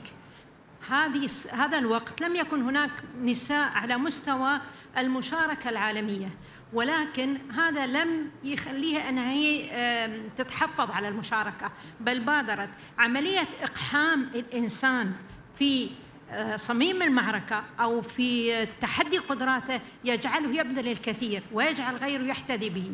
فمن عام 75 تصوري نساء الإمارات حضور هذا المؤتمر شجعهم أنهم يكونون على مستوى القدرة وعلى مستوى التعليم وعلى مستوى التبادل والخبرات العالمية.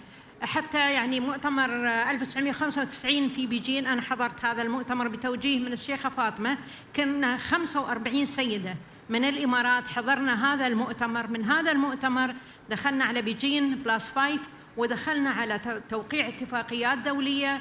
الخبرات ويعني دفعنا إلى أن نكون دائما على مستوى التحدي، على مستوى القدرة. الثقة اللي أولتنا إياها الشيخة فاطمة، أولتنا إياها القيادة الرشيدة، خلتنا نتحدى أنفسنا، نكون نحن حقيقة قادرين وما في شيء مستحيل، وإن لازم نكون على مستوى المسؤولية. التعليم يجب أن يكون على أعلى مستوى. أنا أتذكر لما أخذت البكالوريوس ورحت لسمو الشيخة فاطمة، أنا أبغى أشتغل في مكتبك، قالت لي لا. قلت لها ليش طال عمرك؟ قالت لي لا، روحي كملي دكتوراه حتنفعيني أكثر. فحتى دافعنا نحن إلى أن نحصل على مستويات عالية في التعليم، وتشجيعنا نحن على البنات اللي بعدنا نحن على أنهم يكونون على مستوى القدرة. قد ايه كان الأهل لهم دور أيضا؟ طبعا الأهل لهم دور، بس الشيخ زايد والشيخة فاطمة رسموا ثقافة المجتمع بالنسبة للمرأة، يعني غرسوا في المجتمع كله ثقافة احترام المرأة، الثقة في المرأة، وإن ما في فرق بين المرأة والرجل. أنا أتذكر لما بدأ التعليم في منطقة نائية كان في دلمة، فكانوا القبائل ما يرفضون أنهم يخلون بناتهم تدرس. الشيخة فاطمة اقترحت وجود جمعية نسائية. الجمعية ما كان قصد منها يعني التقاء نسوي، كان القصد منها أن 3 أجيال تنمحي أميتها. فراحت الجدة والأم والبنت الصغيرة كانوا يحضرون الفصول مع بعض حتى ما تكون الأم غايبة عن الطفلة أو غايبة عن أطفالها. فهذه الفيجن اللي كان عند الشيخة فاطمة والشيخ زايد حقيقة كان يسبق أوانه ويسبق زمنه، ففتحوا مجالات كبيرة بالنسبة للمرأة وللأسرة وتمثلت الآن في واقع المرأة نعم. الرجل من 40 سنة يحترم وجود المرأة كإنسانة متعلمة وعاملة، فهذا الاحترام يعني تدرج ونمى وكبر بحيث أنه أصبح يدعم زوجته، يدعم بنته، يدعم أخته. هذا الدعم اللي تحتاجه المرأة، لأن المرأة ما تحتاج بس تكون حاصلة على وظيفة عليا. صحيح. المرأة تحتاج إلى دعم أسري ودعم مجتمعي، وهذا ما تحقق في دولة الإمارات.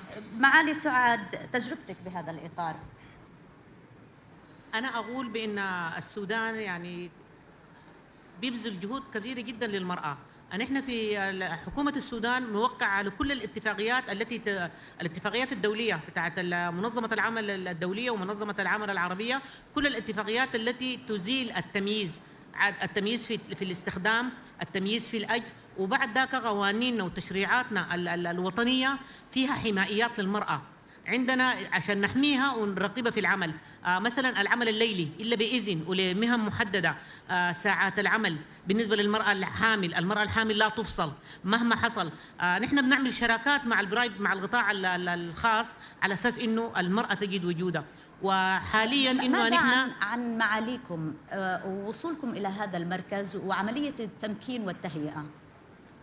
والله أنا بقول إنه الحمد لله المرأة السودانية في كل الحكومات إن نحن كان عندنا وجود كبير جدا، وكما ذكرتي وتفضلتي نحن من زمن الكنداكات من قبل الميلاد، وبعد ذاك جينا الفترة بتاعة الاستعمار، فكنا النساء يعملنا أيضا وساعدنا في إنه السودان ينال استقلاله بالجينات يعني بمعنى بالجينات. وعندنا أيوة. أول امرأة دخلت البرلمان في الأستاذة ربنا يرحمها فاطمة محمد إبراهيم، أول امرأة دخلت البرلمان بالانتخاب الحر المباشر، واستمروا لحس المرأة بتعمل. وأنا اللي بقول إنه نحن عشان نحبب المرأة وما نخليها يعني تهرب من سوق العمل، بنشجع على العمل الحر.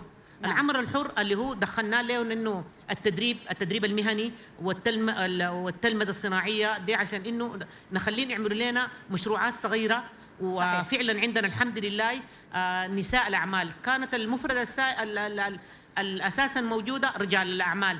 صحيح. هسه عندنا نساء الأعمال. صحيح. وأكثر من طريقة ربما يمكن أن نتبعها لتأهيل المرأة. في جلسة من الجلسات إحدى الضيوف قالت بأنه الأحزاب السياسية والانتماء كان لدي شعور بأن أصبح في قطاع السياسي أو عالم السياسي، وكان في أحزاب تساعد على ذلك. طبعا احنا بنعرف بعالمنا العربي هاي شوي صعب. بالأردن كيف يمكن للمرأة ومن خلال تجربتك أن تصل إلى ما تريده في عالم السياسة؟ شكرا. أولا بدي أطلب من الإعلام طولة بال.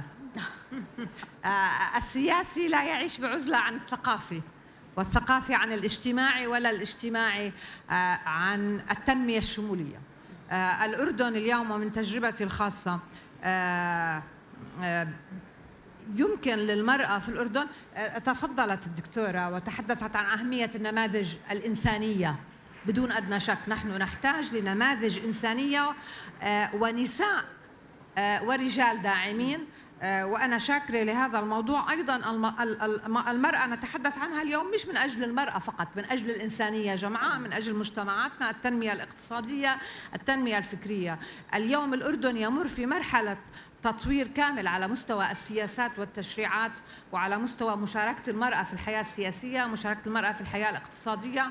وهناك استراتيجية وطنية للمرأة، كما هناك استراتيجية وطنية للمشاركة الحزبية والمشاركة السياسية للمرأة. وكل هذه الاستراتيجيات تعمل بشمولية وتعاضد وتكامل، وضمن قيم مبنية على التعدد والتنوع، على المفاهيم القيم الأفقية، بمعنى مؤسسية، استدامة. معاليكم أعرف من تجربتك أنت، أنا كيف تجربتي سيدتي، إلى ما وصلتي إليها؟ أنا ابنة العسكر. أنا والدي كان جندي في الجيش العربي، فأنا من حبي لريحة تراب الأردن، وحبي لتراب المشروع العربي بكل ما يتجلى هذا المشروع العربي، حبي للإمارات وإيماني يعني إيماني بالعالم العربي، عشقي لبلاد الشام. المشروع مصر، وفي ضميرنا كانت مصر دائما، والسودان ونساء السودان ونساء العالم العربي ونساء العالم. يعني نسيتي فلسطين. كوني فلسطينية مش هقدر أمرق لك إياها، بس أكيد وإحنا بنحبك كثير. وأنا بدي أقول نساء فلسطين بالمعنى الإنساني والشمولي للكلمة. المرأة تستطيع بتعاضدها، بإنسانيتها المشتركة، أن تدعم مفاهيم الكرامة، العدالة. صحيح. وهذا لا ينعزل، لا يمكن أن نعيش بمفاهيم عدالة وكرامة ومساواة بعزلة عن المرأة الفلسطينية بالتأكيد. شكرا. بدقيقتين معالي دكتور سلام نتحدث عن تجربتك لو سمحتي. هلا بدي أحكي عن تجربتي على مستويين. المستوى الشخصي، أنا بنت بيئة محافظة في سوريا لا تتطلع إلى المرأة لكي تكون امرأة قيادية أو سياسية أو تدخل المجال العام، كان الطريق أمامي صعب، وقد مارست التفاوض طيلة حياتي مع العائلة، مع المجتمع، لكي أصل إلى ما وصلت عليه. ولا شك وجودي كوزيرة في الحكومة السورية كان كما تفضلت السادة الوزيرات المشاركات، كان أيضا بدعم سياسي. أما على المستوى السياسي وهو المستوى الهام، حينما انطلق المشروع الإصلاح الإداري في سوريا، كان العمل على أن يتم تطوير أنظمة العمل في العمل العام في الحكومة دعماً لدور المرأة في المجتمع، وهذه إشكالية يجب الانتباه إليها. لا يمكن للمرأة أن تتفرد بتجربة خاصة وبإمكاناتها الخاصة، أو لنقول بصراعها الخاص لكي تتبوأ المناصب حينما تتلقى الدعم السياسي. فهناك الكثير من القادرات لم يحالفهن الحظ للوصول إلى المناصب السياسية. يتوجب علينا الآن كنساء قياديات من موقعنا أن نعمل كل في موقعه على تطوير الأنظمة الاجتماعية والثقافية والتأثير بالمجتمع. فنعمل الآن من خلال الإصلاح الإداري على زيادة عدد المراكز القيادية للمرأة في سوريا، ليس من خلال الدعم، وإنما من خلال وضع معايير حيادية لا تميز بين المرأة والرجل، وتدفع المرأة للترشح بشكل ذاتي وليس بالتعيين والاختيار المسبق. وهي نقطة أساسية. بدي أسأل دكتورة هلا بدقيقتين كمان لأنه انتهى الوقت. هل خططتي لأن تصلي إلى هذا المركز؟ الحقيقة لا، ما خططتش أوصل لمركز معين، ولكن كان دايما عندي هدف ويعني تصور، واللي اتعلمته وأنا صغيرة إنه في أي منصب أو في أي مكان لازم أتميز في المكان ده، لازم أعمل فرق، ولازم أعمل قيمة مضافة الناس اللي حواليا يشعروا بان انا فعلا عملت فارق ايجابي في حياتهم. ده كان دايما اللي انا اتعلمته من وانا صغيره. والحاجه الثانيه انه الناس تنظر الي وتقول انا عايزه ابقى زي الست دي. فده كان دايما بالنسبه لي هدف دايما من وانا صغيره، يعني اتربيت عليه. كان والدي الله يرحمه رباني عليه انه تميزي، اكسل، دايما تبذلي اقصى مجهودك عشان تعملي احسن حاجه في اي مكان صغير كبير. لازم الناس تشعر بان في قيمه مضافه. ما شاء الله انجازاتك تتحدث عنك وعن وصيه الاهل والعائله. شكرا جزيلا على هذه الجلسه ونشكر الحضور، ولكن انتهى الوقت. شكرا لكم.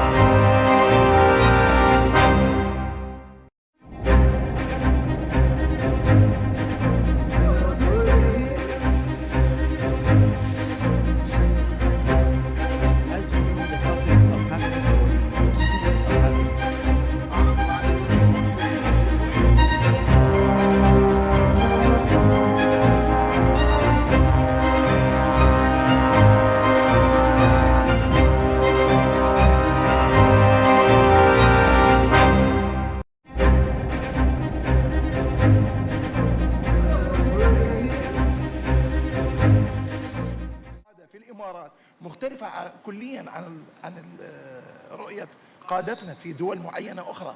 بالتالي بالتوجه إلى الشباب والهاي، إحنا اليوم أنا أعطيك هسه راح أحكي موضوع خطير جدا. الشباب العراقي يعاني من 3 تحديات ومشاكل حقيقية. الأولى الثقة بالنفس، الثقة بالدولة، والثقة بمستقبل البلد، لأن ما حد ما يعرف وين راح يروح، إلى المجهول. وبالتالي اليوم حتى العلاقة ما بين الشباب والدولة هي علاقة ضعيفة جدا. يمكن تتفاجئون إذا أقول لكم من أنا أقعد ويا الشباب ويستمعوني ويشوفوني يتفاجئون كأنما هل حقيقة هذا يعني أنا ممثل من الحكومة؟ يمكن لأن أنا قريب من الشعب، قريب من هاي الشباب يتقبلوني. لكن أحسن مدافع كرة في الوطن العربي فلازم يحبوك يعني. ولذلك أحسن مدافع في الوطن العربي يعني. ولذلك حقيقة أشكرك دكتور. ستوبر يعني. ولذلك الحقيقة أنه دولنا مختلفة التوجهات ومختلفة الرؤى وتعاني من مشاكل وتحديات كبيرة. اكو قسم من الدول ما جت شاركت مو على مود تريد تشارك، بس يعني ما عندها موازنة الفلوس، ما عندها فلوس حتى تيجي تصرف. بينما اكو دول تمتلك كل الامكانيات جميل. ولكن ايضا ما ساعدتنا وحضرت. اليوم سألني سؤال، انا راح ابتعد شوي عنه، راح اتكلم بالرياضة. قبل ايام كانت المباراة في العراق، ارجو هذا ما يسجل هذا الكلام، لأن هذا الكلام ما اريد يطلع برا. كانت مباراة لا ما اريد يسجل. لا حتى يعني ما اريد يطلع الاعلام. قاعد يسجل معناته دخلت في السياسة. لا احكي، انا ما اتكلم سياسة، اتكلم على مستوى الرياضة. الكلام ده سر كل الاصوات على حسب. تفضل. كانت مباراة الامارات والعراق في بغداد. تفاجأت واني في الاهوار في هذه الرحلة وانا مستمتع انه يجيني تليفون انه رسالة من الاتحاد الدولي بنقل المباراة خارج العراق بدواعي امنية. فتكلمت ويا الأخوة بالإمارات، وتكلمت مع الشيخ راشد، وتكلمت وياه بالليل، كنت أتكلم وياه بشكل مختلف. حتى لو أكو قرار من الاتحاد الدولي، فأتمنى أن يكون هناك قرار من الاتحاد الإماراتي لكرة القدم من أشقائنا، والطلب من الفيفا أنه لا، إحنا مستعدين نلعب في بغداد. أنا أراه قريب. لا، هو إن شاء الله يتحقق قريب. أوكي؟ ما صارت هاي. إحنا اليوم ما نريد ننقل، وبالتالي قد ما طلبنا المباراة مالتنا في السعودية، تكلمت مع كنت أريد أنطي رسالتين مهمة. الرسالة الأولى أنه المعايير المزدوجة اللي يعمل بها الاتحاد الدولي. الرسالة الثانية هي لكل أشقائنا العرب، أنه إحنا اختارينا دولة الآن تضرب من الحوثيين بالصواريخ وبالطيارات المسيرة، وبالتالي أنه إحنا رحنا لهناك بدنا نعطي موقف أنه إحنا واقفين وياكم حتى في هذا الظرف اللي أنتم به، من أجل أنه لا ننجح هذه العمليات الإرهابية أو المخربين بتعطيل الحياة في دولنا. وتحدث ولذلك أنا أتمنى هاي اللقاءات تستمر، وأتمنى أنه العمل العربي المشترك ورسالة للشباب أيضا، وأتمنى أنه يكون هناك تواصل حقيقي صحيح ما بين كل شباب العرب عبر منصة إلكترونية موحدة تعمل لهذا الغرض. جميل. ويتعزز العمل العربي المشترك فيما يخص هذا القطاع، لأن هذا القطاع في غاية الأهمية، وشبابنا في ظل التحولات العالمية أعتقد هم يواجهون خطر حقيقي، علينا الانتباه من عندهم. اثنين، يجب أنه على الحكومات أن تعطي الثقة لهؤلاء الشباب، لأن ما يمتلكوا الشباب من إمكانيات وقدرات تفوق ما يمتلكوا الكثير من قادتهم. شكرا جزيلا. شكرا جزيلا لك معالي الوزير عدنان درجال. نقاط مهمة أثارها أن توحدنا، يعني كنا نتحدث دائما الرياضة بعيد عن السياسة، نود أن يكون أيضا الشباب بعيدين عن هذه الصراعات، أن يبدأوا صفحة بيضاء عنوانها الأمل. وأترك كلمة أيضا للزميل.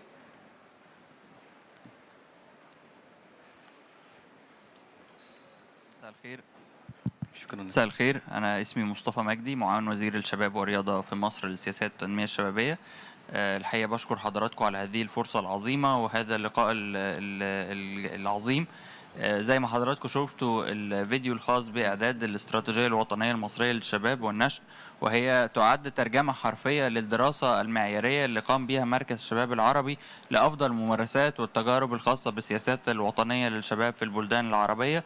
الحقيقة كان من أهم توصيات هذه الدراسة اللي تم إرسالها لينا من فترة، وعدنا بتوجيهات معالي الوزير بتحليلها ودراستها واستخراج أهم العناصر اللي فيها، واللي كانت بتأكد على أهمية مشاركة الشباب بكل فئاته والقطاع الخاص والمجتمع المدني وكافة الوزارات ذات الصلة بقطاع الشباب، وهو بالضبط ما تم تنفيذه في جمهورية مصر العربية أثناء إعداد الاستراتيجية الوطنية للشباب. أيضا هي تتكامل مع كافة السياسات والاستراتيجيات القطاعية في جمهورية مصر العربية والمستجدات الإقليمية والدولية، وهو أيضا ما يتفق مع توصيات هذه الدراسة التي قام بها مركز الشباب العربي. شكرا جزيلا. شكرا جزيلا لك. الآن فيما تبقى من الوقت سنعطي صوت الشباب بشكل أكبر ولكنه أسرع. شكرا لمعالي الوزراء الحقيقة على تجربتهم المهمة، على إطلاعنا عن هذه التحديات. دعونا نستمع إلى صوتكم. تحمستوا في آخر نص ساعة تمنيتها في البداية. أترك الكلمة للأخت الكريمة، تفضلي في دقيقة. ها بإذن الله. يلا. السلام عليكم ورحمة الله. أماني الخيمي من مؤسسة مسك المملكة العربية السعودية. سؤالي لأصحاب المعالي وأصحاب السعادة، شكرا لكم على إتاحة الفرصة. نتحدث عن تمثيل الشباب في على نطاق الأنظمة الدولية. نجد أن الشباب السعودي والشباب العربي بالرغم من تواجدهم ما زال توجد فجوة في عملية صناعة القرار وعملية المشاركة في صناعة السياسات التي تتعلق بالمنطقة، خصيصا فيما ذكر سابقا يعني في أجندة الأمن والشباب والسلام. ما زال يعني أغلب المنظمات اللي تحدثت اليوم تحدثت عن وجود برنامج شبابي للتمثيل الدولي لشباب المنطقة سواء بالسعودية أو الإمارات والأردن وغيرها، ولكن نحتاج إلى الدعم والتسريع والتمكين في هذه المنظمات، لأنه كما نجد كل ما زادت نسبة الشباب في المنظمات كل ما زادت الأفقية، وكل ما زادت عفوا قلت البيروقراطية واللي جميع الحكومات يعني تعرفها. فنطلب منكم جميعا زيادة أعداد الشباب في مؤسساتكم ودعمهم في المؤسسات. ولكي نكسر البيروقراطية ننتقل بسؤالك إلى معالي بدر القاضي نائب وزير الشباب الرياضي. أسرع من هالطريقة ما في، صح؟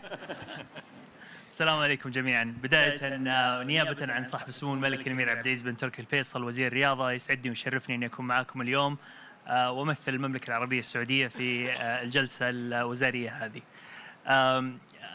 أبدأ بجواب على سؤالك مباشرة ومن ثم نتطرق إلى بعض النقاط اللي بذكرها. لو تذكري قبل العام 2016 كان تمثيل الشباب أقل بكثير مما هو عليه اليوم.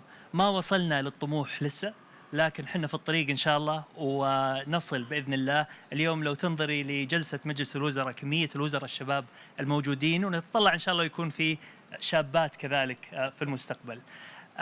أحب أثني كذلك على ما ذكرته معالي الوزيرة فيما يخص اللغة العربية وأهمية اللغة العربية. في العام الماضي في المملكة كان عام الخط العربي، وكنا حريصين جدا على أنه حتى قمصان اللاعبين تكون مكتوبة بالخط العربي.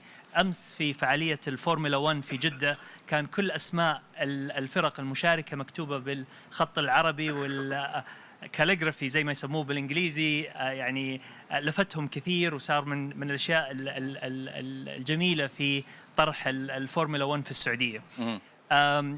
أختم باليوم في المملكة أطلقت رؤية المملكة 2030 في أواخر العام 2016.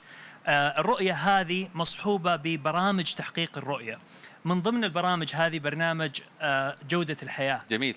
واللي يهدف إلى تحسين جودة الحياة بالمملكة للمواطن والمقيم. في برامج كذلك تنمية الموارد البشرية، وفي برامج الإسكان وغيرها. كل هذه البرامج تساعد على خلق الجو المناسب للشباب للقيام ب يعني تحسين مستوى المعيشي والإبداع أكثر للقيام بما يعني يطمحوا له بإذن الله تعالى. جميل، شكرا. حياك الله. شكرا لك على المداخلة القيمة والسريعة أيضا، وهنا أرحب بالمداخلات السريعة.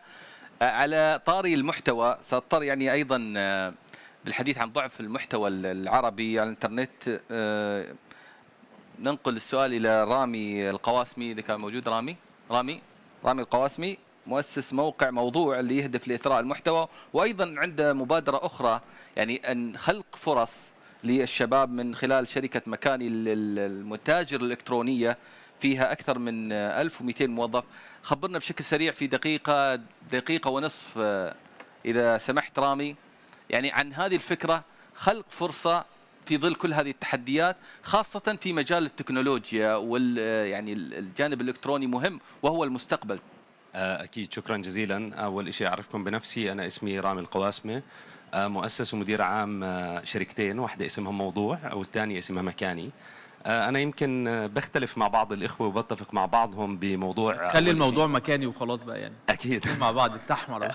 أكيد، لا بس فصلناهم للفند ريزنج. احنا في مؤتمر شبابي فلينا الحق كوزراء نقول اللي احنا عايزينه، صفة خاصة إن دي معالي الوزيرة سمحت لنا، قالت ده بقى الملتقى الوزاري وهنسمع الوزراء أكتر لأن احنا سمعنا الشباب، فمعلش على المداخلة يعني. أكيد تؤمر.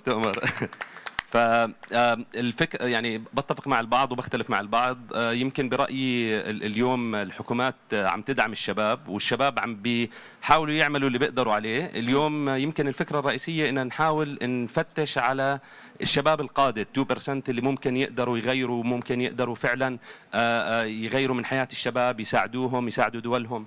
يمكن نحن كانت قصة موضوع بلشت بإني التقيت أنا وشريكي الدكتور محمد جبر، هو معنا هون. لا أنا عندي خبرة محتوى بوقتها ولا هو طبيب وأنا دارس اقتصاد، بس قررنا نثري المحتوى العربي. الحمد لله اليوم عندنا 4 من أكبر 10 مواقع في الوطن العربي، انكلودينج الأول والثاني، أكبر موقع طبي، أكبر موقع جنرال، موقع ويب طب، موقع موضوع. حاليا بزورنا 100 مليون شخص بالشهر. بيشتغل معنا في الشركة 500 شخص. احنا موجودين في عدة دول من ضمنها الإمارات، السعودية، عمان، مصر، الأردن والعراق. بالإضافة لشركة مكاني، شركة مكاني حاليا إحنا الفكرة منها إنه بتقدر تبني الأونلاين ستور تاعك، فإحنا بنساعد الناس وبنساعد الصبايا والشباب إنهم يطلعوا في البرودكتس تاعونهم بدل ما يجيب مبرمجين ويبني الويب سايت وغيره وغيراته. إحنا بنعمل the Arabic version of Shopify، خلينا نحكي إنه كل شاب بيقدر يبني الويب سايت تاعه ويبيع إلكترونيا. طيب حاليا عندنا 14,000 يعني ستور. رامي نلخص يعني فكرة تود تقديمها للشباب أن تخلق فرصتك، ما هي أنا بدي أرجع على أول سؤال أنت سألته، قلت إيش المشكلة؟ أنا برأيي المشكلة نحن فينا، نحن أيام كتير بنخاف، بنقول بدنا نبلش، طب لا بس ما هو يمكن أفشل، طب ما هو يمكن أنجح برضو يعني. فأنا برأيي أول تحدي هي مش الحكومات ولا الهادات، إحنا كشباب إن نآمن بأن ممكن نعمل مشكلة ونحلها ونطلع فيها ونقدر نبني من خلالها بزنس. فهذا أنا رأيي الشخصي، والحمد لله اليوم قدرنا أن نوظف أكثر من 1200 شخص عندنا في كل الدول العربية اللي حكينا فيها، وبنفتخر إن بلشنا يمكن من الأردن بس اليوم موجودين في كل دولنا وفي كل يعني الدول العربية الحمد لله. كل التوفيق رامي وكل التوفيق لأي مبادرة شبابية نتمنى لها. بشكل سريع أيضا دقيقة إذا سمحت، تفضل. الأخوات حابينكم تشاركون، بس بنية ترفع ايدها الشباب انساهم. تفضلوا. ايوه اوكي تمام تفضل. السلام عليكم، الدكتور احمد الباز، عضو مجلس الشباب الباحثين العرب. اوكي. حقيقة أنا هتطرق لنقطة أو نقطتين مهمين جدا. عادة بنتكلم عن التحديات، أنا عاوز أطرح حلول أو الحل عاوز أطرحه في مشكلة كبيرة جدا بتواجه تمويل المبادرات الشبابية. احنا عندنا بنوك من الافكار وليس بنك افكار، عندنا خزانات من الافكار ولكنها تصطدم بعمليه التمويل، وانا حابب اقترح الحل هو انه يتم انشاء ما يسمى بوقف الشباب العربي في عده دول عربيه. ربما يكون هناك مؤسسه عربيه يتم وقفها للشباب. نعم. على طلبات، لو بنستخدم طلبات اليونايتد نيشن بتعمل كده، في بعض المطاعم بتطلع الفند بتاعها لليونايتد نيشن بتروح لبعض الدول اللي بتحتاج تمويل، وبالتالي عملية الفند للمبادرات هتكون أسرع وأيسر ولا تصطدم بالعديد من العوائق السياسية والأمنية وما إلى ذلك. ففكرة الوقف الخيري بعتقد أنها قد تكون فكرة مناسبة. النقطة الثانية، يجب البناء على ما هو قائم، يعني التقليد مش حاجة وحشة. احنا عندنا مبادرتين مهمين جدا جدا. كمصري عندنا الأكاديمية الوطنية للتدريب، دي يمكن البناء عليها. كمصري عايش في الإمارات عندنا مركز شباب الباحثين، مركز الشباب العربي، يمكن البناء عليه وإعادة استلهام التجربة والتقاط طرف خيط منها. يعني ليه نقعد نفكر ونضيع وقت طالما في نموذج ناجحة؟ صحيح بالضبط. أنا كمصري شفت أقراني تخرجوا من الأكاديمية الوطنية للتدريب، أصبحهم يمكن وصفهم بنخبة، حققوا نجاحات كويسة جدا. في مركز الشباب العربي عملنا شغل كويس جدا جدا، واعتقد انه ممكن تطبيقه في المنطقة العربية. شكرا، قلت لي دقيقة بس قصيت علي. طيب تفضل يا اختي. ايوه شكرا. دقيقة بعد. عظيم. انا طيب وايد صح، معليش يعني. اسمي مايا الكاتب الشامي، انا من سوريا بس بعيش بالمنفى قسريا بعيدا عن منزلي مثل نص الشعب السوري. عم اسفه على البدايه. اتمنى دائما السلام والامل دائما لكم، يحمكم يا رب. عندي نقطتين. النقطة الأولى تتعلق بالاقتصاد، وبالتحديد توسعة السوق الاقتصادي المعرفي والثقافي بالعالم العربي، واللي نحن بشكل عام مستهلكين فيه بدل ما نكون منتجين للثقافة داخلياً. وهذا الشيء بيرتبط بالتعليقات عن اللغة العربية اللي مرقت من قبل، بس بيحتاج لاستثمار حكومي بالتعليم باللغة العربية ولغات الأقليات، وكمان دعم المنتجين الثقافيين ورائدي الأعمال بمجال الثقافة بمجالات مثل النشر والمسرح والسينما والفنون وغيرها. وأنا شايفة إنه هذا السوق لمشاركة الشباب هو الاستثمار فيه مو كبير. طيب. ونقطتي الثانية على السريع هي بتتطلب التزام سياسي، وبتتضمن تغيير صورة الدولة بالنسبة للشباب من دولة مالكة للموارد بقدم فيها أصحاب النفوذ الهبات للشعب من مدارس وسدود وغير ذلك، إلى دولة موظفة من قبل الشعب، اللي الشعب هو اللي بيملك الموارد وبيدفع الضرائب، وبالتالي الدولة مسؤولة تجاهه وقابلة للمحاسبة. ومن خلال هاي المسؤولية ممكن زيادة شعور الشباب بأنه البلد بلدهم، وبالتالي زيادة رؤيتهم لمستقبلهم فيه، بدل النظرة إلى الهجرة للخارج كطموحهم. ونحن بنعرف أنه كثير من الشباب العربي بيطلع للهجرة كهدفه. نعم. وممكن فتح الباب لأولئك من الشباب العربي الراغبين بالمشاركة بس المترددين تجاهها. شكرا لك، شكرا لك. طيب أيضا نود صوت نسائي بشكل سريع في دقيقة. أوكي. بعدين نرجع. شكرا. الدكتور أنس بن الشيخ من المغرب وعضو مجلس الشباب الباحثين العرب. في سياق الحديث عن التمكين الشبابي، في واقع إذا ما حاولنا فهم وقراءة واقع ومستقبل العمل الشبابي فإننا نصطدم بثلاث ميكانيزمات رئيسية: يوث يعني الشباب، والاستدامة أو الاستمرارية، ثم التنمية. بمعنى لتحقيق التنمية يعني المشاريع التنموية بشكل عام فإن المرتكزات الرئيسية هي الشباب، إضافة إلى الاستمرارية المشاريع الشبابية، المشاريع المقترحة. وبالتالي بدون استمرارية من خلال الآليات متعارف عليها من تتبع وما إلى ذلك يصعب أن تتحقق هذه المشاريع، ويصعب تحقيق التنمية يعني بشكل عام. حتى يعني لا أطيل، أشكركم مرة أخرى وأشكر اللجنة المنظمة على عنايتها الفائقة. شكرا. شكرا. بدينا فاية تشاركين ونختم.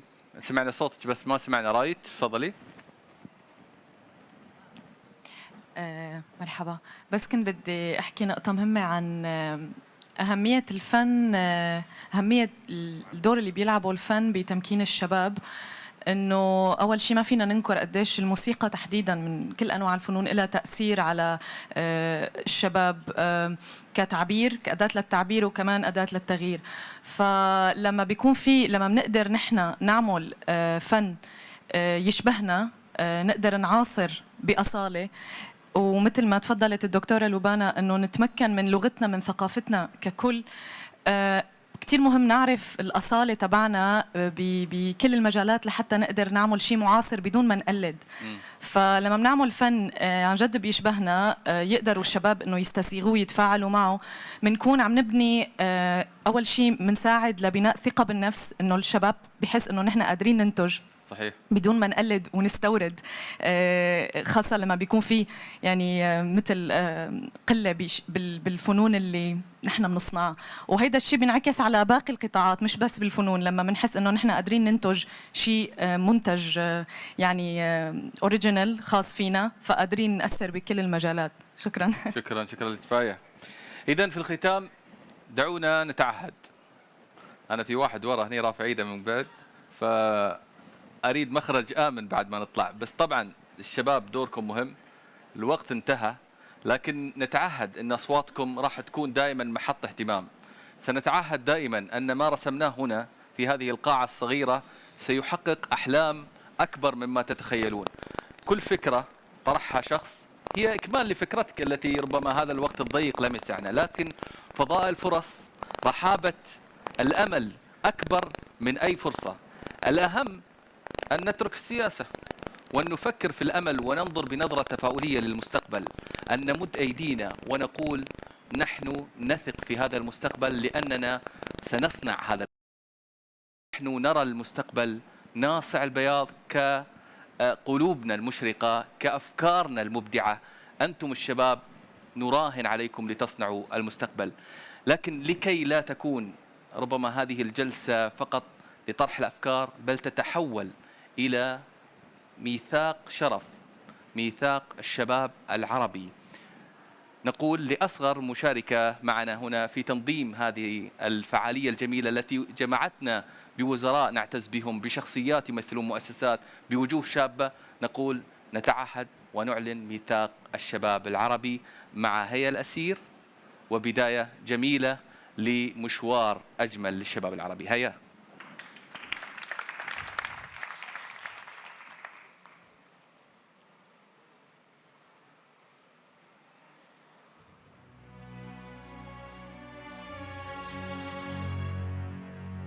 أتعهد على نفسي ومن خلال عملي وشخصي بأن أضع مصلحة الشباب الفضلى فوق كل قرار أتخذه، عاملاً على خدمة أحلام شباب أمتي وطموحاتهم، وأن أبذل قصارى جهدي لبناء شخصيتهم وتعزيز قدراتهم وتوسيع معارفهم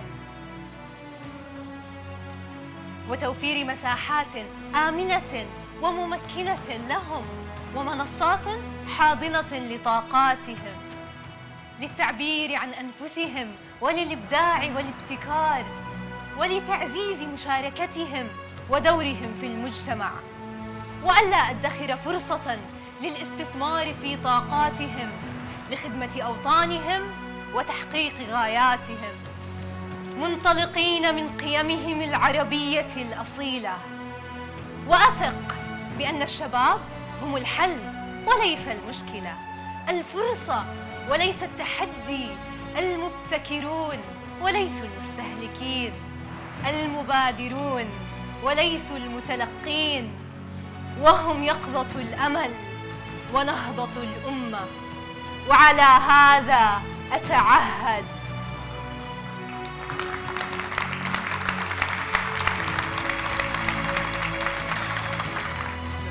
جميعا. ستكون هناك صورة في الختام.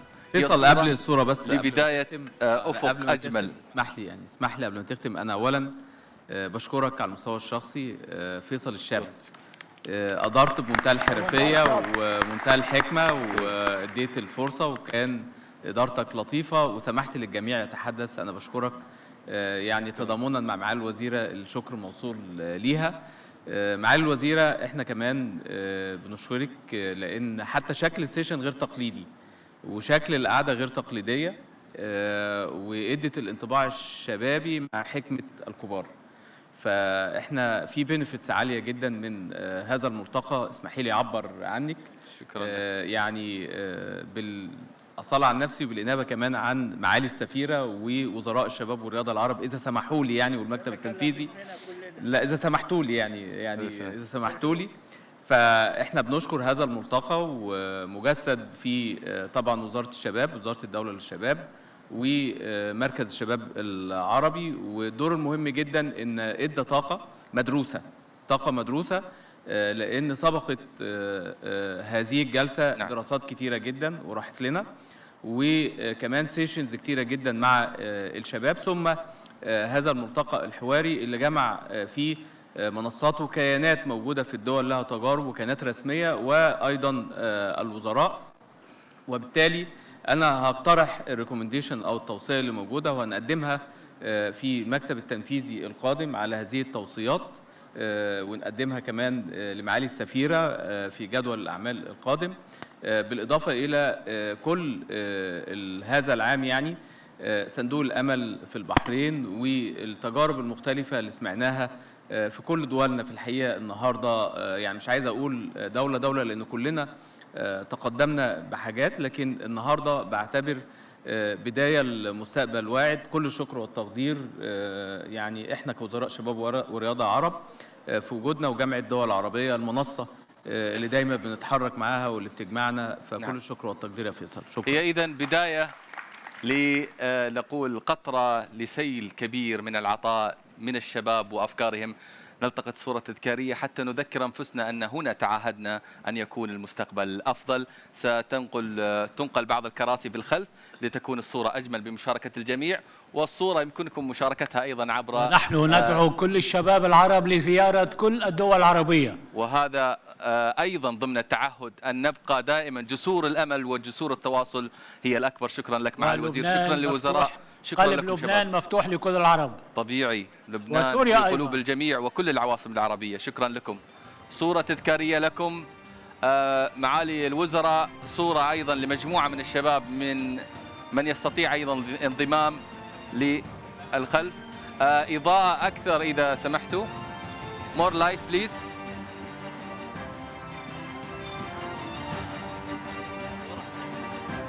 هذه إضاءة أكثر. اللي ورا اوكي. انتم مش مهمين انتم. إذن لقطة مع الوزيرة. أوكي حتى نكون أوضح. أوكي لو شوية وزع، اسمحي لي معلش أشتغل في الجانب البروتوكولي. شوية يمين، شوي يمين، أيضا. أيوة وشوية معاليك هنا. ممكن نعمل حرف الفي، يعني مش بالطول، ممكن نكون لوفر ميلان. هي أفضل للوقوف الإعلامي. وأجمل للصورة، أجمل تكون رجل واحدة يمين وهذا. تسمحوا لنا الصورة اللي قدام ينزلوا؟ لا كذا كتير قوي. صورة. اوكي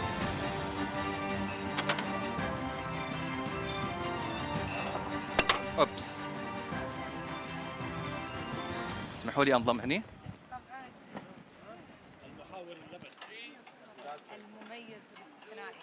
شكرا لكم.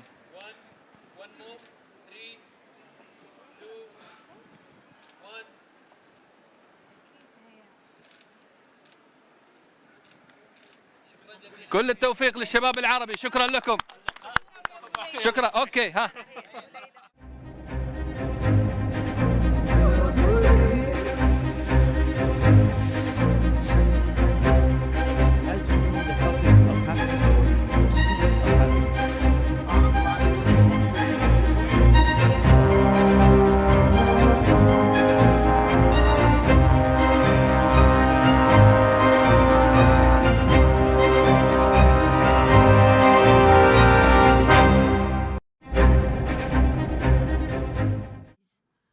because I think without means and without support for the women when they are in the government or on the table of decision, they cannot do more. And the Secretary General of the United Nations once said, and I would like to re-say this, it says, women cause actually is, women topic is a cause actually, but in the future, the next future, this is going to be a norm. And for this, it means that we have to invest in the education of the girls, actually, for them to be tomorrow at the table of decision with the competencies that they need to allow them to be able to take decisions for that. So I think this is firstly what the governments have to do to support when women come in the government. Thank you. Suhail Al-Bazar, moving to you. Can you give the Egyptian perspective? Sure, thank you. First, I want to start by thanking UAE for hosting such an important event for all of us, and thanking also Her Excellency Ahoud Rumi for the invitation. For Egypt, we've seen women joining the government in a ministerial position since the 60s. Yet, since then, the empowerment that we've seen as women wasn't not as we have seen in the past 7 years. Once His Excellency, Mr. President Abdel Fattah al-Sisi came to office, he's a believer in empowerment in women. So since then, you can find us 25% in the cabinet. You find us 44% in the National Human Rights Council. You find us 56% in the diplomacy field.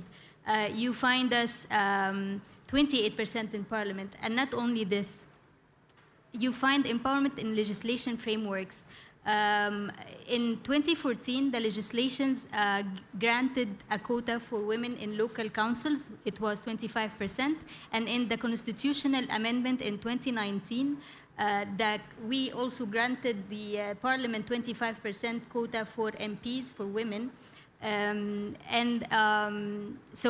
also we had the Senate, now we have 14%. And aside of the legislation empowerment, we have also capacity building for them. We have a lot of programs that empowers women to join leadership positions. And beside both capacity building and legislation, Egypt in 2017 launched the very first national strategy for women empowerment, and it was the first in the world to be focused on women empowerment.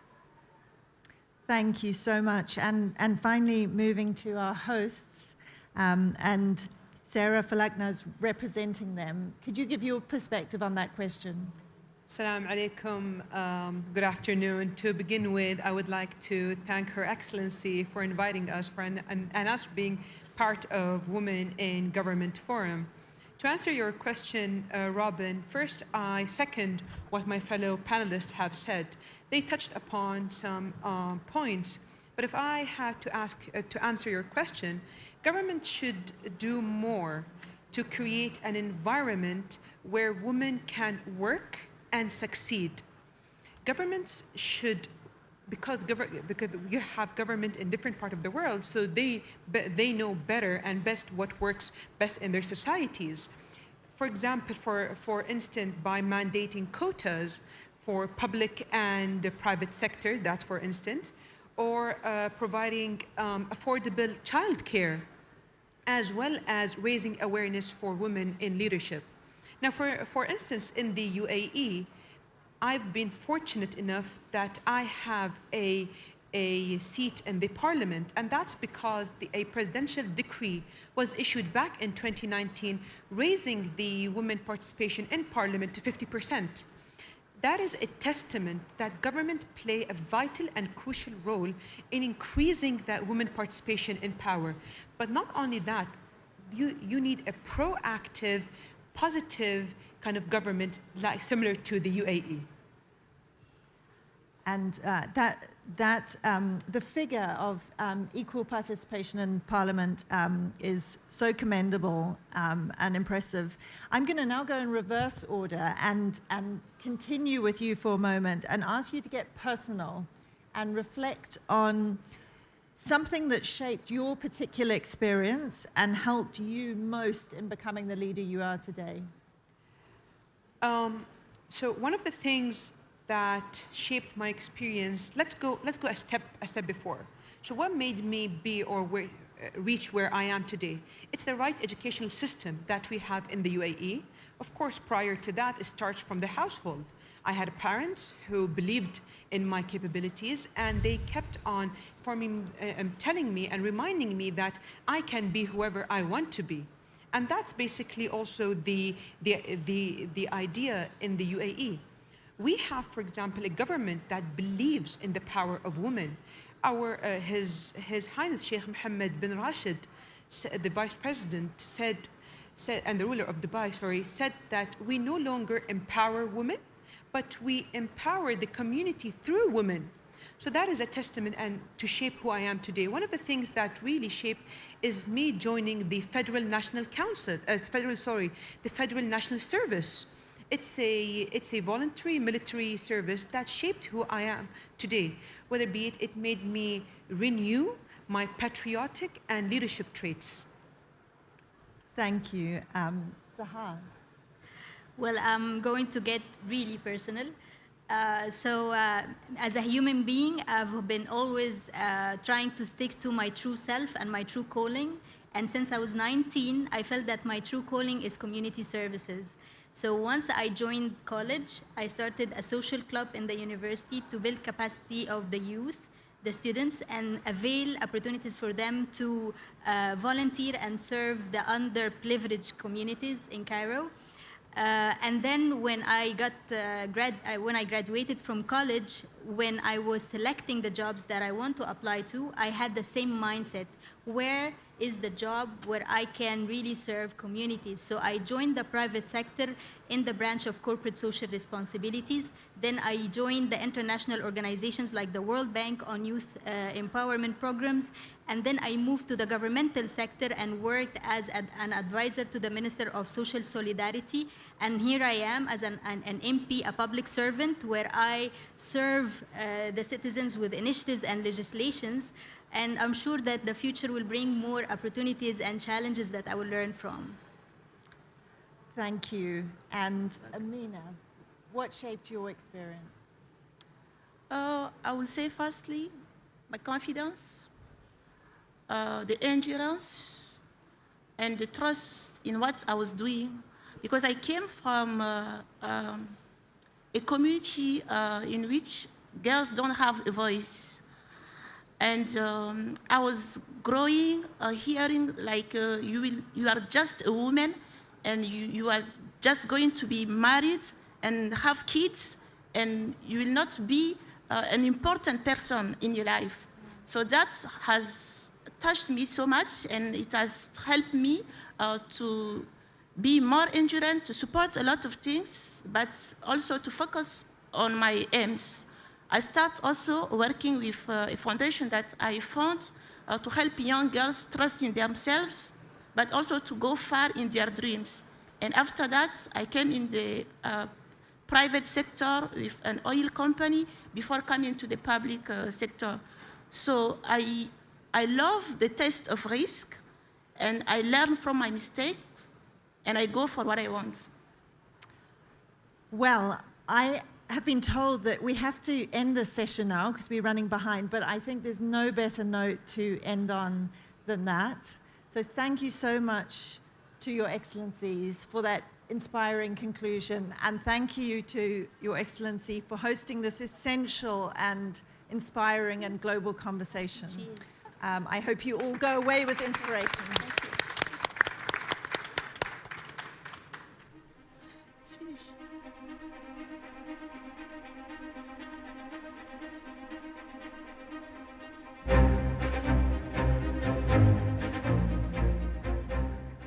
Your Excellencies, ladies and gentlemen, thank you for participating at the Women in Government Forum. We look forward to welcoming you again.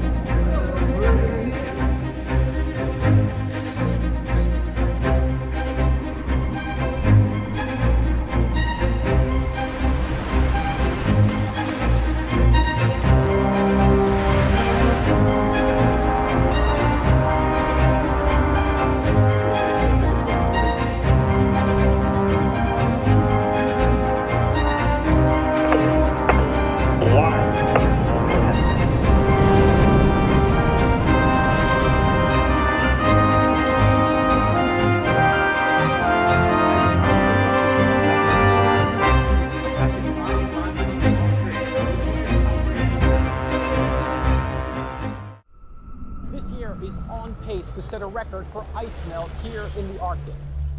This warming is enough to bring about the raft of effects we call climate change.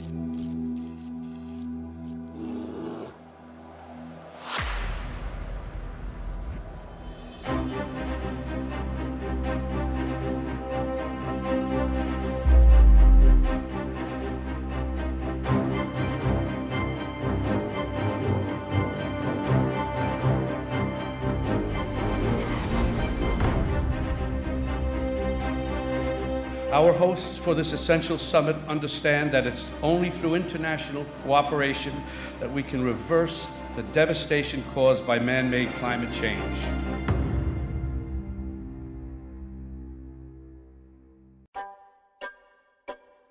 It would be the fastest expansion of the global economy since the IMF started tracking growth in 1980. A rate not seen since the 1970s. In sector after sector, you see more concentration of economic power that raises prices and lowers standards of living.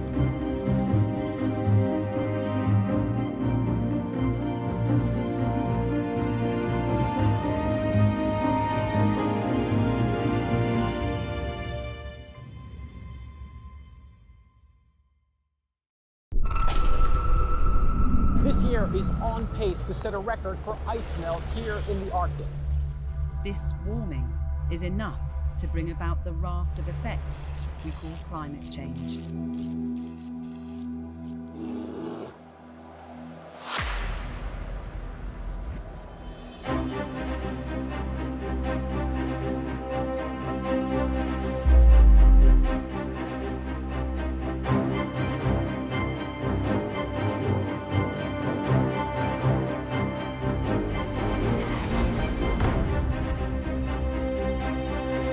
Our hosts for this essential summit understand that it's only through international cooperation that we can reverse the devastation caused by man-made climate change.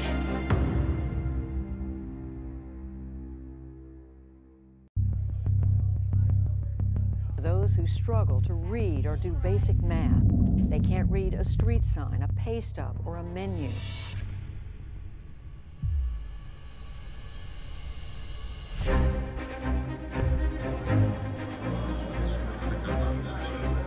Global business investment took a U-turn in Q3 over a growing number of economic uncertainties.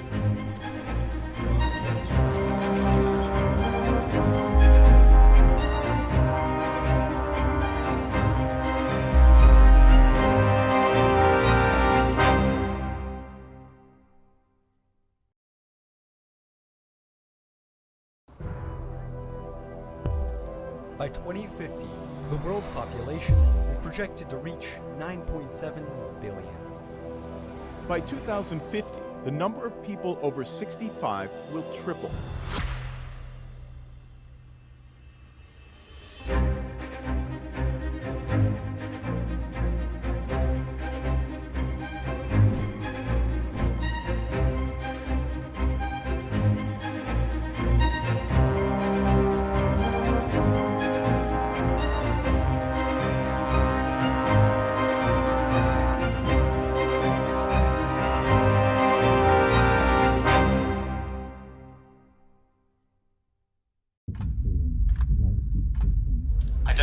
See a period of depression unless the virus takes a real turn for the worse.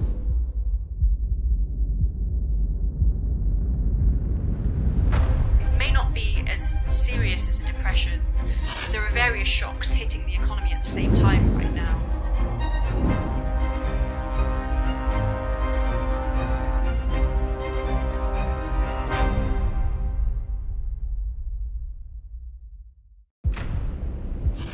Money versus medicine.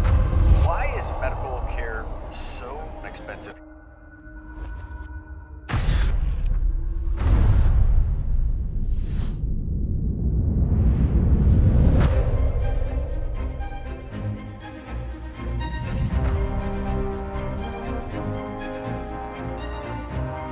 We have the most expensive healthcare probably in the world, but is it necessarily the best?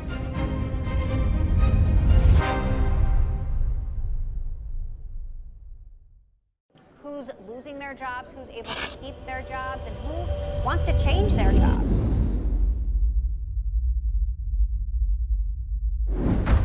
The companies that are offering education and upskilling are the ones that are winning today's war for talent.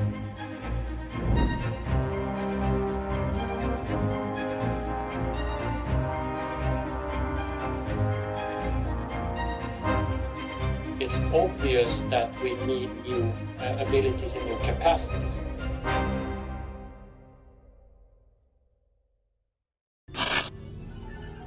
Why would anyone pay $69 million for a JPEG and a hyperlink?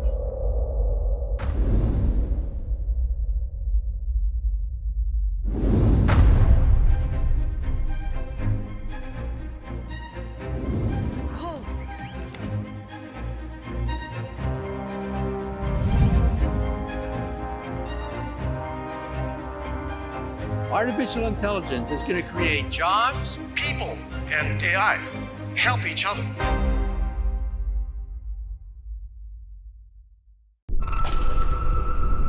This year is on pace to set a record for ice melt here in the Arctic. This warming is enough to bring about the raft of effects we call climate change.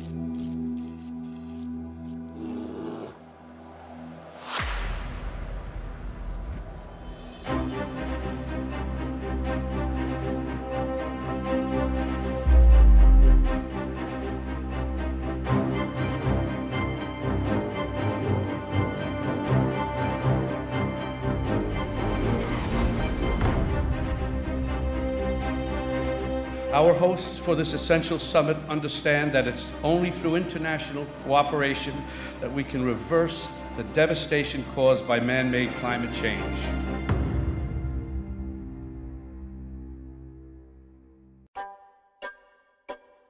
It would be the fastest expansion of the global economy since the IMF started tracking growth in 1980. A rate not seen since the 1970s. In sector after sector, you see more concentration of economic power that raises prices and lowers standards of living.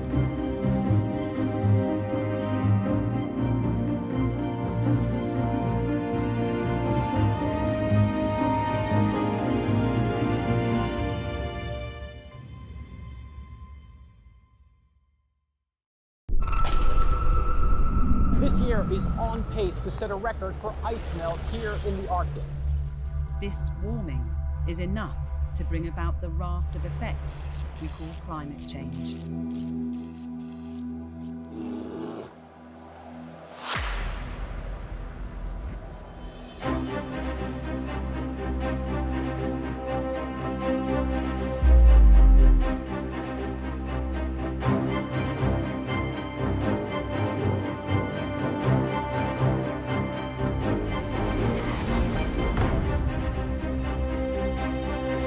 Our hosts for this essential summit understand that it's only through international cooperation that we can reverse the devastation caused by man-made climate change.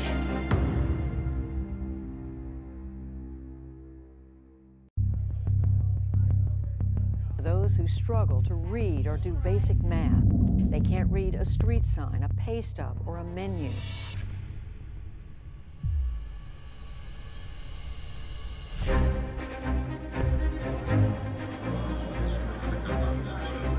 Global business investment took a U-turn in Q3 over a growing number of economic uncertainties.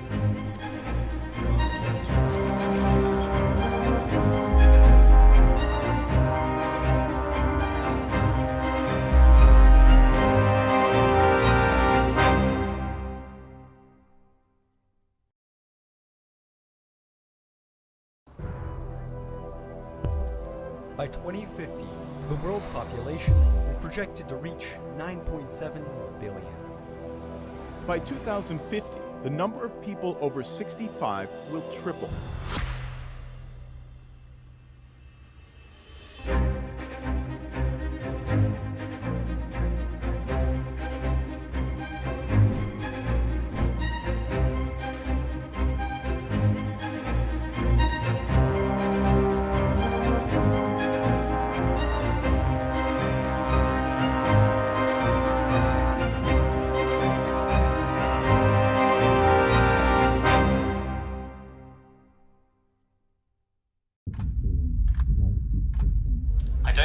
to see a period of depression unless the virus takes a real turn for the worse.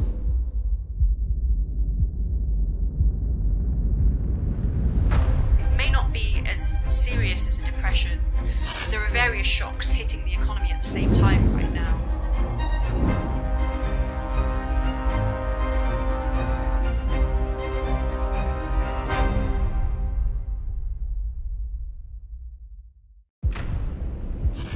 Money versus medicine. Why is medical care so expensive?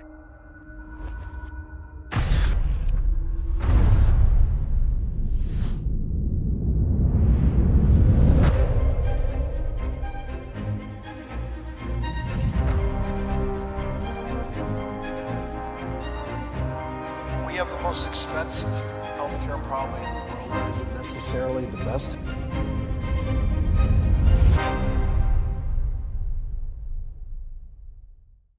Who's losing their jobs, who's able to keep their jobs, and who wants to change their job.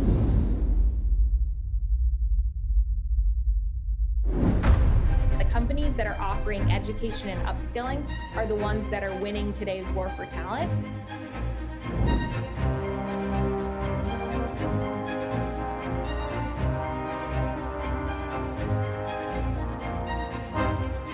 It's obvious that we need new abilities and new capacities.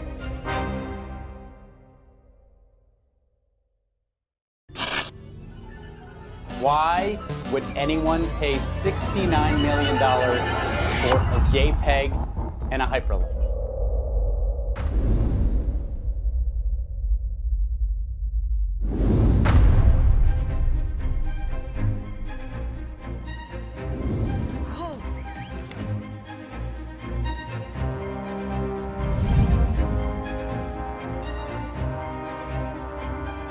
Artificial intelligence is going to create jobs. People and AI help each other.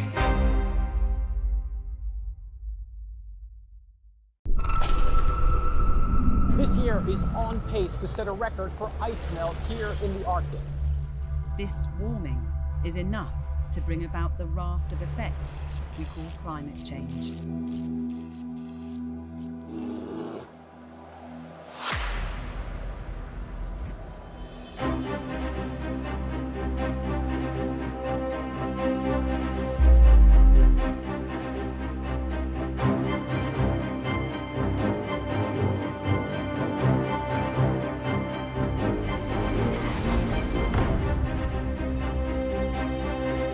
Our hosts for this essential summit understand that it's only through international cooperation that we can reverse the devastation caused by man-made climate change.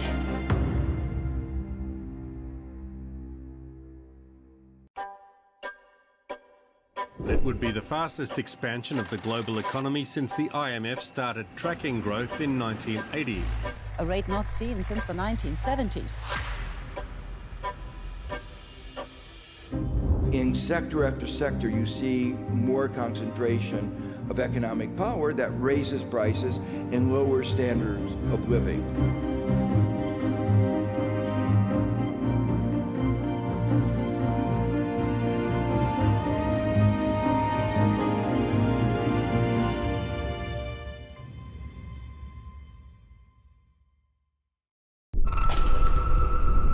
This year is on pace to set a record for ice melt here in the Arctic.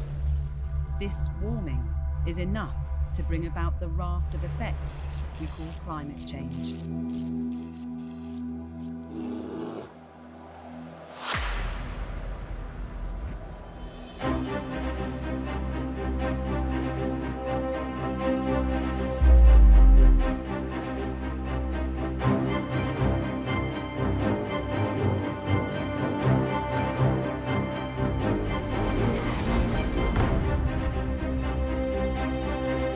Our hosts for this essential summit understand that it's only through international cooperation that we can reverse the devastation caused by man-made climate change.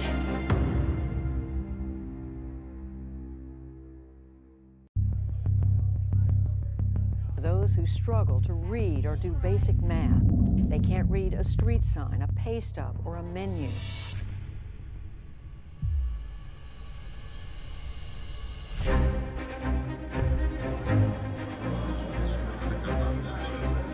Global business investment took a huge turn in Q3 over a growing number of economic uncertainties.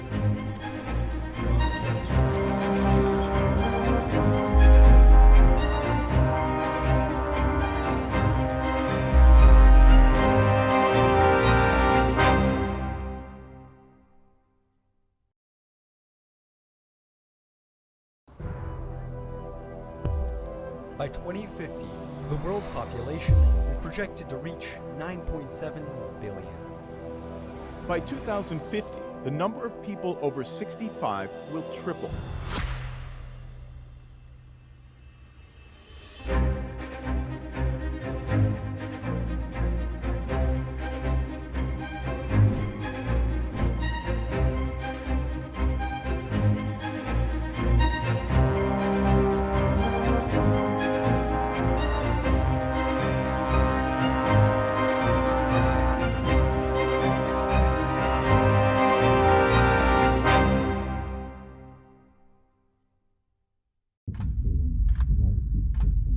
I don't think we're going to see a period of depression unless the virus takes a real turn for the worse.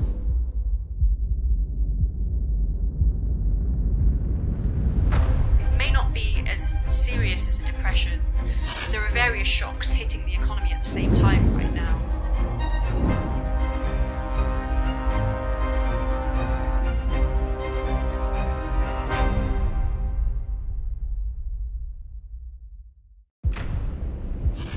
Money versus medicine. Why is medical care so expensive?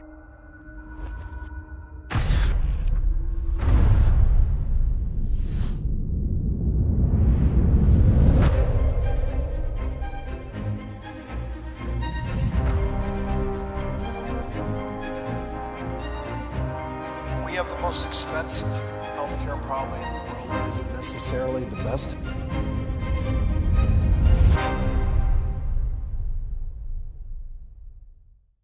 Who's losing their jobs, who's able to keep their jobs, and who wants to change their job.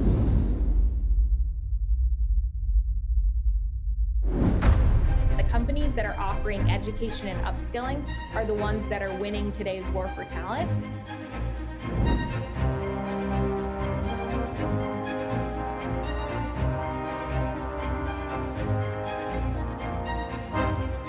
It's obvious that we need new abilities and new capacities.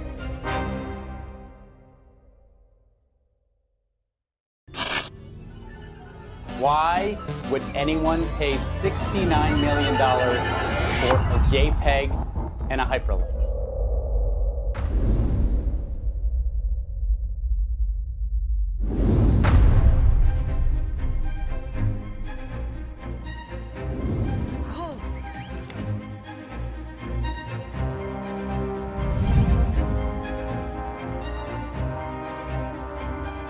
Artificial intelligence is going to create jobs. People and AI help each other.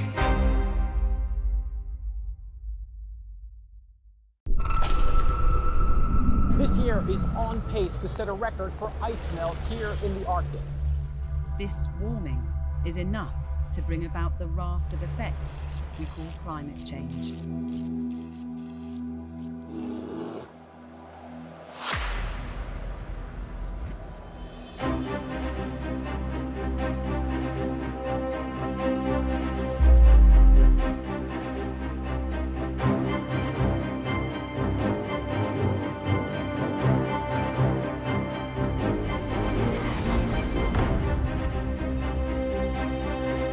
Our hosts for this essential summit understand that it's only through international cooperation that we can reverse the devastation caused by man-made climate change.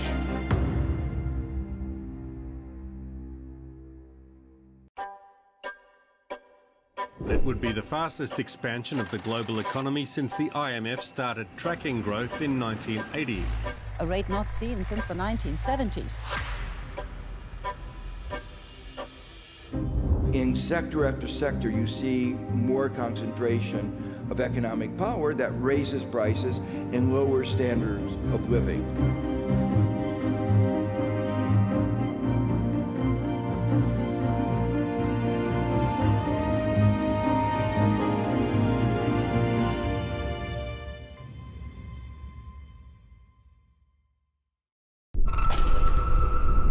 This year is on pace to set a record for ice melt here in the Arctic. This warming is enough to bring about the raft of effects we call climate change.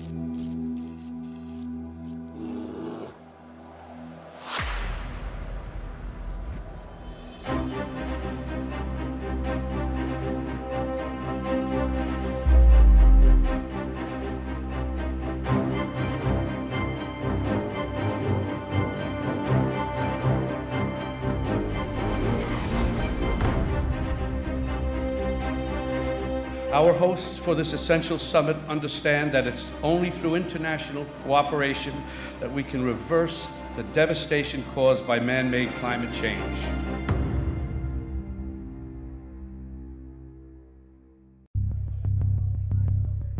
Those who struggle to read or do basic math. They can't read a street sign, a pay stub, or a menu.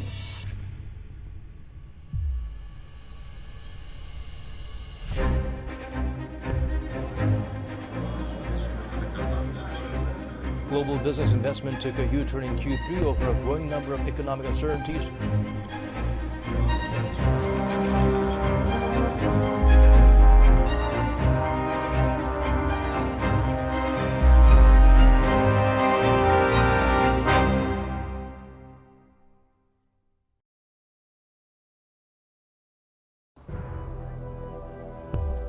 By 2050, the world population is projected to reach 9.7 billion. By 2050, the number of people over 65 will triple.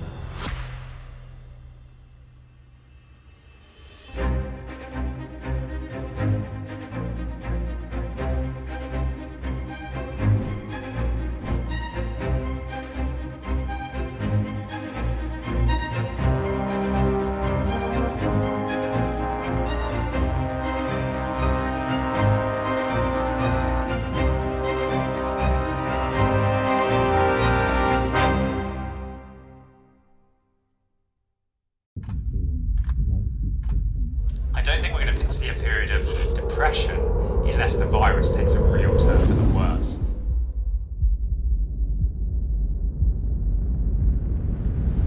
It may not be as serious as a depression. There are various shocks hitting the economy at the same time right now.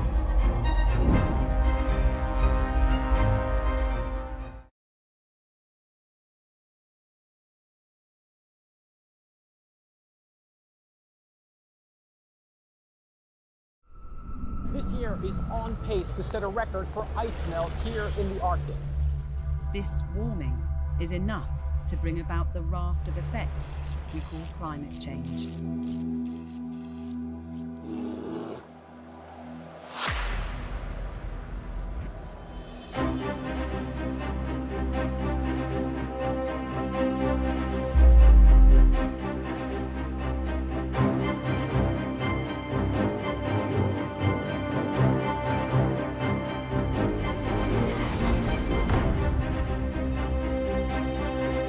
Our hosts for this essential summit understand that it's only through international cooperation that we can reverse the devastation caused by man-made climate change.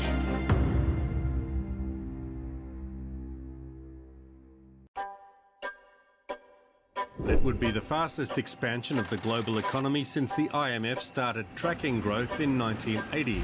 A rate not seen since the 1970s. In sector after sector, you see more concentration of economic power that raises prices and lowers standards of living.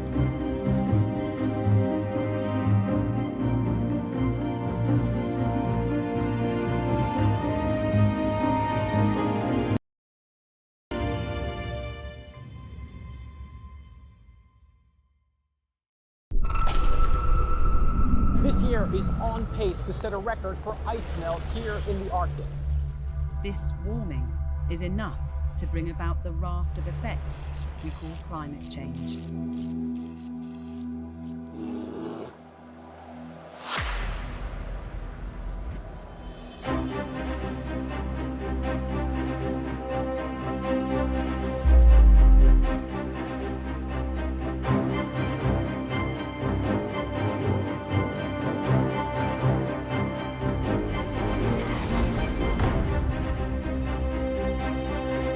Our hosts for this essential summit understand that it's only through international cooperation that we can reverse the devastation caused by man-made climate change.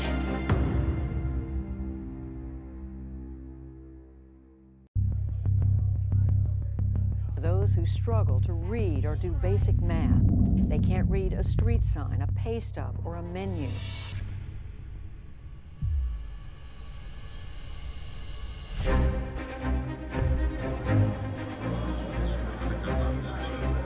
Global business investment took a huge turn in Q3 over a growing number of economic uncertainties.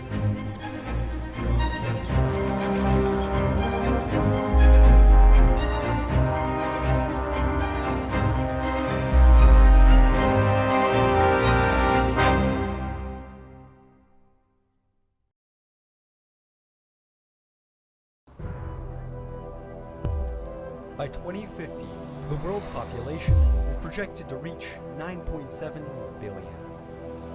By 2050, the number of people over 65 will triple.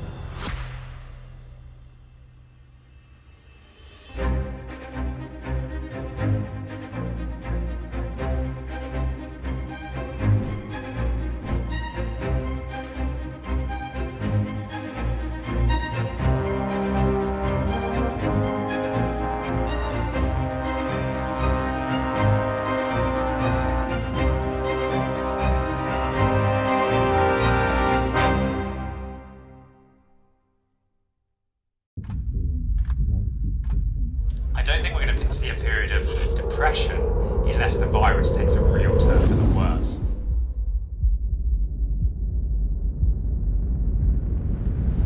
It may not be as serious as a depression. There are various shocks hitting the economy at the same time right now.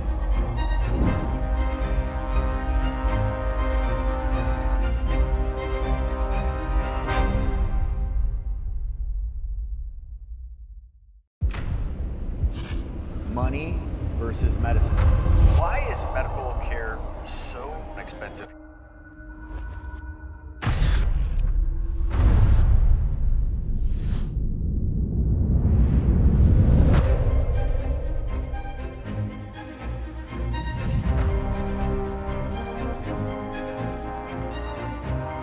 We have the most expensive healthcare probably in the world. It isn't necessarily the best.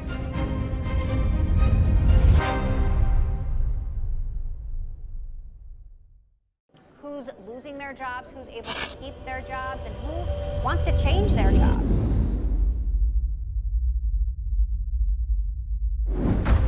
The companies that are offering education and upskilling are the ones that are winning today's war for talent.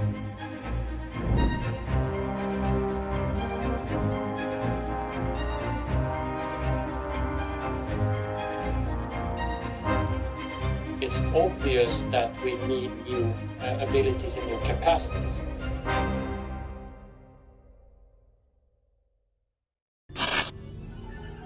Why would anyone pay $69 million for a JPEG and a hyperlink?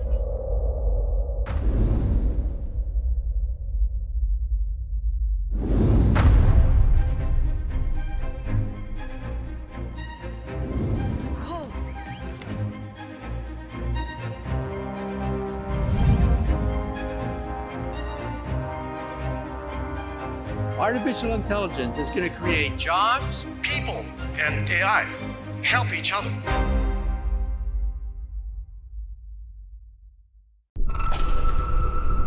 This year is on pace to set a record for ice melt here in the Arctic. This warming is enough to bring about the raft of effects we call climate change.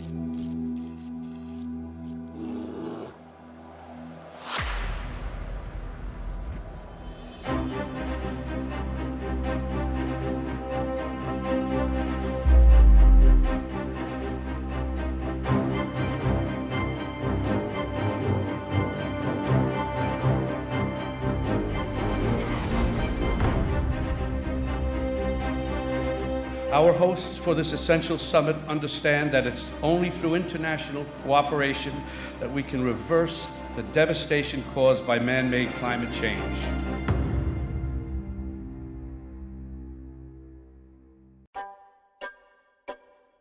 It would be the fastest expansion of the global economy since the IMF started tracking growth in 1980. A rate not seen since the 1970s. In sector after sector, you see more concentration of economic power that raises prices and lowers standards of living.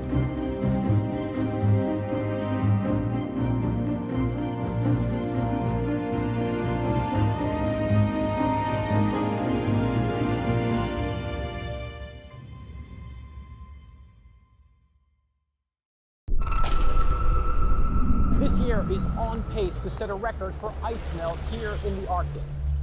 This warming is enough to bring about the raft of effects we call climate change.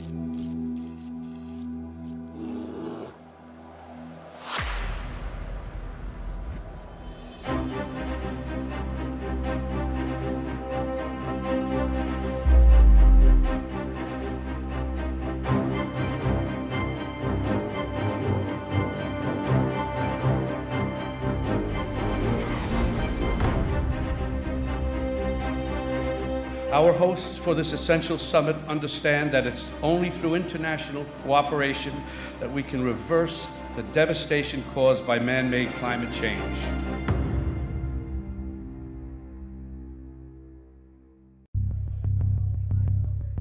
Those who struggle to read or do basic math. They can't read a street sign, a pay stub, or a menu.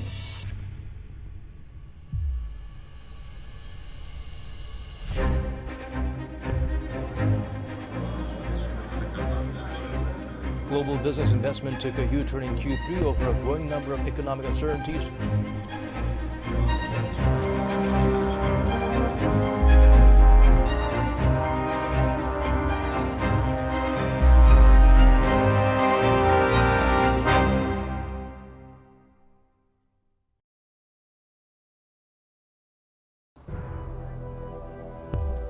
By 2050, the world population is projected to reach 9.7 billion. By 2050, the number of people over 65 will triple.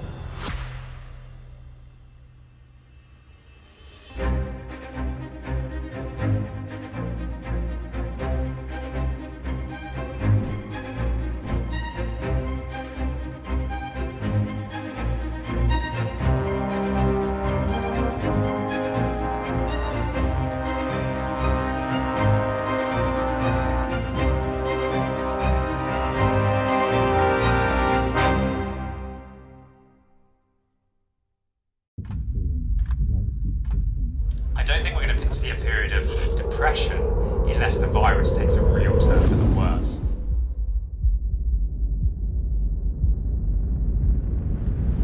It may not be as serious as a depression. There are various shocks hitting the economy at the same time right now.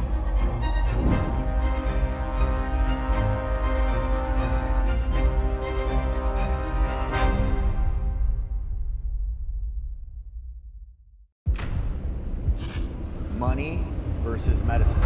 Why is medical care so expensive?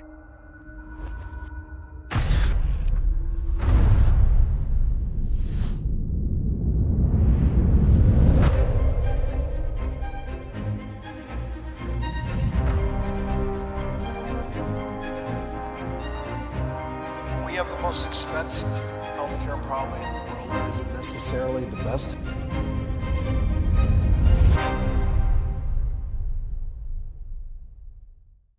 Who's losing their jobs, who's able to keep their jobs, and who wants to change their job.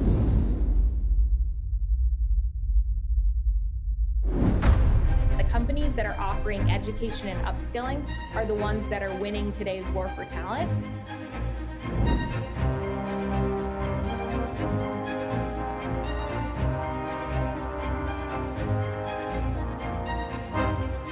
It's obvious that we need new abilities and new capacities.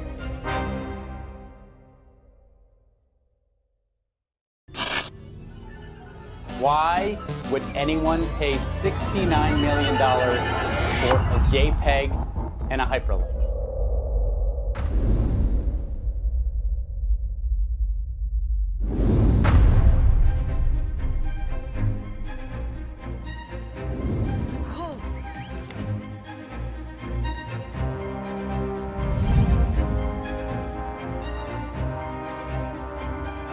Artificial intelligence is going to create jobs. People and AI help each other.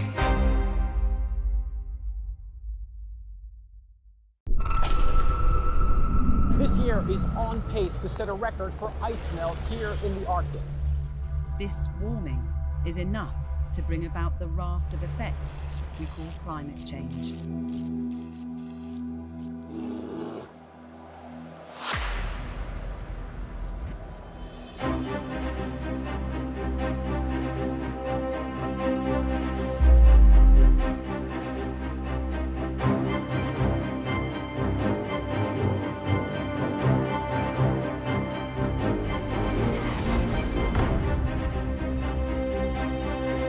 Our hosts for this essential summit understand that it's only through international cooperation that we can reverse the devastation caused by man-made climate change.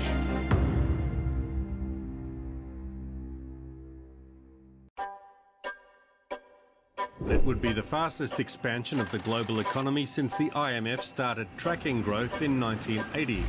A rate not seen since the 1970s. In sector after sector, you see more concentration of economic power that raises prices and lowers standards of living.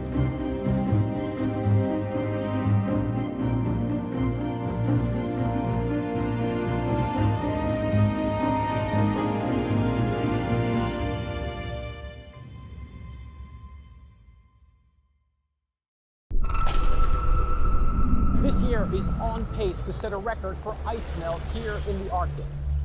This warming is enough to bring about the raft of effects we call climate change.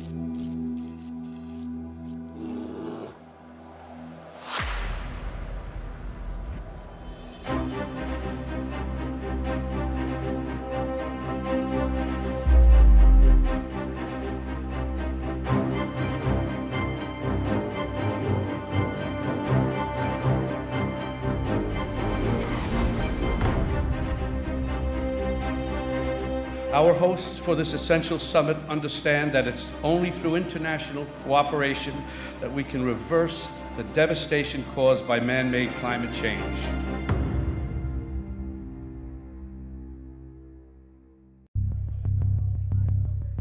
Those who struggle to read or do basic math. They can't read a street sign, a pay stub, or a menu.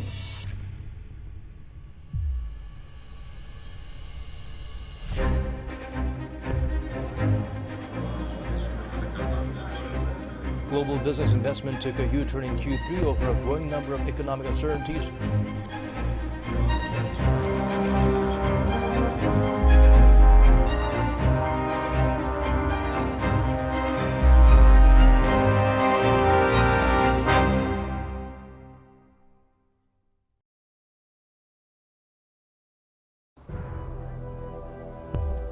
By 2050, the world population is projected to reach 9.7 billion.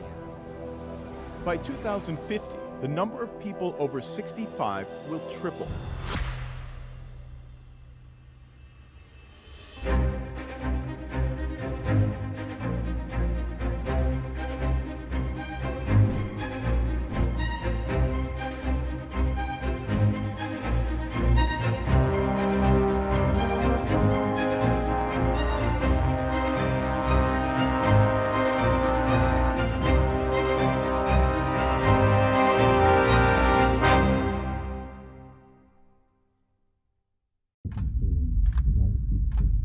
I don't think we're going to see a period of depression unless the virus takes a real turn for the worse.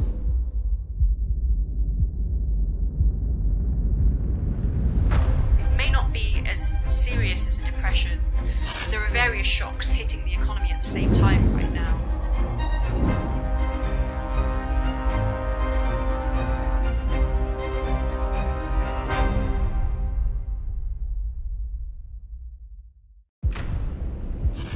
Money versus medicine. Why is medical care so expensive?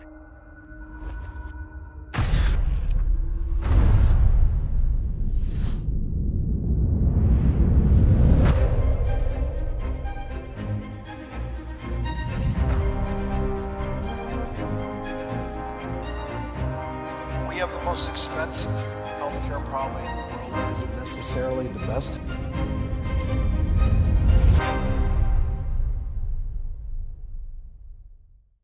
Who's losing their jobs, who's able to keep their jobs, and who wants to change their job.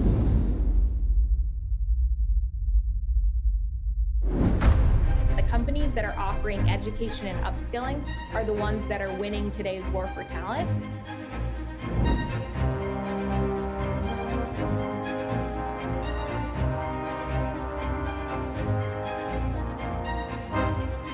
It's obvious that we need new abilities and new capacities.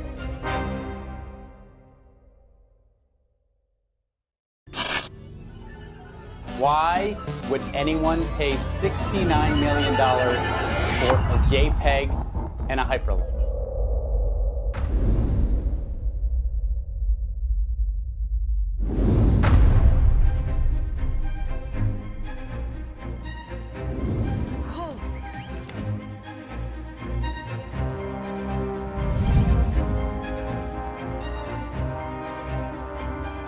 Artificial intelligence is going to create jobs. People and AI help each other.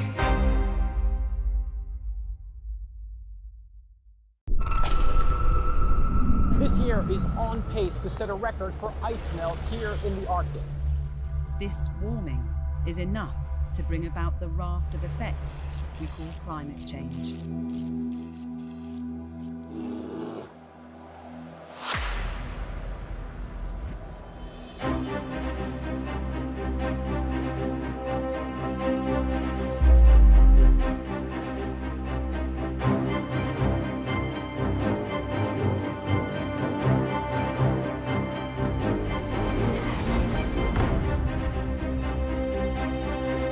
Our hosts for this essential summit understand that it's only through international cooperation that we can reverse the devastation caused by man-made climate change.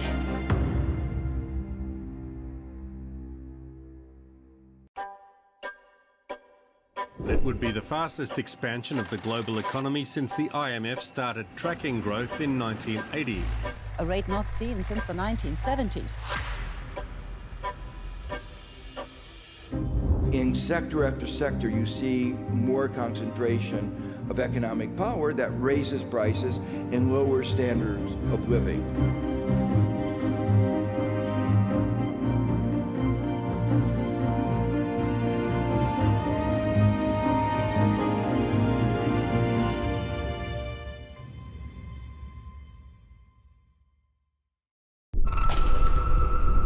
This year is on pace to set a record for ice melt here in the Arctic. This warming is enough to bring about the raft of effects we call climate change.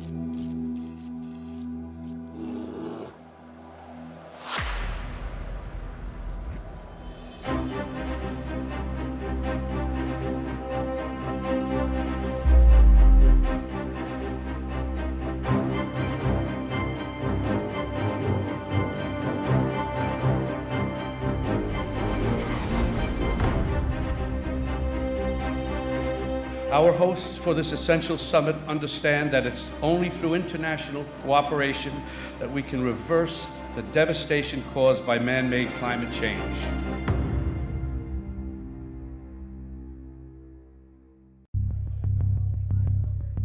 Those who struggle to read or do basic math, they can't read a street sign. Swiss timing for this session. As we see it, This year is on pace to set a record for ice melt here in the Arctic. This warming is enough to bring about the raft of effects we call climate change.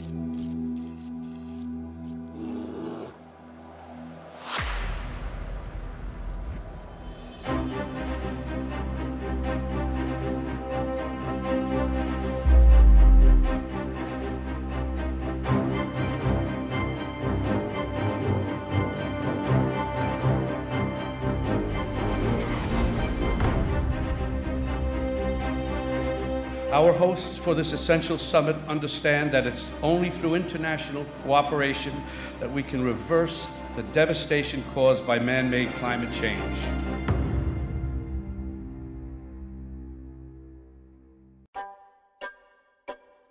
It would be the fastest expansion of the global economy since the IMF started tracking growth in 1980. A rate not seen since the 1970s. In sector after sector, you see more concentration of economic power that raises prices and lowers standards of living.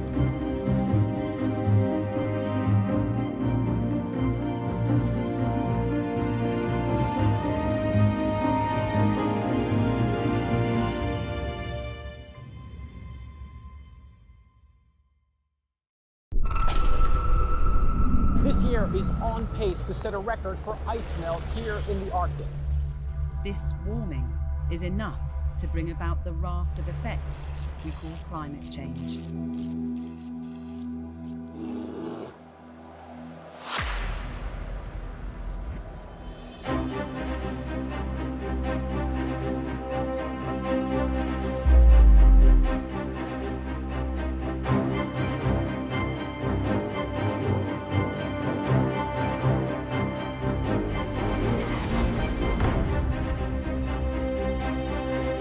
Our hosts for this essential summit understand that it's only through international cooperation that we can reverse the devastation caused by man-made climate change.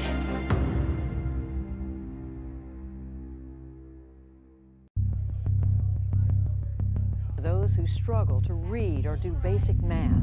They can't read a street sign, a pay stub, or a menu.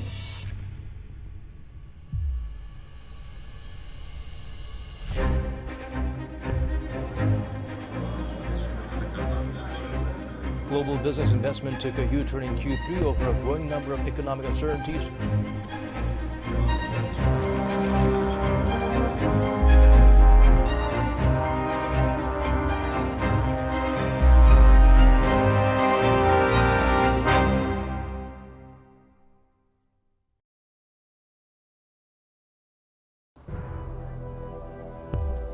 By 2050, the world population is projected to reach 9.7 billion.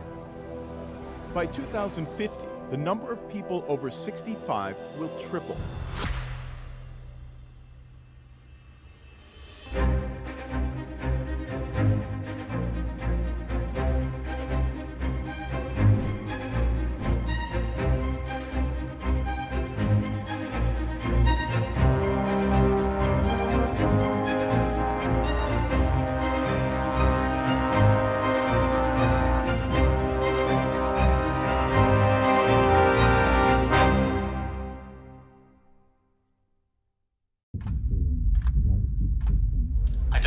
See a period of depression unless the virus takes a real turn for the worse.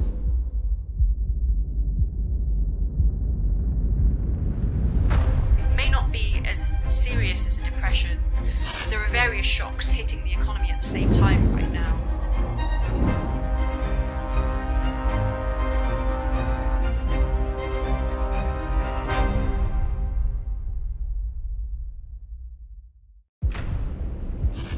Money versus medicine. Why is medical care so expensive?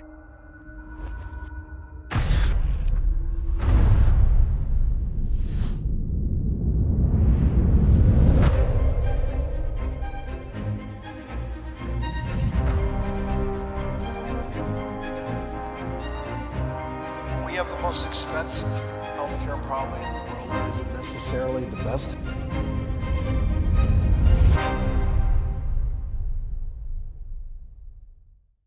Who's losing their jobs, who's able to keep their jobs, and who wants to change their job.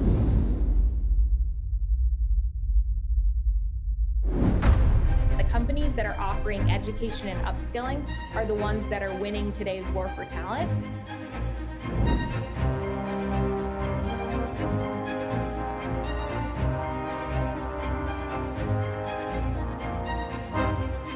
It's obvious that we need new abilities and new capacities.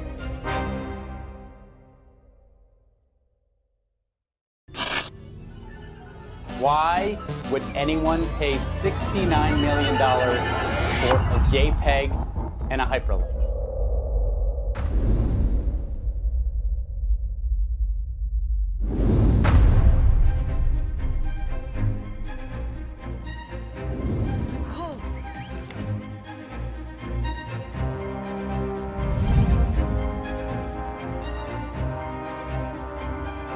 Artificial intelligence is going to create jobs. People and AI help each other.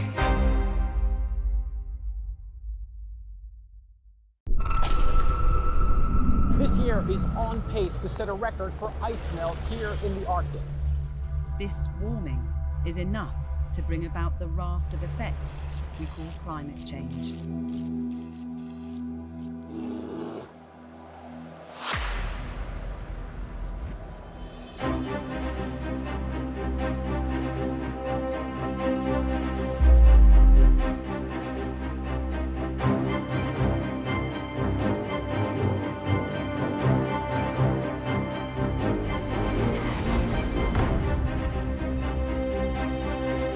Our hosts for this essential summit understand that it's only through international cooperation that we can reverse the devastation caused by man-made climate change.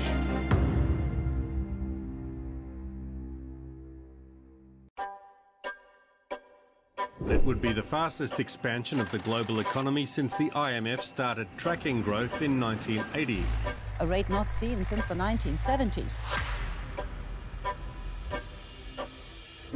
In sector after sector, you see more concentration of economic power that raises prices and lowers standards of living.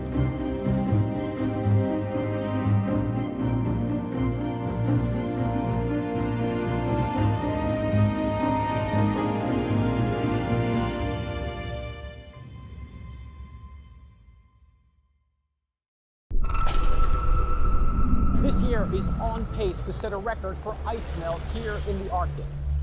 This warming is enough to bring about the raft of effects we call climate change.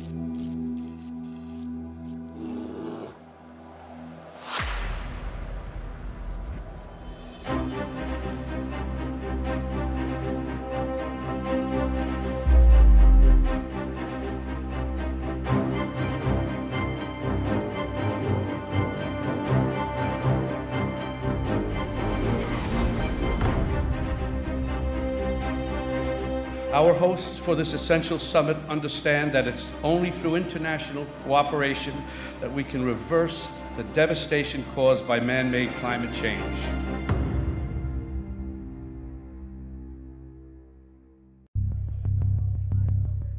Those who struggle to read or do basic math. They can't read a street sign, a pay stub, or a menu.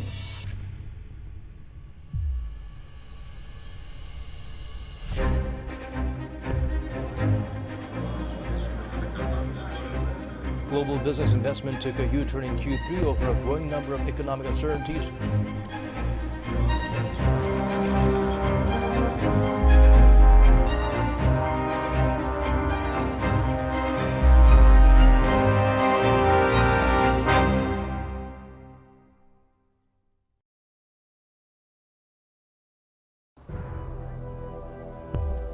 By 2050, the world population is projected to reach 9.7 billion. By 2050, the number of people over 65 will triple.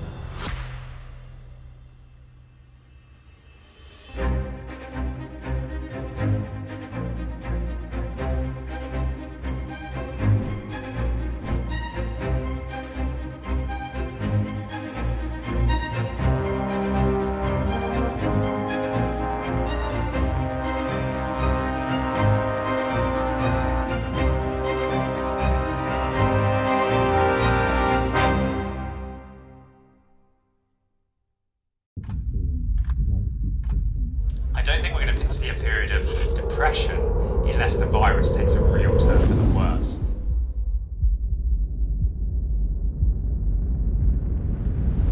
It may not be as serious as a depression, but there are various shocks hitting the economy at the same time right now.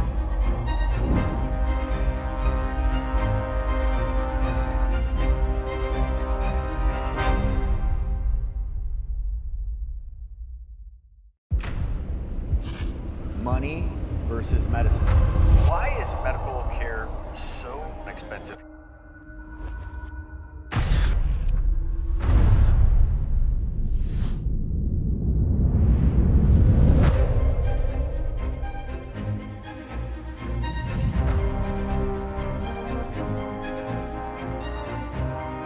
have the most expensive healthcare probably in the world, but is it necessarily the best?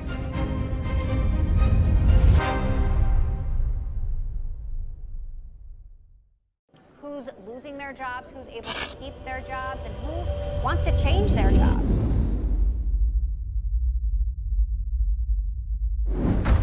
The companies that are offering education and upskilling are the ones that are winning today's war for talent.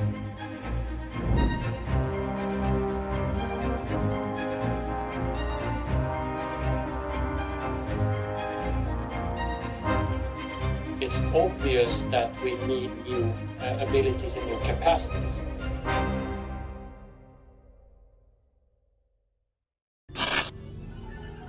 Why would anyone pay $69 million for a JPEG and a hyperlink?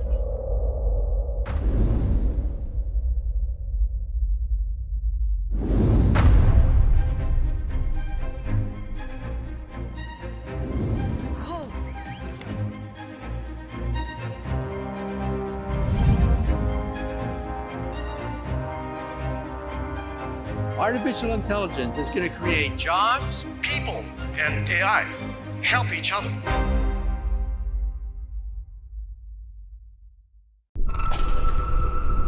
This year is on pace to set a record for ice melt here in the Arctic.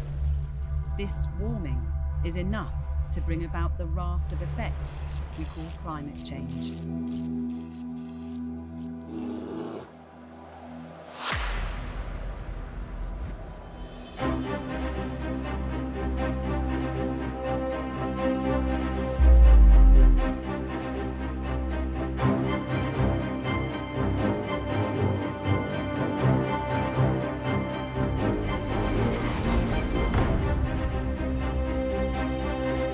Our hosts for this essential summit understand that it's only through international cooperation that we can reverse the devastation caused by man-made climate change.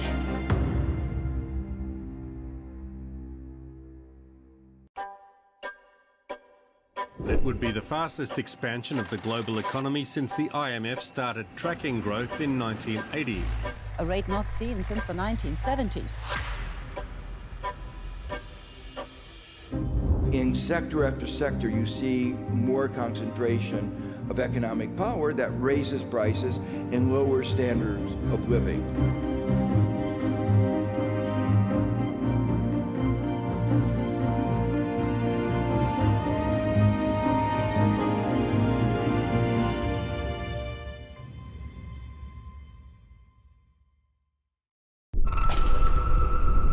This year is on pace to set a record for ice melt here in the Arctic. This warming is enough to bring about the raft of effects we call climate change.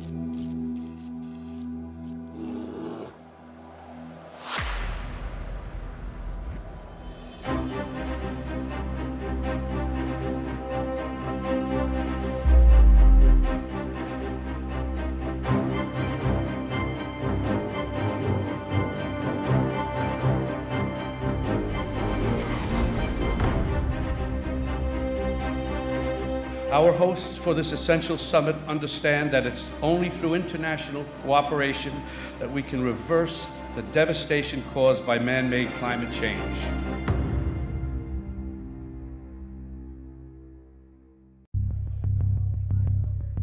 Those who struggle to read or do basic math. They can't read a street sign, a pay stub, or a menu.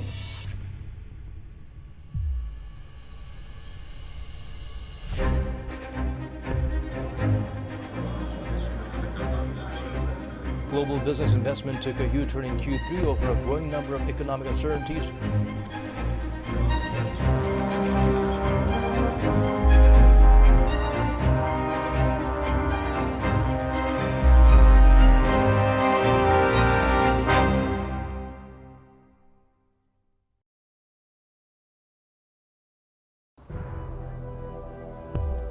By 2050, the world population is projected to reach 9.7 billion.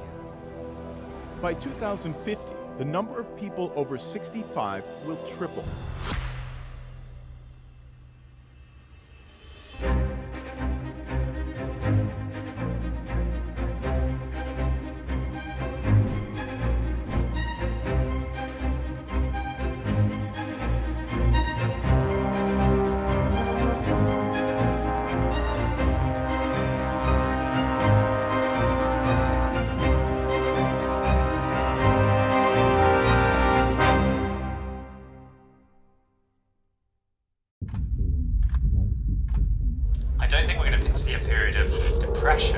unless the virus takes a real turn for the worse.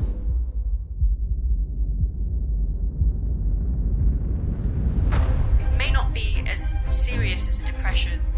There are various shocks hitting the economy at the same time right now.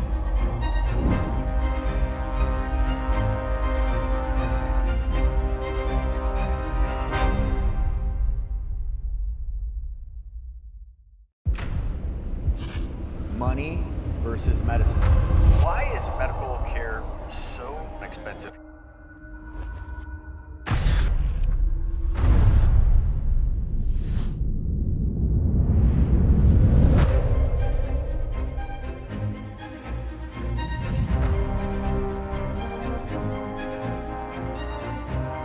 We have the most expensive healthcare probably in the world. It isn't necessarily the best.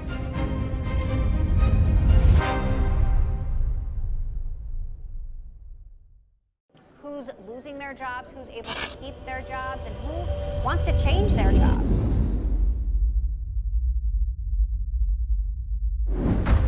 The companies that are offering education and upskilling are the ones that are winning today's war for talent.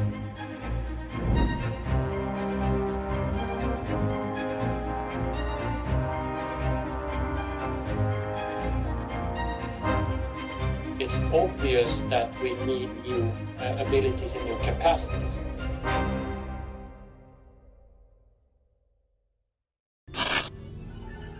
Why would anyone pay $69 million for a JPEG and a hyperlink?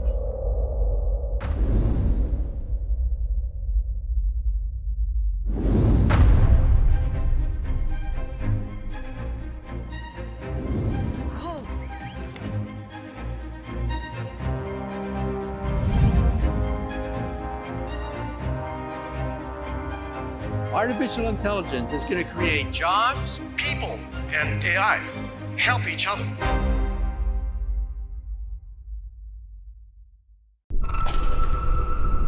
This year is on pace to set a record for ice melt here in the Arctic. This warming is enough to bring about the raft of effects we call climate change.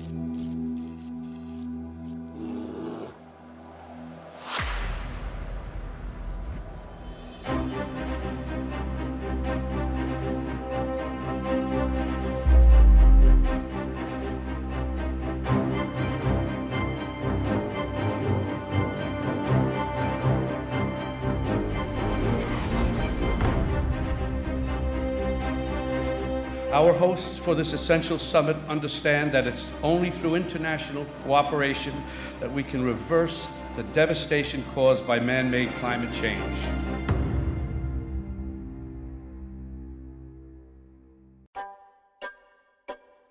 It would be the fastest expansion of the global economy since the IMF started tracking growth in 1980. A rate not seen since the 1970s. In sector after sector, you see more concentration of economic power that raises prices and lowers standards of living.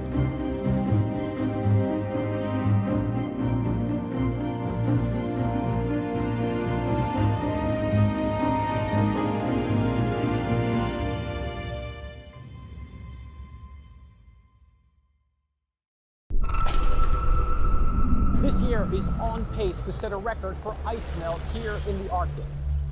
This warming is enough to bring about the raft of effects we call climate change.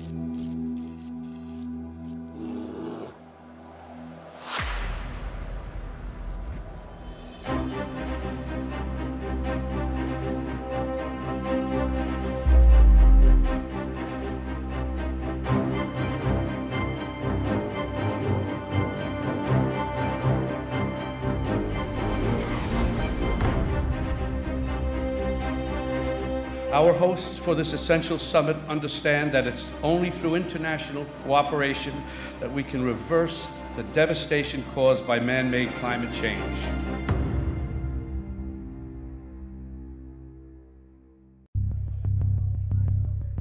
Those who struggle to read or do basic math. They can't read a street sign, a pay stub, or a menu.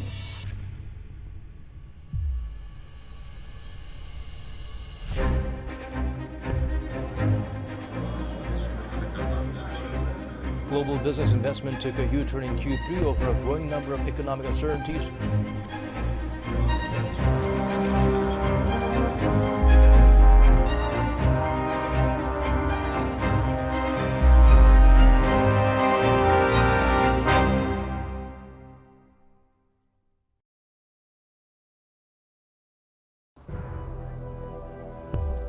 By 2050, the world population is projected to reach 9.7 billion.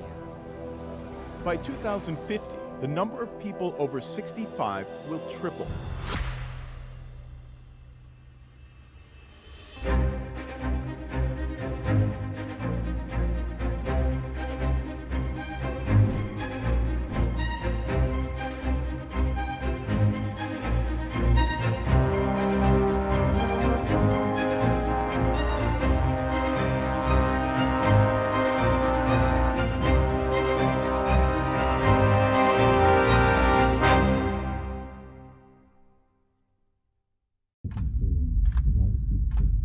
I don't think we're going to see a period of depression unless the virus takes a real turn for the worse.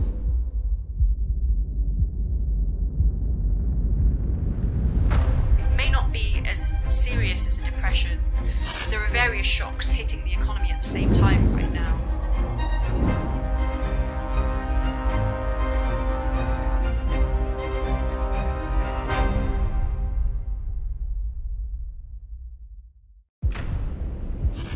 Money versus medicine. Why is medical care so expensive?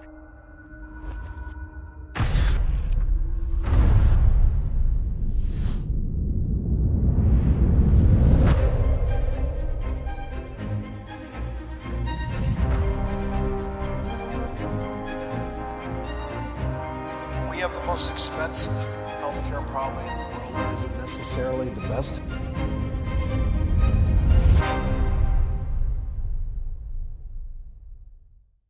Who's losing their jobs, who's able to keep their jobs, and who wants to change their job.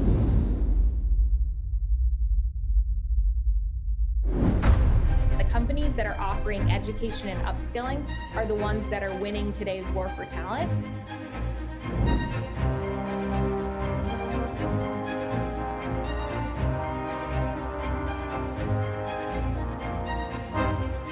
It's obvious that we need new abilities and new capacities.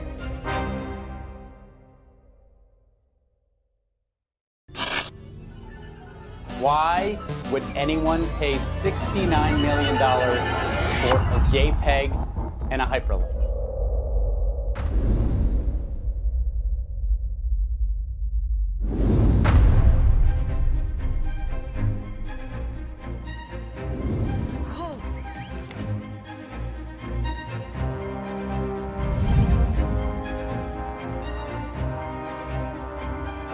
Artificial intelligence is going to create jobs. People and AI help each other.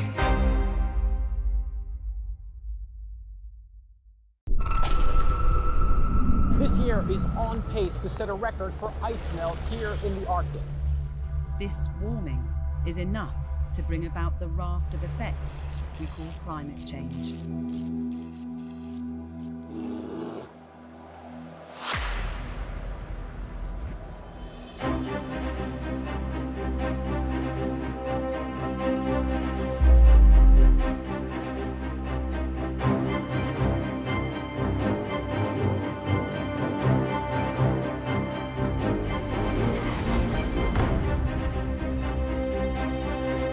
Our hosts for this essential summit understand that it's only through international cooperation that we can reverse the devastation caused by man-made climate change.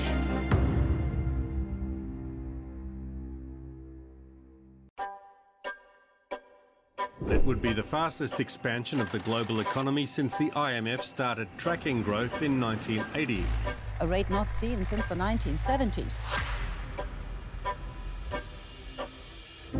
In sector after sector, you see more concentration of economic power that raises prices and lowers standards of living.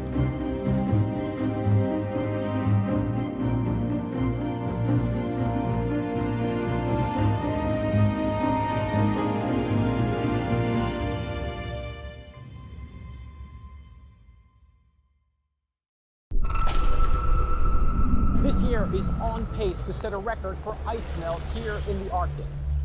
This warming is enough to bring about the raft of effects we call climate change.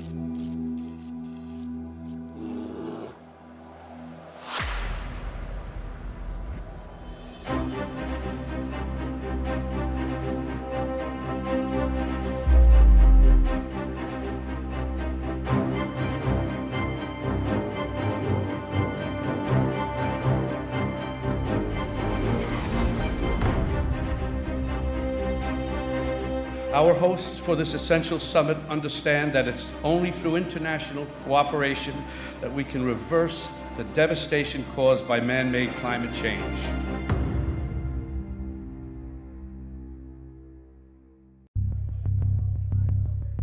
Those who struggle to read or do basic math.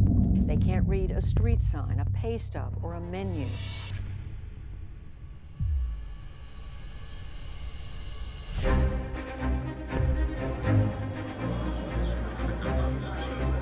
Global business investment took a huge turn in Q3 over a growing number of economic uncertainties.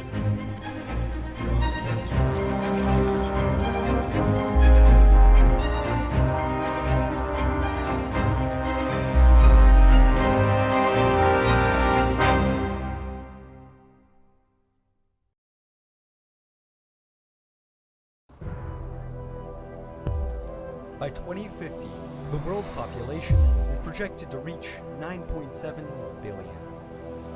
By 2050, the number of people over 65 will triple.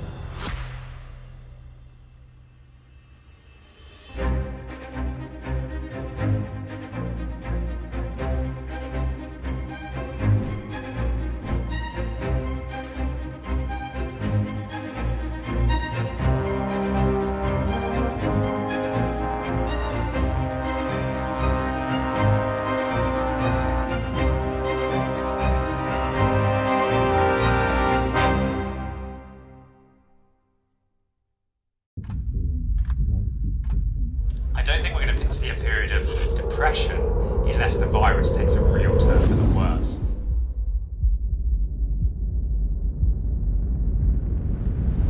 It may not be as serious as a depression.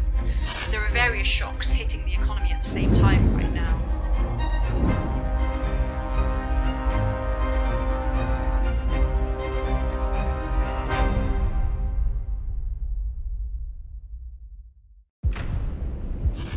Money versus medicine.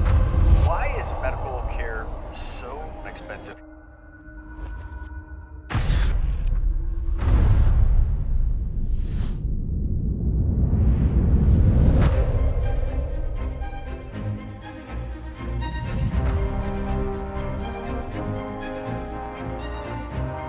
We have the most expensive healthcare probably in the world. It isn't necessarily the best.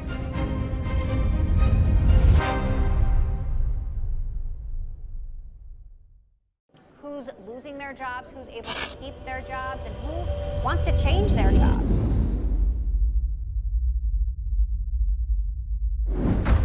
The companies that are offering education and upskilling are the ones that are winning today's war for talent.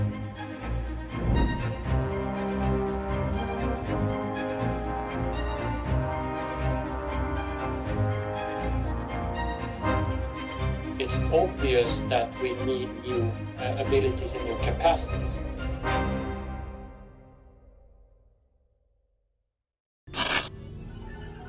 Why would anyone pay $69 million for a JPEG and a hyperlink?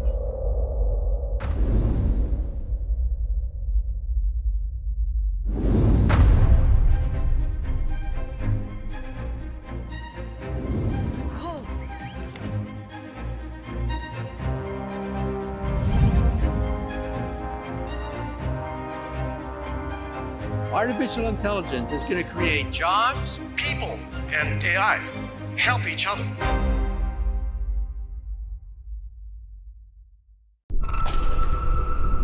This year is on pace to set a record for ice melt here in the Arctic. This warming is enough to bring about the raft of effects we call climate change.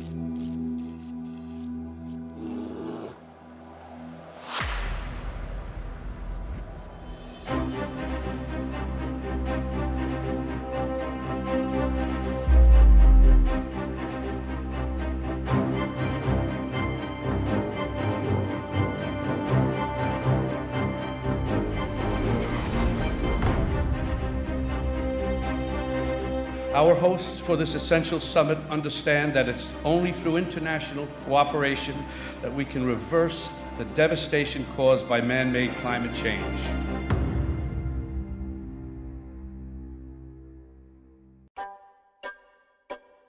It would be the fastest expansion of the global economy since the IMF started tracking growth in 1980.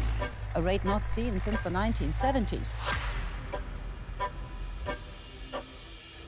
In sector after sector, you see more concentration of economic power that raises prices and lowers standards of living.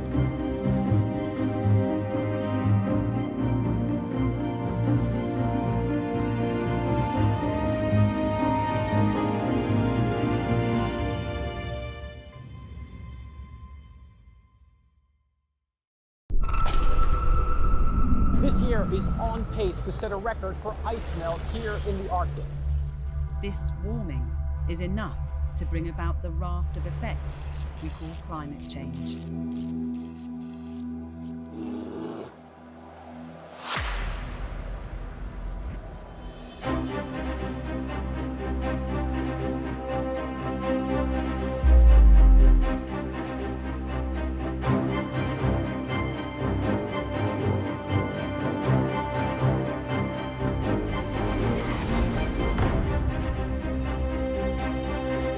Our hosts for this essential summit understand that it's only through international cooperation that we can reverse the devastation caused by man-made climate change.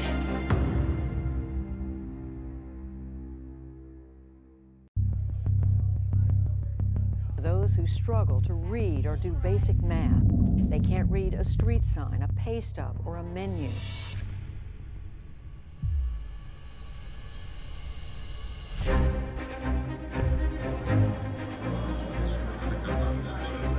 Global business investment took a huge turn in Q3 over a growing number of economic uncertainties.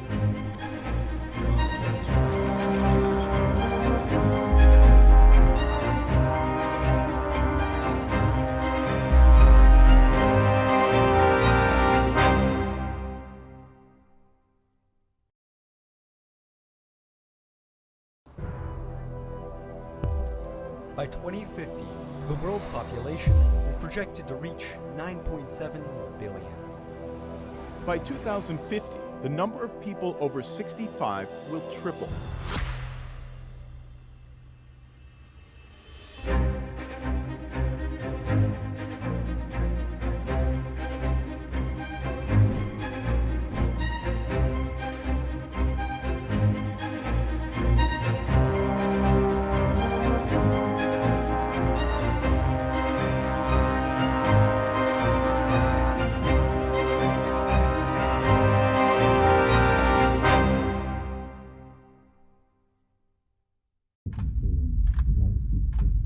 I don't think we're going to see a period of depression unless the virus takes a real turn for the worse.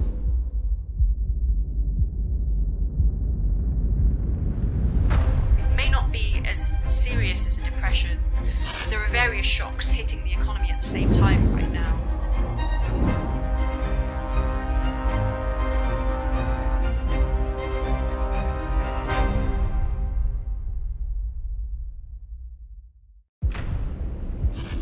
Money versus medicine. Why is medical care so expensive?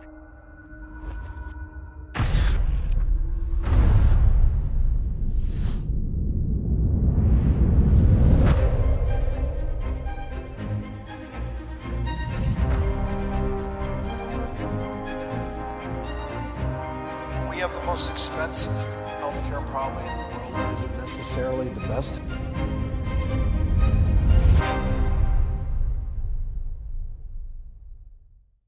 Who's losing their jobs, who's able to keep their jobs, and who wants to change their jobs.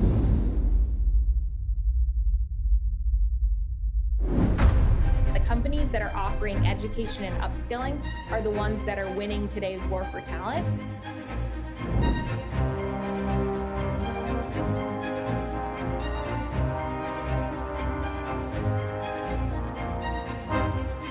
It's obvious that we need new abilities and new capacities.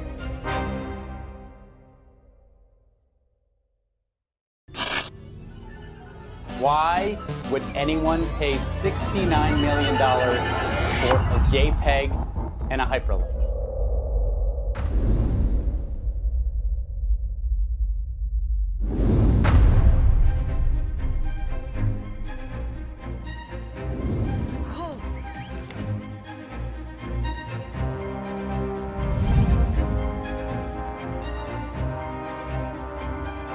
Artificial intelligence is going to create jobs. People and AI help each other.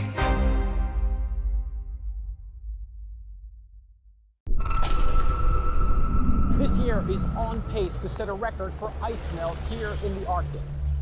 This warming is enough to bring about the raft of effects we call climate change.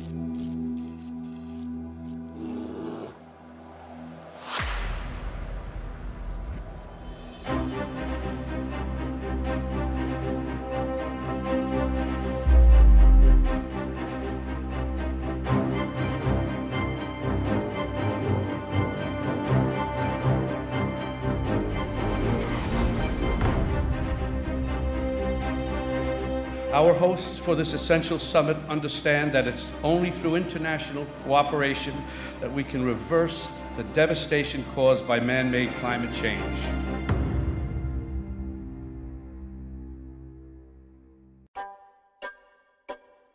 It would be the fastest expansion of the global economy since the IMF started tracking growth in 1980. A rate not seen since the 1970s. In sector after sector, you see more concentration of economic power that raises prices and lowers standards of living.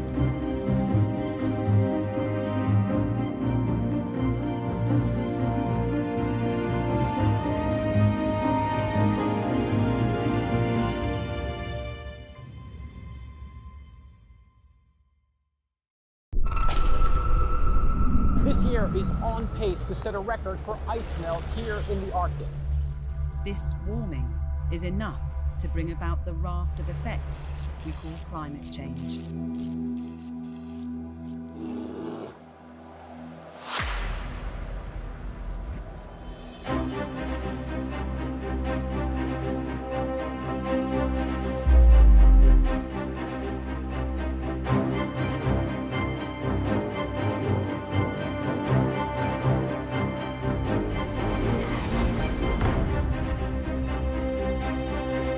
Our hosts for this essential summit understand that it's only through international cooperation that we can reverse the devastation caused by man-made climate change.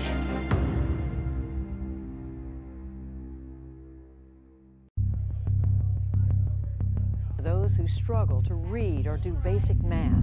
They can't read a street sign, a pay stub, or a menu.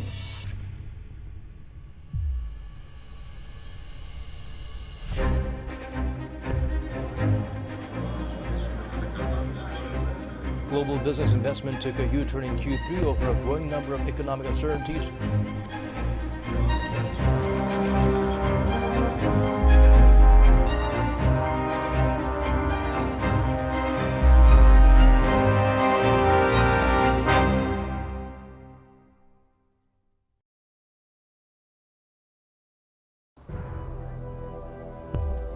By 2050, the world population is projected to reach 9.7 billion. By 2050, the number of people over 65 will triple.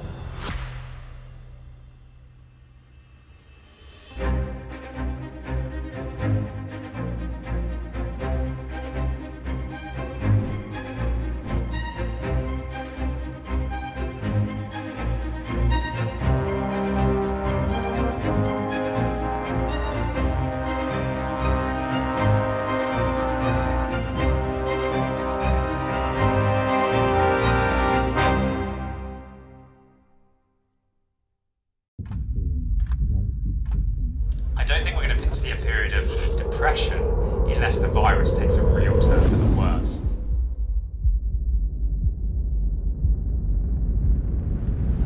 It may not be as serious as a depression.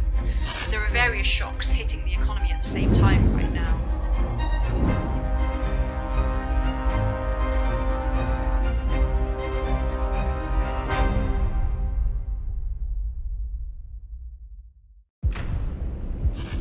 money versus medicine.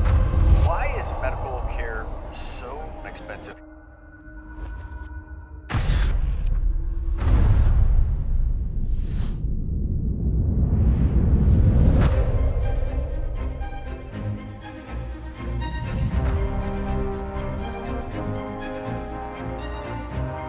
We have the most expensive healthcare probably in the world. It isn't necessarily the best.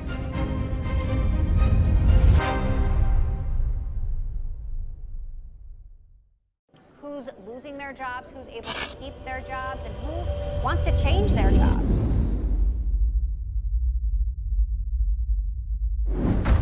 The companies that are offering education and upskilling are the ones that are winning today's war for talent.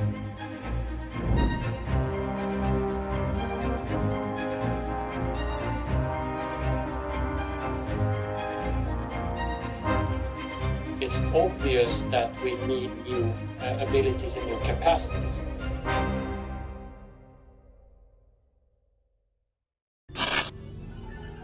Why would anyone pay $69 million for a JPEG and a hyperlink?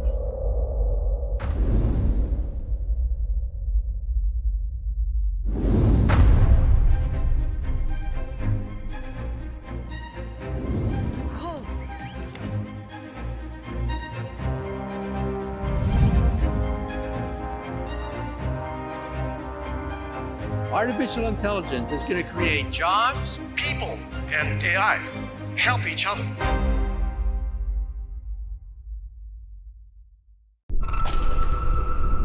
This year is on pace to set a record for ice melt here in the Arctic. This warming is enough to bring about the raft of effects we call climate change.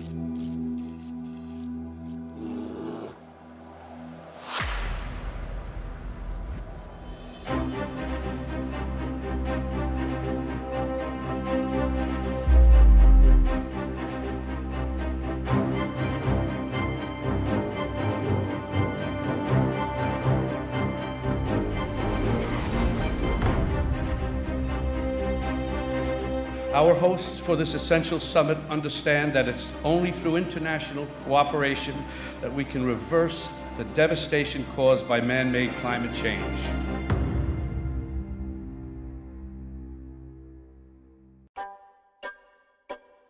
It would be the fastest expansion of the global economy since the IMF started tracking growth in 1980. A rate not seen since the 1970s. In sector after sector, you see more concentration of economic power that raises prices and lowers standards of living.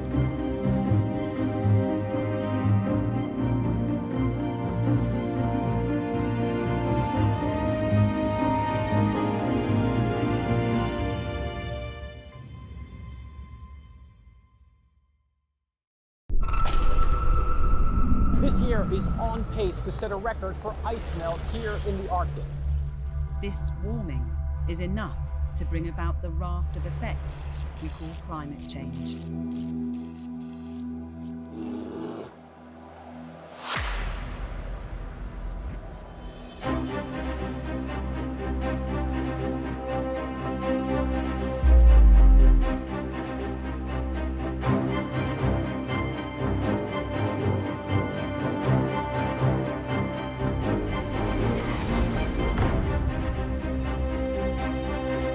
Our hosts for this essential summit understand that it's only through international cooperation that we can reverse the devastation caused by man-made climate change.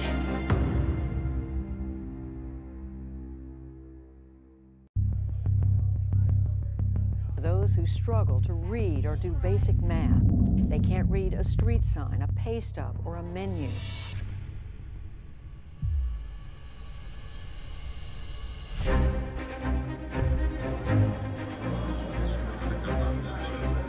Global business investment took a huge turn in Q3 over a growing number of economic uncertainties.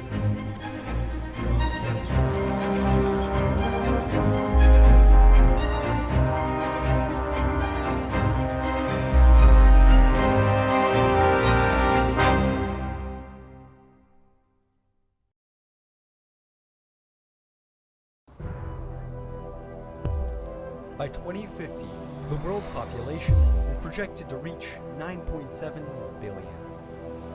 By 2050, the number of people over 65 will triple.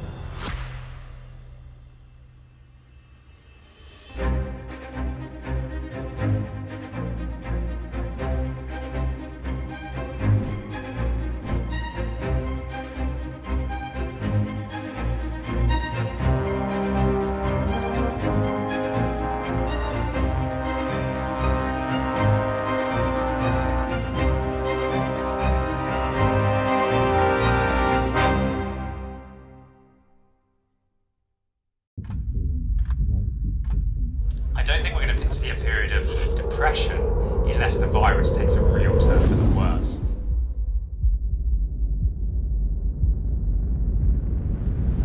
It may not be as serious as a depression, but there are various shocks hitting the economy at the same time right now.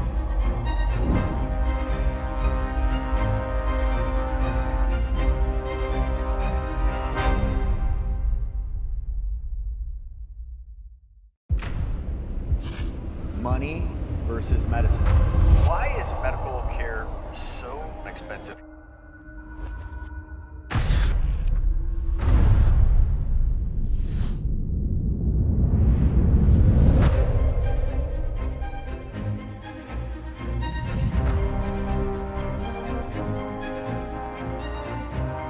We have the most expensive healthcare probably in the world. It isn't necessarily the best.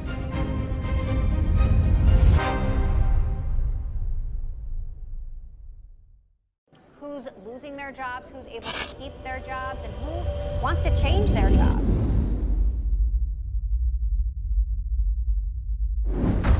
The companies that are offering education and upskilling are the ones that are winning today's war for talent.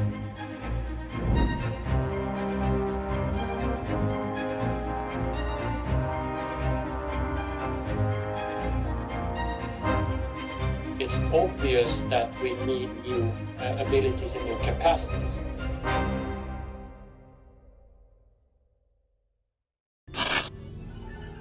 Why would anyone pay $69 million for a JPEG and a hyperlink?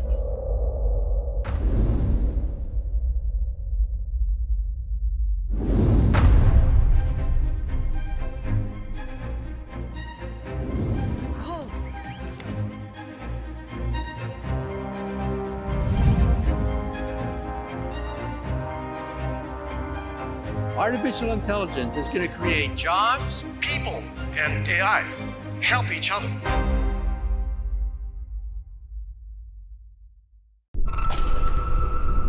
This year is on pace to set a record for ice melt here in the Arctic. This warming is enough to bring about the raft of effects we call climate change.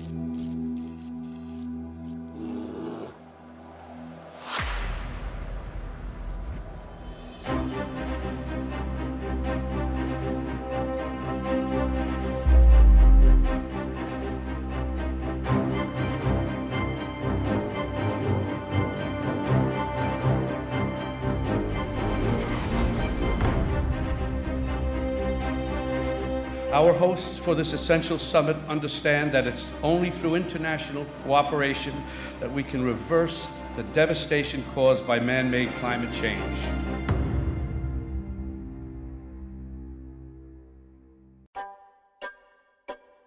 It would be the fastest expansion of the global economy since the IMF started tracking growth in 1980. A rate not seen since the 1970s. In sector after sector, you see more concentration of economic power that raises prices and lowers standards of living.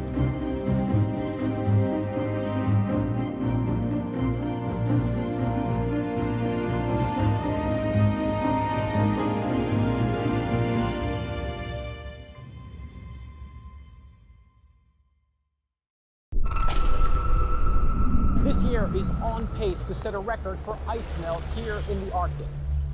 This warming is enough to bring about the raft of effects we call climate change.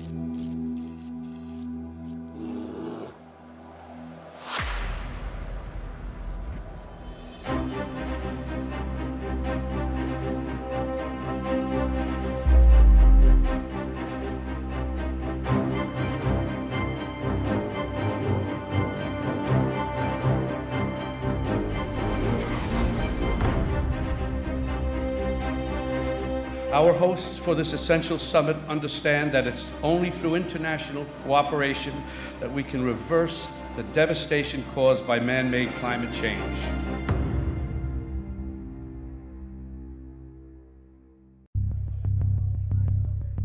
Those who struggle to read or do basic math.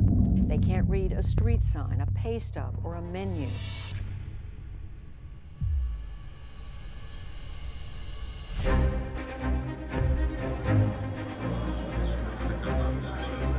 Global business investment took a huge turn in Q3 over a growing number of economic uncertainties.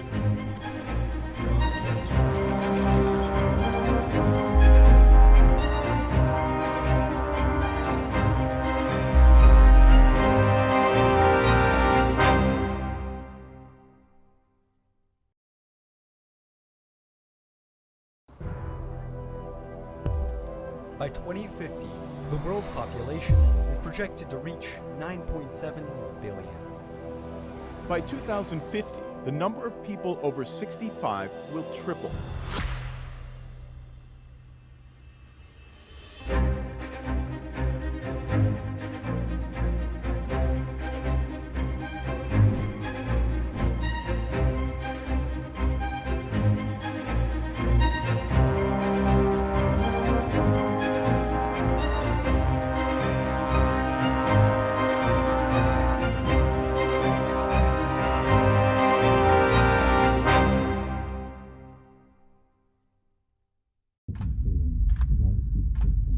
I don't think we're going to see a period of depression unless the virus takes a real turn for the worse.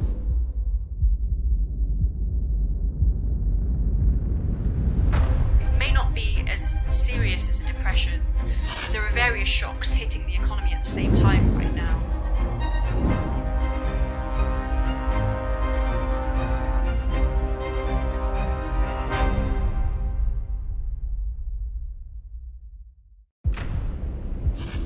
Money versus medicine. Why is medical care so expensive?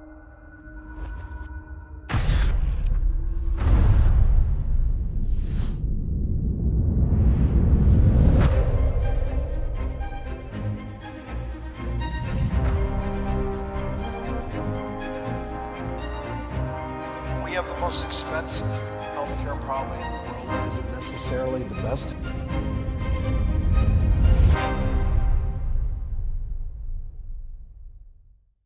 Who's losing their jobs, who's able to keep their jobs, and who wants to change their jobs.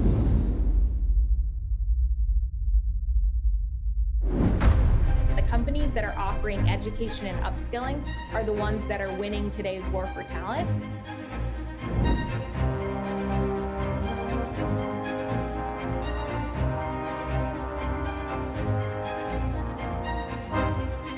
It's obvious that we need new abilities and new capacities.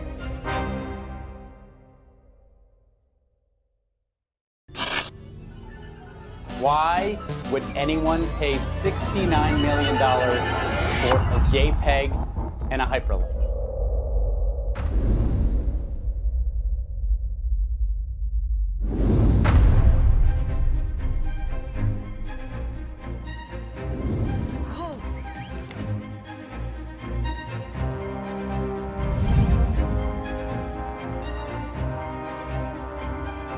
Artificial intelligence is going to create jobs. People and AI help each other.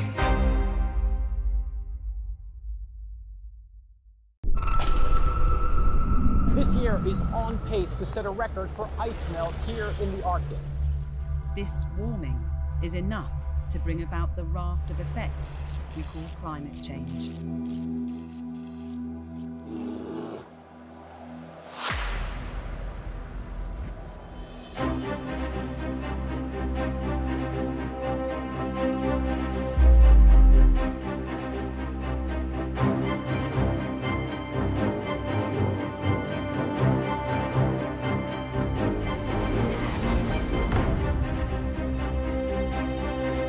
Our hosts for this essential summit understand that it's only through international cooperation that we can reverse the devastation caused by man-made climate change.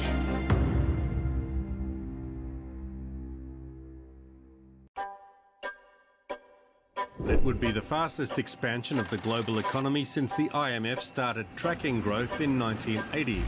A rate not seen since the 1970s. In sector after sector, you see more concentration of economic power that raises prices and lowers standards of living.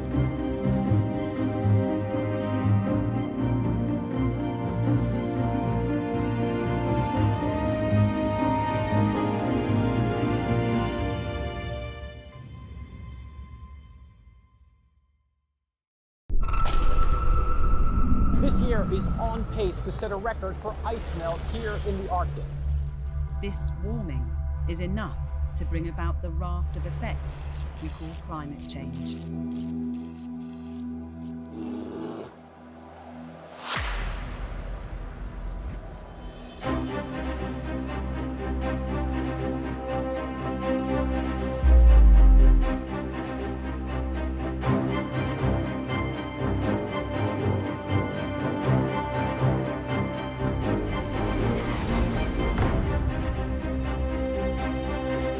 Our hosts for this essential summit understand that it's only through international cooperation that we can reverse the devastation caused by man-made climate change.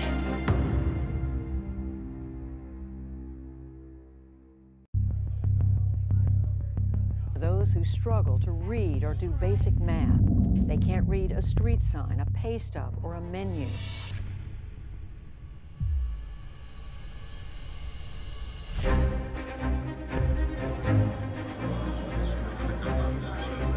Global business investment took a huge turn in Q3 over a growing number of economic uncertainties.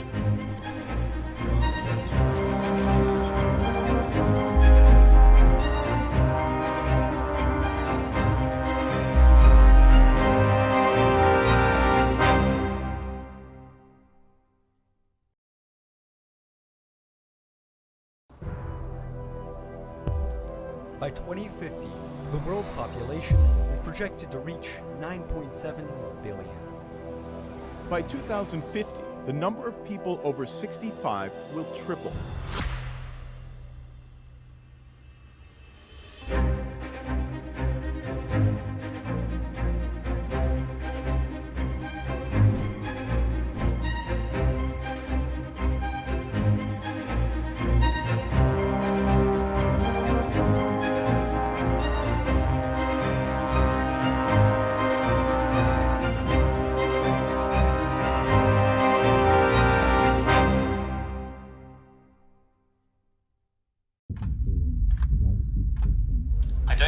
See a period of depression unless the virus takes a real turn for the worse.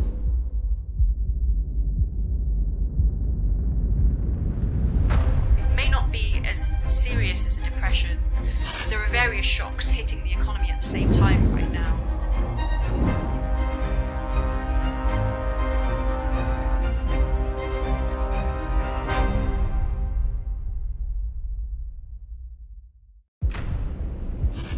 Money versus medicine. Why is medical care so expensive?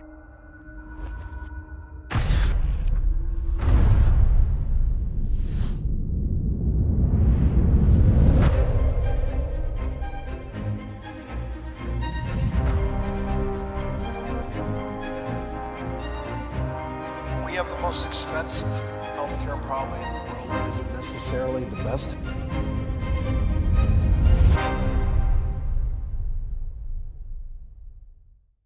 Who's losing their jobs, who's able to keep their jobs, and who wants to change their job.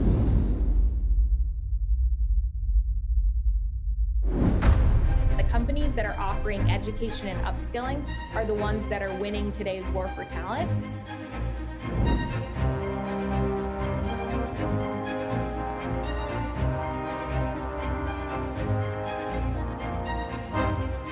It's obvious that we need new abilities and new capacities.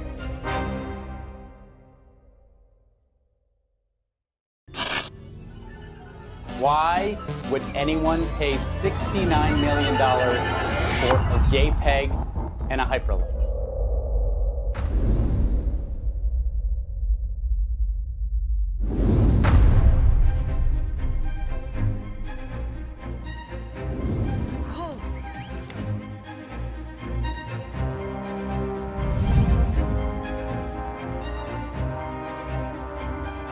Artificial intelligence is going to create jobs. People and AI help each other.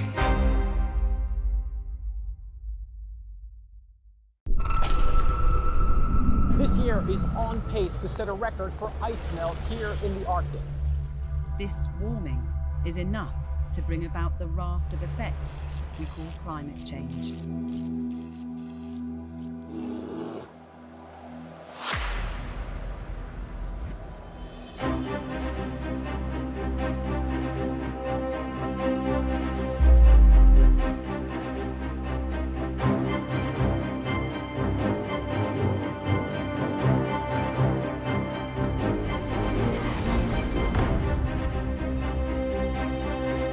Our hosts for this essential summit understand that it's only through international cooperation that we can reverse the devastation caused by man-made climate change.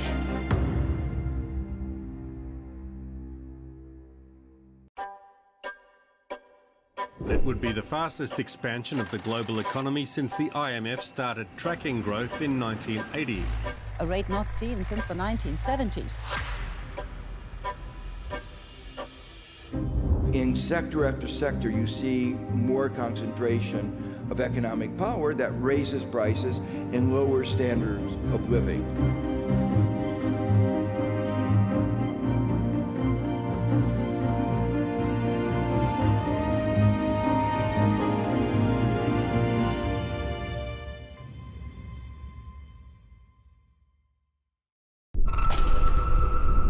This year is on pace to set a record for ice melt here in the Arctic. This warming is enough to bring about the raft of effects we call climate change.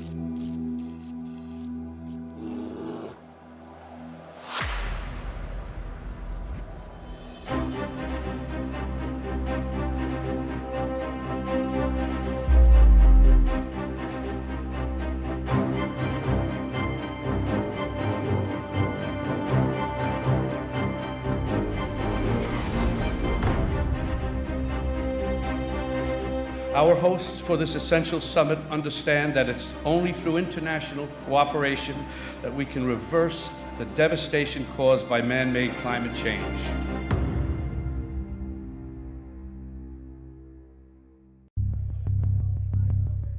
Those who struggle to read or do basic math.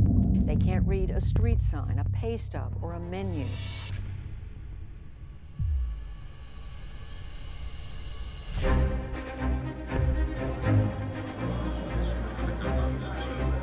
Global business investment took a huge turn in Q3 over a growing number of economic uncertainties.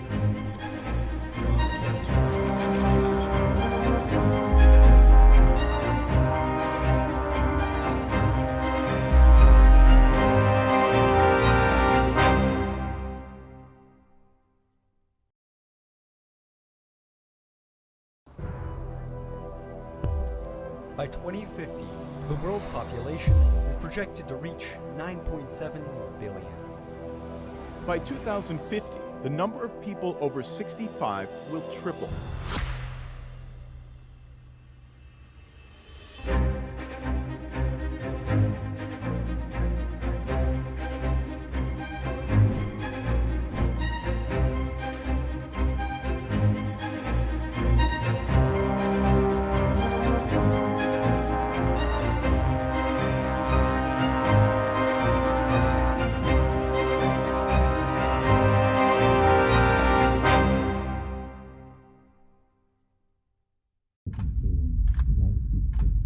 I don't think we're going to see a period of depression unless the virus takes a real turn for the worse.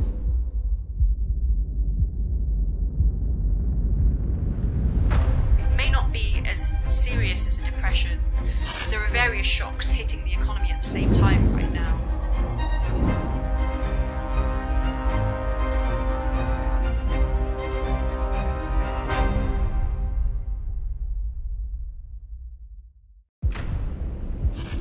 Money.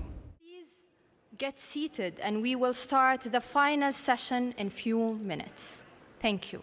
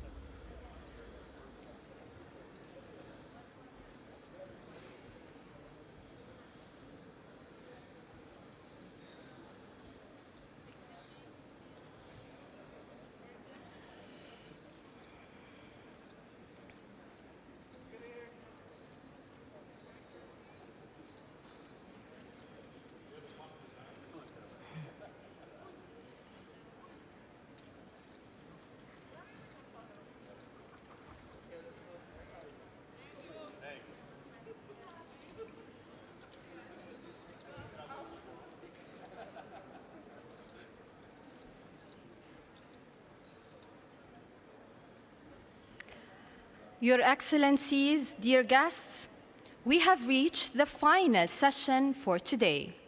Under the theme Emerging Markets from Frontier to Future, this session is dedicated to exploring key developments that are shaping risks and, most importantly, opportunities for investors in emerging markets.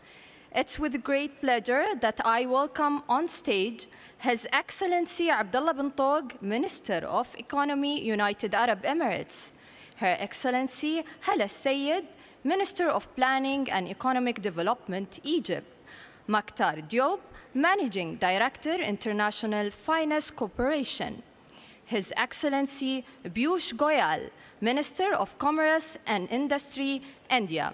This session will be moderated by John Defterios, Senior Advisor, APCO Worldwide, Business Professor at NYU University, Abu Dhabi. Thank you. Thank you.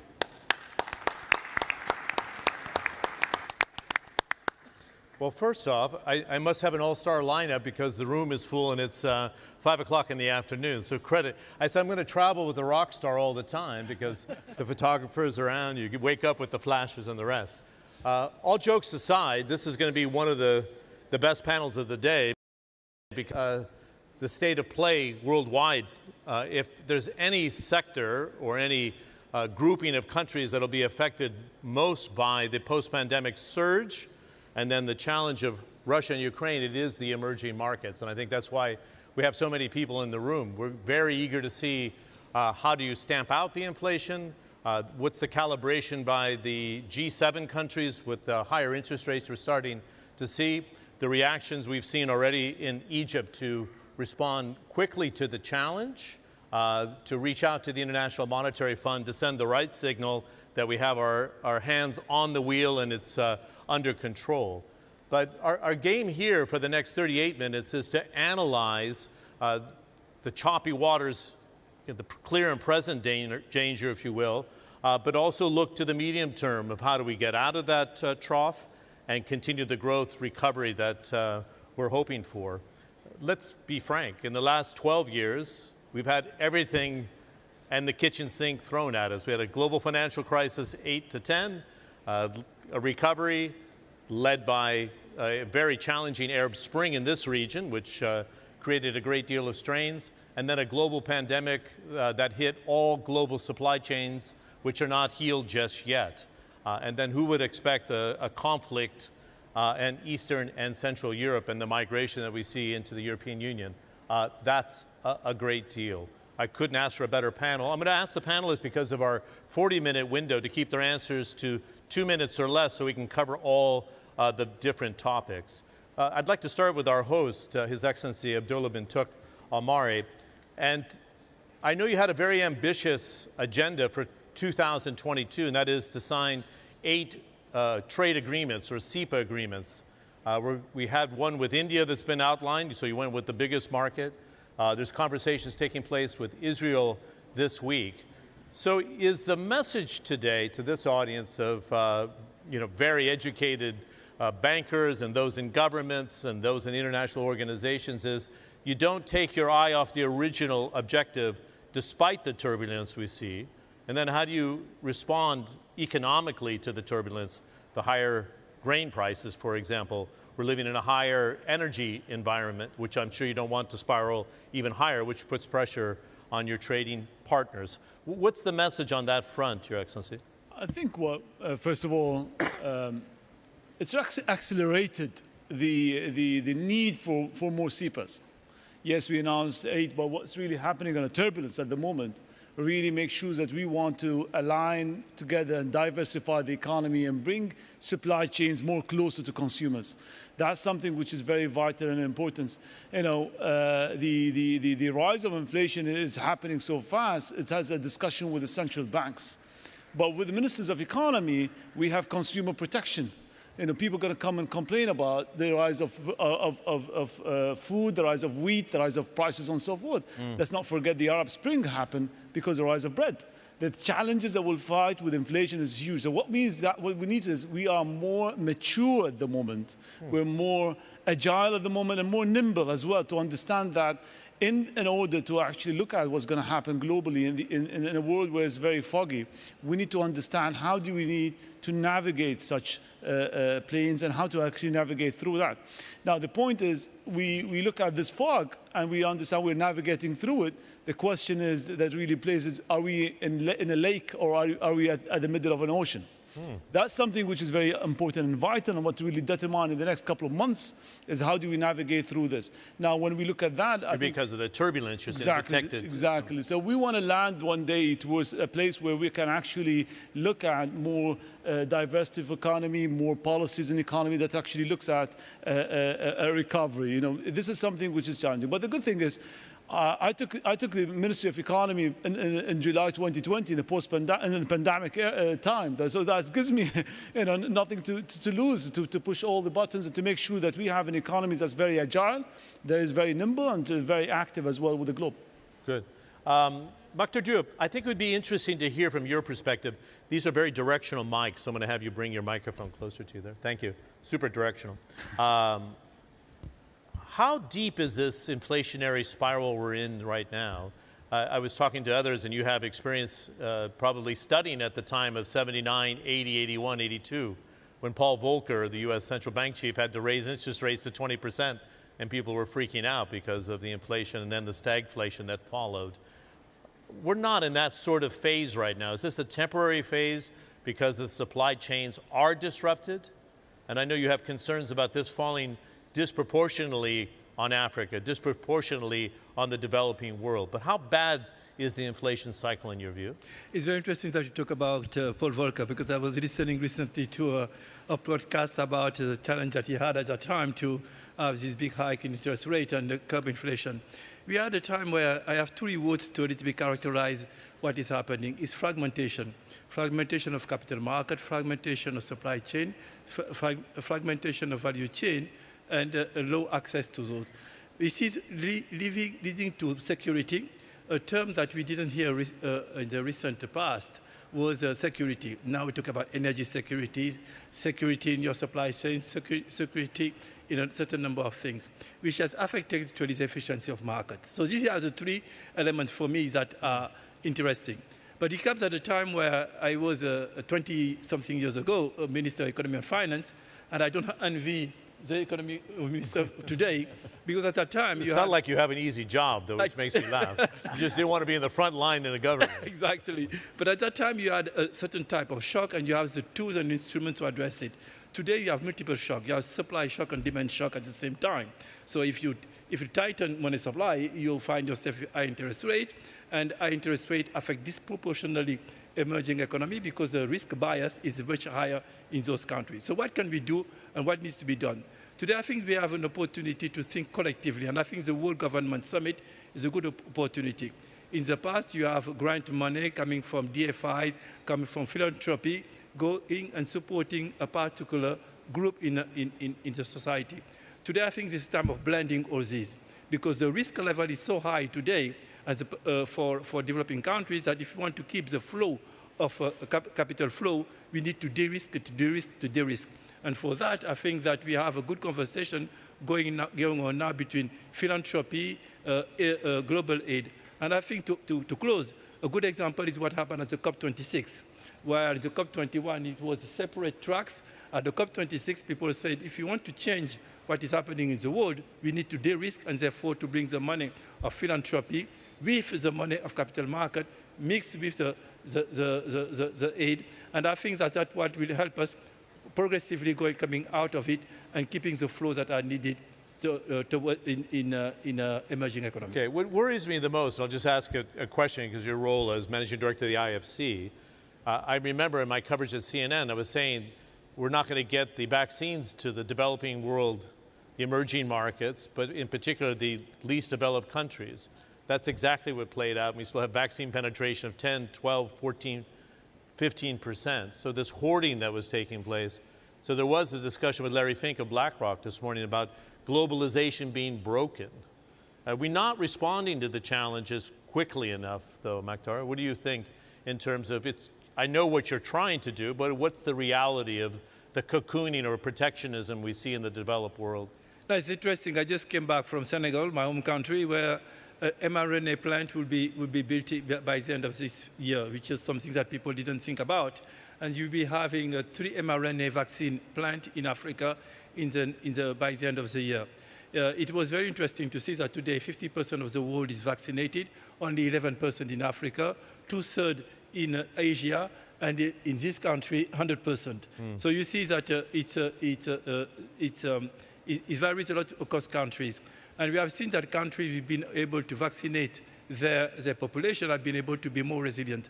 This country is another example of it. In the midst of the crisis, everybody was converging here because it was a safe place to be able to continue doing business. So there is a link on this. But there is a link to also, which is important, with the type of pandemics that we'll have in the future. Avian flu, Ebola, all these are animal-borne diseases which are affecting human beings. And if we not stop, if we don't act very strongly on climate change. Lastly is that as we are doing that, there is an opportunity to leapfrog. And what will happen while we're having today, we are worried about the movement of capital, expertise and human capital is moving now out of certain areas. And I can see in the future new poles of growth, particularly in the service industry, which will require emerging economy to invest much more in connectivity to be able to be part of the international value chain. So we have risk, but I think very important opportunities, and countries which are endowed with some resources like gas in developing countries will be able to be part of the value chain for fertilizer, for production of urea, for other type of needs which are currently constraints. Yeah, we've seen in your home country of Senegal, major natural gas deposits which are being developed, but mixed messages from the European Union telling them not to develop it. So I'm going to circle back because the person next to you has experienced a radical change in the last 5 years with the big discoveries in the Mediterranean, which has lowered your import bill. But I think, Hala, Your Excellency, it would be excellent to start on the challenge that Egypt's faced with. It was fascinating to watch over the last week that you responded quickly with the reform package, quickly raising interest rates, engagement by the International Monetary Fund. Why was that so important to respond to the inflationary pressures and to say we're on it as a government? Well, let me tell you that timely corrective action is key. You need a timely corrective action because you can take the right actions, but delayed, so they don't have the right impact. So what we did during this crisis or these challenges, and what we did even during the pandemic, was timely corrective actions. We're a country with 103 million people, so you need to act quickly. The pandemic had a major impact on the Egyptian economy. We still are recovering from the pandemic, and this recovery, as we generally, not only in Egypt, but even globally, we call it the unbalanced recovery, because when we started the recovery, you have an enhanced demand, but you don't have enough supply. And that's what caused the disruption in the supply chain and hence led to an increase in prices and the inflation that we're witnessing now. So what we have done during the pandemic is a balance between taking the right precautionary measures for our people, health measures, yet sustaining economic activity. This was a major strategy during the pandemic. The pandemic affected, what is interesting about the pandemic, it affected supply and demand. Some of the crisis, or the financial crisis or the economic crisis, it affects supply or it affects demand. This pandemic affected the supply and demand at the same time. So we needed to act on both sides. So first, we enhanced public investment. We were lucky that we came out of an economic reform program that we started 2016 with the IMF. This program had fiscal and monetary measures that helped make the economy in a better position. So we started enhancing public investment. We also increased salaries. We had the fiscal space at that time during the pandemic to enhance the supply side, to give more salaries for people, increase salaries, give cash transfers to irregular workers. So all this helped us become one of the very few economies to achieve positive economic growth rate. And economic growth rate is necessary, but it is not enough, because we needed, with the economic growth rate, we needed job opportunities. So unemployment also, we had economic growth that was positive, we had very decent unemployment rate, and we had also reasonable inflation rate. And this is what we call economics, the triangle that is looking at the real economy, the real side of the economy. Good. Can that be maintained in your view, though? I mean, you're at over 18 pounds to the dollar. Yeah. You've raised interest rates, inflationary pressures are there. We shouldn't be panicking about Egypt. You feel that you have it stabilized? We are stable because, as I said, we took the right corrective measures, liberalizing the exchange rate in order to actually become really the effective exchange rate of the country, in order to have the right trade balance for Egypt. We had also support from the IMF as a vote of confidence. We started our structural reform program a year ago. And the structural reform program is basically enhancing more the weight of the real economy. So we're focusing more on localizing industry. We're focusing more on agriculture and ICT, with two cross-cutting pillars, which is greening the economy, and we are hosting the COP27, so greening the economy and looking into renewables, desalination of water, green hydrogen. All this is very important for us. And the other side, and the other important pillar, is the labor market, efficiency of the labor market. We, as I said, we're a 103 million population, but we're also a very young population. So labor market for us is very important. So looking at the efficiency of the labor market, we started revamping the technical education technical side of our education. We started enhancing a number of schools, applied universities, increasing the number of technical and vocational study, and having the accreditation and the sector skills council. Because what was negative, or what was hindering the technical and the vocational part, was the mindset of the people and the social aspect of moving not to the conventional education, but to the technical education. So now linking the technical education and the applied schools with the industry, and having a very competitive pay for these people, having accredited schools, internationally accredited schools and internationally accredited universities, is changing the culture and changing the mindset. So we have been working on this structural reform program, and I think this will make the economy more resilient and more sustainable. Good. Let's circle back afterwards on your rural development program as well, which you said was too informal in the past. Payush Goyal, it's great to have you, and thanks for your patience on the first round of the questions here. I thought it was fascinating when I looked at the front end of the crisis in the pandemic. Looked like it was catastrophic or cataclysmic for India, and then you stabilized the situation and responded to it. But you're suggesting now, even with this Russia-Ukraine crisis and the import bill for energy going up in India, that it should create an opportunity. It's almost like a wake-up call to accelerate the transition, but also to develop your own energy independence. Is that a true possibility, or is that cheerleading on your behalf? No, undoubtedly. This is a story that has played out in India for years now. You spoke about the last 12 years. We went through a similar situation in 2008 to 10.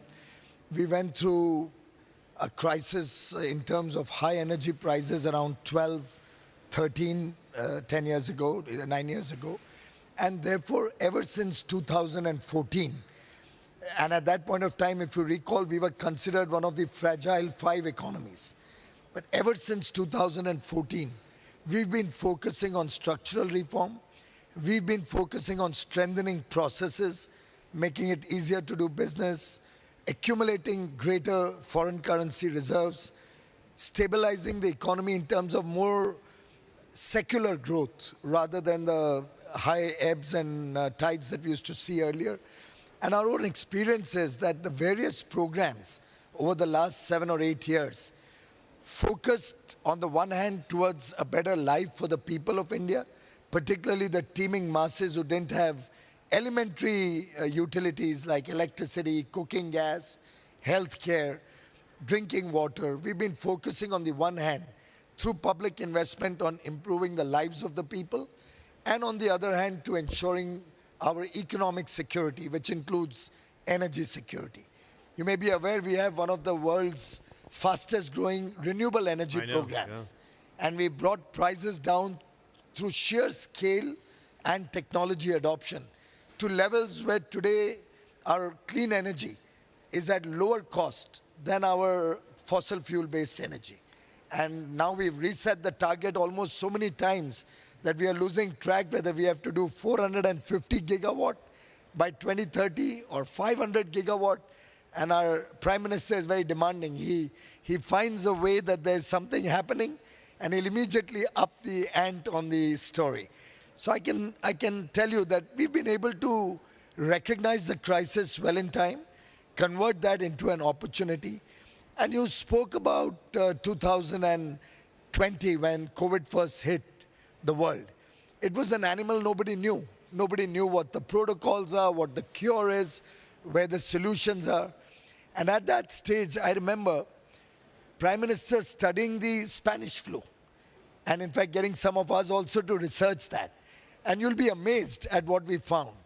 We found that those areas, particularly in the United States, those states which focused on saving lives had a very rapid economic recovery. And those who focused only on saving their economy went downhill in the subsequent decades. And therefore in 20 we took the harsh decision to have a complete lockdown. We suffered enormously for about a quarter or thereabouts. And we had a slow path to recovery in the 2021 period. But in the long run, it's paying us rich dividends. It helped us focus ourselves on building better healthcare. Yes. It helped us focus on research so that we today have 5 or 6 domestic vaccines. It helped us to focus on energy independence, which is helping us in today's day and age, where we have our dependence on crude oil, but other than that, in terms of heating, cooling, all of that, we are completely self-sufficient. And during the COVID period, when we announced our self-reliance package, and self-reliance was not a program to close our doors. It was actually a program to open our doors to international engagement and expand the frontiers of our trade, both in goods and services, focus on attracting more investments. So all through the COVID period, we saw, for example, the highest ever foreign investments into India. During COVID, we've seen, and the current year closes on 31st March for us, we'll have the highest ever exports India has ever done in its history. 410 billion. Yeah. It'll be upward of 410 billion. Yeah. We were 400 on the 21st of March. I saw that. We have 10 days more, so we'll be upward, maybe 415. Our service exports with no hospitality, no tourism, no travel, will be about 250 billion, the highest ever. Probably 20% more than the highest ever before this. So in every area, a very focused effort to keep the economy strong, while at the same time taking public welfare, public good to the people. As she mentioned, we've also focused a lot on public investments. Our budget this year was largely about government-funded infrastructure projects, on the back of which we see the multiplier effect helping us on the demand side, and obviously that leading to more investments to meet the supply constraints. We are working with partners like the UAE, and we had an engagement with UAE to get in place a comprehensive economic partnership, start to finish, 88 days, and not just an interim agreement, a comprehensive economic agreement is in the public domain, released only yesterday, and widely encouraging for all people both in India and UAE, because it's truly fair, equitable and balanced.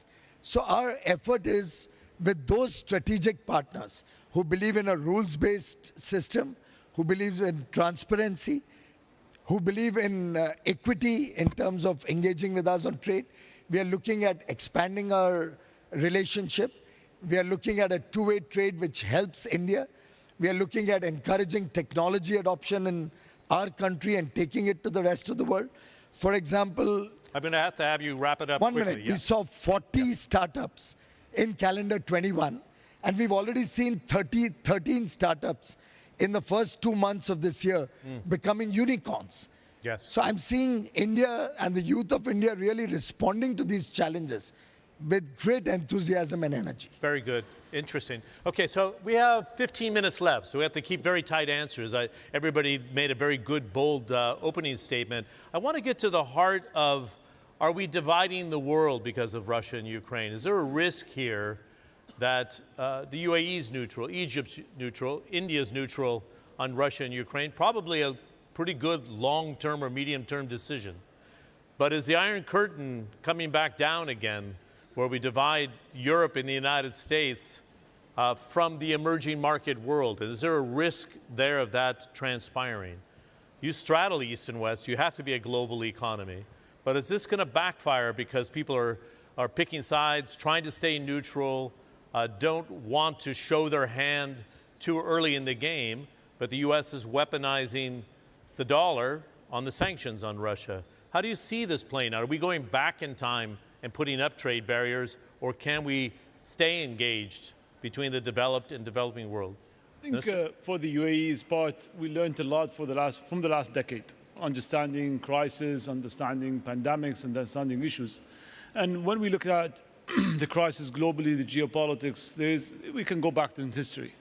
And we understood from history as well, when there are some sanctions or challenges that faces countries, where did the UAE play, and how can we play in the future as well a bigger role in diplomacy and really bring together people to work back to the table. And I think that's something which is very vital. The most important part... You're saying, Your Excellency, it's not wise to overreact. Is that what you're suggesting? Well, that's what I'm suggesting. And what I'm suggesting as well, more deeply as well, is we need to create more trade routes. We need to create more opportunities and find opportunities to create more jobs. And I think that's something which is important in the next... the area we are living in at the moment, the UAE, the Middle East, and I think we are living in an area where it's the eye of the storm. There's a lot of challenges happening around us. There's a lot of geopolitics issues. But we learned from that we're very positive. We're very prosperous. And we really look at creating more allies, creating more trade and more economies with the world. And I think that's something where we will stand and we will learn from. So the SEPA program that we signed with our biggest allies, India, really going to bring trade routes together, going to bring really strong jobs creation between that. We're expecting 250,000 jobs will be created off of India alone. The India alone. I think that's something which is huge as well for the next generations of youth, for the people coming in. That's something as well which is vital. And I think what we're looking at as well post the pandemic and the issues and stuff is how can we actually go back to understand the trade routes, redesigning, re-engineering supply chains, and really focus on the bigger picture here, which is going to be the inflation part and the effect of oil prices going up, the challenge of that as well. So the UAE is part of the global economy. We're always going to be affected, not just the UAE, the whole world is going to be affected with such sanctions, such economy. But what we really understand is we need to really play an active diplomacy and bring things back to the table and actually work on more trades and redesign the supply chains. So give the context for those visiting from the outside. It's 8 SEPA agreements for 2022. That's fairly ambitious. Another one's supposed to be signed this week with Israel, so that's quite a milestone. And 27 overall. So the master plan goes 27, yes. 27. Who came up with that crazy number? It wasn't you, right? No. What I wanted to focus on is something we brought up in our morning session and then midday with His Excellency Khaldoon Mubarak and Larry Fink. Mukhtar, from your standpoint from the IFC, because of the weaponizing of the dollar and sanctions, because of the willingness of China to start pricing goods, even potentially oil and gas in renminbi, is this the beginning of a transition to a much more diversified currency market where the dollar doesn't remain the kingpin, if you will? If you start pricing oil in renminbi and Russia takes payments in rubles in the future, is this the beginning of the fade? Is there a risk in that, or is that a healthy shift? As I said earlier, I'm seeing fragmentation, and it's interesting because I don't think that we can take the story of the world and use that model to analyze the situation. Today, what we just heard from the ministers is that you have now what they say in French, géographie variable. You have a kind of a very different constellation which are building. And I don't think you will have one monoblock here and another monoblock here. Depending on the issues, depending on the question, you will have some formation of blocks, of groups, of alliance, of trading groups, of trading partners around some issues. Let's take the issue of climate change. The views varies not around a particular line of countries. You take an issue on food security, we take an issue. Second situation is very different. The localization of liquidity and capital is very different from what it used to be in the past. It's much more distributed in the world. Third, you will have more movement of human capital. And let's not forget that human capital is central in what you are thinking. I will not be surprised today to see a lot of brain drain, not only used to be from southern countries to northern country, to see brain drain from in the other direction because of the conditions. And all that we create some ecosystems where we have more unicorn, more, if you talk about technology, more unicorn, more capital will be developing in different parts of the world. And that means that you will have now sub-regional and regional value chain which will be built, which will be more resilient than the one which was more integrated recently. And that touch to the means of payment, will it be in dollar or only or another currency? It will mean about the route, about the infrastructure. I was talking to some leaders in Central Asia. With the current situation, they will have to think about a totally different logistics, totally different route to be able to export their goods. That will have implication in the way some part of the world will be developed. So what I want to say by that in 2 words is that we will be having a multipolar, contrary to what we can think initially. I think we'll have multiple constellation, a multipolar source of growth that will make it, in a sense, if we well manage, increase the resilience of the world economy. Okay. I think we should spend a moment here on COP27, COP28. The host of COP27 is Egypt, 28 is Abu Dhabi. And this also affects India as well. One of the things that's been left out of the COP26 debate is we still have 750 million people without access to electricity, about 600 million of them on the African continent. Which role are you going to have to strike the right balance, Hala, about, yes, we pursue aggressively the transition, but let's not forget access to electricity at the same time. And I know I was with Minister Amola at Egypt Petroleum at the time. Yeah. And he said we have to make access part of the conversation and accelerate that in the 21st century, we have people living without electricity seems almost shocking. Absolutely. What influence are you going to have there? Definitely. Always having the balance is the right approach. So just yes, watch your time here because we only have 8 minutes. Yeah. Thank you. And this gets me to a very important point that I was talking to you about a few minutes ago during the recess before starting the session, that one of the very important things that Egypt have embarked on, and we have to realize that we have passed through a period where we had unpolitical stability between 2011 and 2014.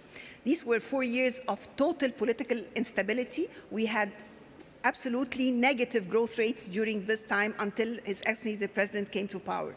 So starting that time and with the economic reforms, we invested a lot in infrastructure. And at that time in 2014, we suffered from electricity cuts for about half a day. It affected our lives at home. It affected our factories. It affected hospitals. It affected almost the lives of all the Egyptian people. So we invested a lot in infrastructure. We spent almost about $400 billion during the past 7 years in investing in infrastructure. And comes to this also is investing in the rural areas of Egypt. So we also started an initiative called Decent Life Initiative, whereby we are upgrading and enhancing the quality of life of 4,500 villages across Egypt around almost 3 to 4 years. This is basically 58 million population. We're providing them with sanitation, with clean water, with electricity, with the roads, with job opportunities, with green projects, and it's all sustainable cities. Here comes, so we're doing sustainable cities, we're providing them with decent housing. So this is one of the major projects that we are doing in order to enhance the quality of life of people. Coming to the COP, we are embarking on a lot of green projects. We are at the area of the Suez Economic Canal zone. We have about a number of green hydrogen projects that we are witnessing, starting as a pilot project these days. We have also established the Sovereign Wealth Fund of Egypt. That's a major vehicle whereby it is crowding in private sector. It's an investment arm of the government, but its main role is to crowd in private sector, not to crowd out private sector. To encourage them to come in. So we are finding investment opportunities. We are transferring investment opportunities, putting them to become investment products, and we're offering this to investors, whether local or foreign. We have 4 sub-funds. One of them is the Green Fund that we are establishing now. The other is a FinTech fund. The third is a utilities. And the fourth is a medical and pharmaceutical. Interesting. Payushko, I think it would be interesting to hear with such a large economy and the progression you've made in terms of diversification. I don't hear any alarm in this panel. So if I sit in the World Government Summit in 2023, I don't want anybody saying, well, you were chairing an emerging market panel and nobody talked about the risk that are inherent today. We can sail through this most turbulent time with a war underway, coming out of a pandemic with inflation, and not have a global shock. I think we can, because world economies are much more resilient. I believe that partnerships have been created which are supporting each other. Technology is playing a very important role in changing people's lives and bringing down costs. So while we have inflation on the one hand in certain products, technology is helping us to mitigate that problem in other areas. So my own sense is, if I look at my own country, for example, the electricity question, by 2019, in a span of 4 years, we had managed to take electricity to every village. We have about 600,000 villages in India. And taken it to every home, so that today nobody can say if he wants an electricity connection, he won't get it. Similarly, I personally believe that the food grain production that India has grown over the last few years is not only enough to feed every Indian, but today we are providing large amounts of agricultural products to other parts of the world. Our agri-exports is about $50 billion this year end, and next year we'll, of course, increase it. All through the COVID, we were ensuring our friendly partners got adequate foodstuffs. We are happy to support Egypt in its requirements of wheat because of the conflict, and we can make sure that not a single home in Egypt will have a problem of wheat all through the next year or 2 years or 3 years, or why not forever? Yeah, forever. So we are, I think, in a sweet spot where emerging markets have strengthened themselves over the last few years. They will certainly need to be supported if we have to meet the climate goals. We have yet to see the developed world come up with truly practical funding programs. We've not seen the $100 billion any year for the last, it was to start 10 years ago. We haven't seen a single dollar out of that. Whenever we talk about climate finance, that throw us to the companies like, all the funds and say, go and meet Merrill Lynch or Goldman Sachs. I can do that on my own. I don't need anybody to introduce them to me. So I think there's a lot of disparity in terms of intention and action in terms of climate. But on the overall, I think responsible governments will tide over very well. Irresponsible governments truly will have to worry. Okay, excellent. Final word to our host today. Hala talked about COP27, and we know the challenge is going to COP28. Everybody was almost chuckling from the outside when the nuclear facility at Baraka was built, and nobody laughs anymore because there's 25% of the grid supplies, right, coming from Baraka. The Al Dhafra solar farm is one of the biggest in the world. But what is the calibration? We heard from Dr. Sultan Al-Jaber of ADNOC, who's going to be very involved in COP28, saying we can't switch off the hydrocarbon investment until we make the transition to renewables. So how do you see the role of complementing COP27 and the role of COP28 and what it means for the economy in this diversification transition period, would you say? Climate change is a very systematic risk that we understand. And the follow-up on COP27, 28, and 29 and moving forward really shows us the importance of such risks that we need to address heads-on. It's a very important risk, and I think it's important to understand that the climate change by itself, according to the Swiss RE Institute, is going to wipe out 18% of the global GDP by 2050. Now, that is a huge risk for the economy, and that's something we shouldn't sit here and actually just take it in. And I think that's something which is very important to identify and come in as a platform like this today and really speak about it and really address such risk. But what opportunities can be created? I think the green growth strategies that we have in place, the circular economy policies that we set, I think that's something of a transition that will take us as well into the future of investments, into such new technologies. Baraka coming into power at 25%, I think that's something as well which is very vital and important for the UAE to diversify its energy mix for the next decade or so, but I think this is something which is important. We heard Khaldoon mentioning the investment into solar power earlier today, where it was about, 32 or 33 cents a kilowatt. Today, there is about 1.25 cents a kilowatt. That shows you the technology is advancing as well in the future, which is important to diversify into renewable energy.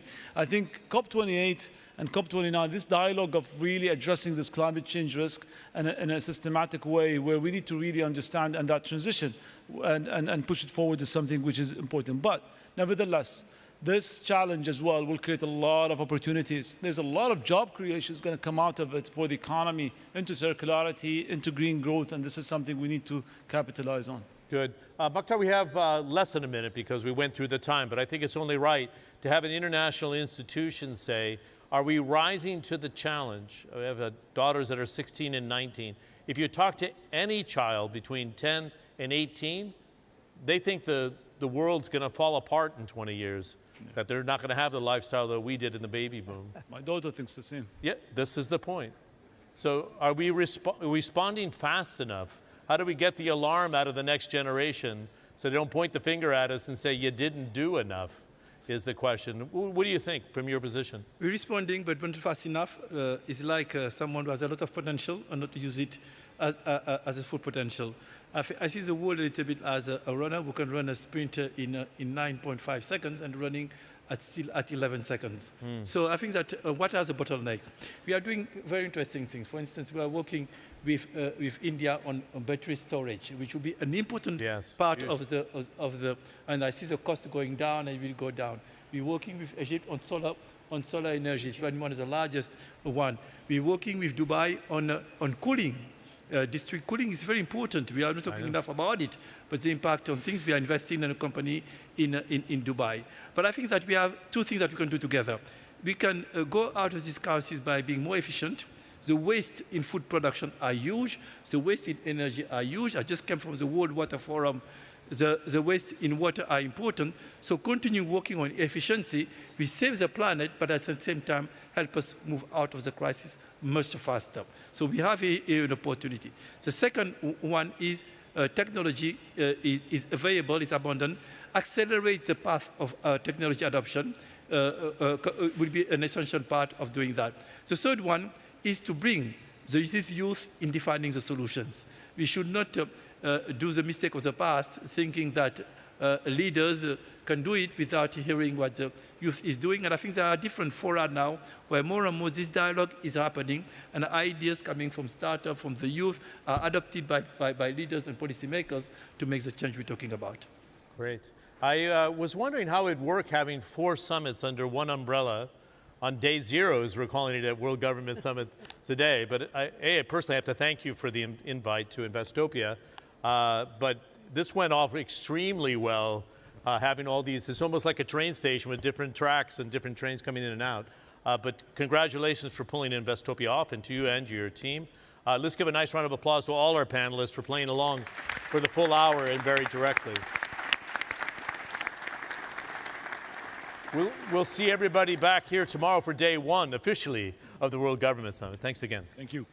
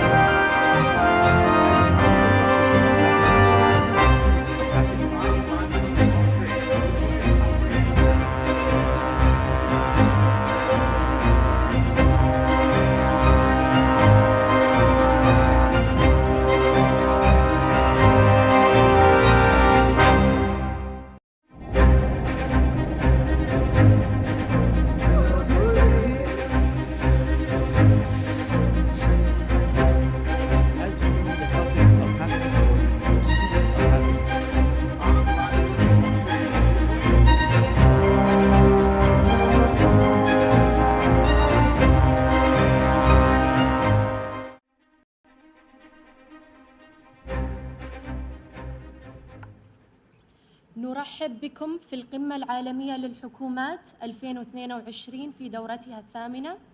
أصحاب المعالي والسعادة، الحضور الكريم، نرحب بكم في افتتاح منتدى المرأة في الحكومة. Welcome to the 8th edition of the World Government Summit. The Honorable Prime Minister, Your Excellencies, ladies and gentlemen, welcome to the inauguration of the Women in Government Forum. والآن ندعو معالي عهود بنت خلفان الرومي، وزير الدولة للتطوير الحكومي والمستقبل، نائب رئيس القمة العالمية للحكومات، لإلقاء الكلمة الترحيبية. And now we welcome Her Excellency Uhud bint Khalfan al-Rumi, Minister of State for Government Development and Future, Vice Chair of the World Government Summit, to deliver the welcoming remarks.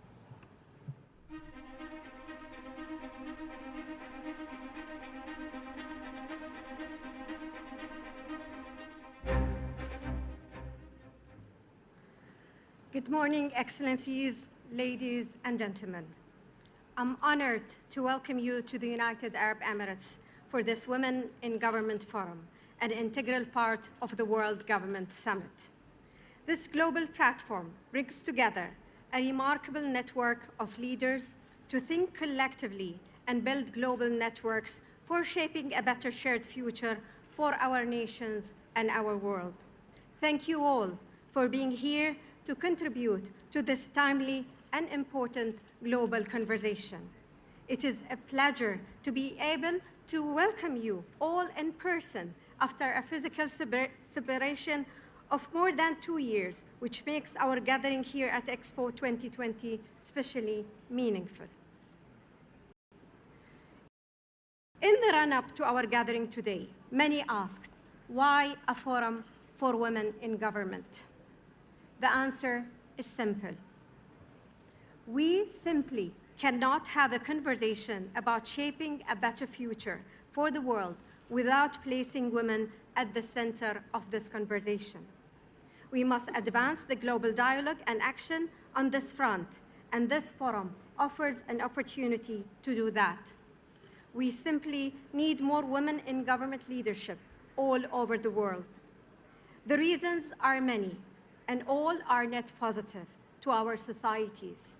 The dialogue should expedite it on involvement, contribution, and progress of women in government, and what we can do today to set the roadmap for tomorrow for more women in public leadership. We have all read the reports, and we all know the statistics. The current pace of progress is simply not enough. We know that at the current pace, it will take another 146 years to achieve gender parity in politics. We know that women continue to be underrepresented in government leadership positions, both in number and even more so in rank. Today, women represent only 26.1% of parliament seats and just 22.6% of ministers worldwide. And while women constitute almost 50% of public administrators worldwide, they occupy just 31% of top leadership positions. On the positive side, numerous countries around the world are taking major steps towards women empowerment and representation in government. In the UAE, the number of female parliament members has increased from 22% to 50% over the past few years, representing the most improved country globally.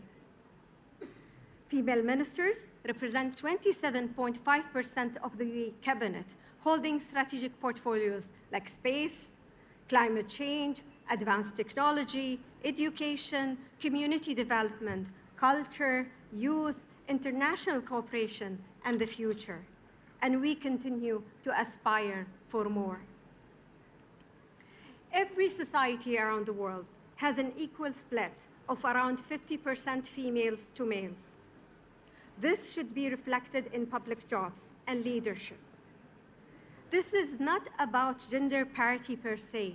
It is about better governance and increasing public value. We have evidence that women leadership is fundamental to good governance and to building resilient societies. We have evidence that the full and active participation of women in the public sector brings clear gains for citizens and makes government more representative of the society. Women bring to the table greater responsiveness, diverse perspectives, cooperative working habits, and new types of solutions. Women's inclusive approach to leadership and decision-making leads to more balanced and inclusive policies and legislations. Women's representation in public sector leadership translates into improved government outcomes across sectors, whether it is education, healthcare, economy, society, and even technology and climate change. Your Excellencies, ladies and gentlemen, we are not here to debate the impact of women in government. We know it is net positive. We are here to amplify this impact and set forth a clear global call for more. More women joining the public service, more government leadership, and more collaborative efforts between men and women for diversity, inclusion, and public value. And we are not here to advocate for women just because they are women, but because of their effective contribution to better lives for the people and a better and balanced future for the world. This is not a gender discourse. It is a public value imperative. Ladies and gentlemen, we have every reason to be optimistic, but still we have work to do. Today, we want to hear from you, hear about your insights, your lessons learned, and your vision for a better tomorrow. Your insights are critical. They inspire the next generation. Your leadership lessons are enabler for aspiring leaders all around the world. And your vision, our collective vision, should strive for global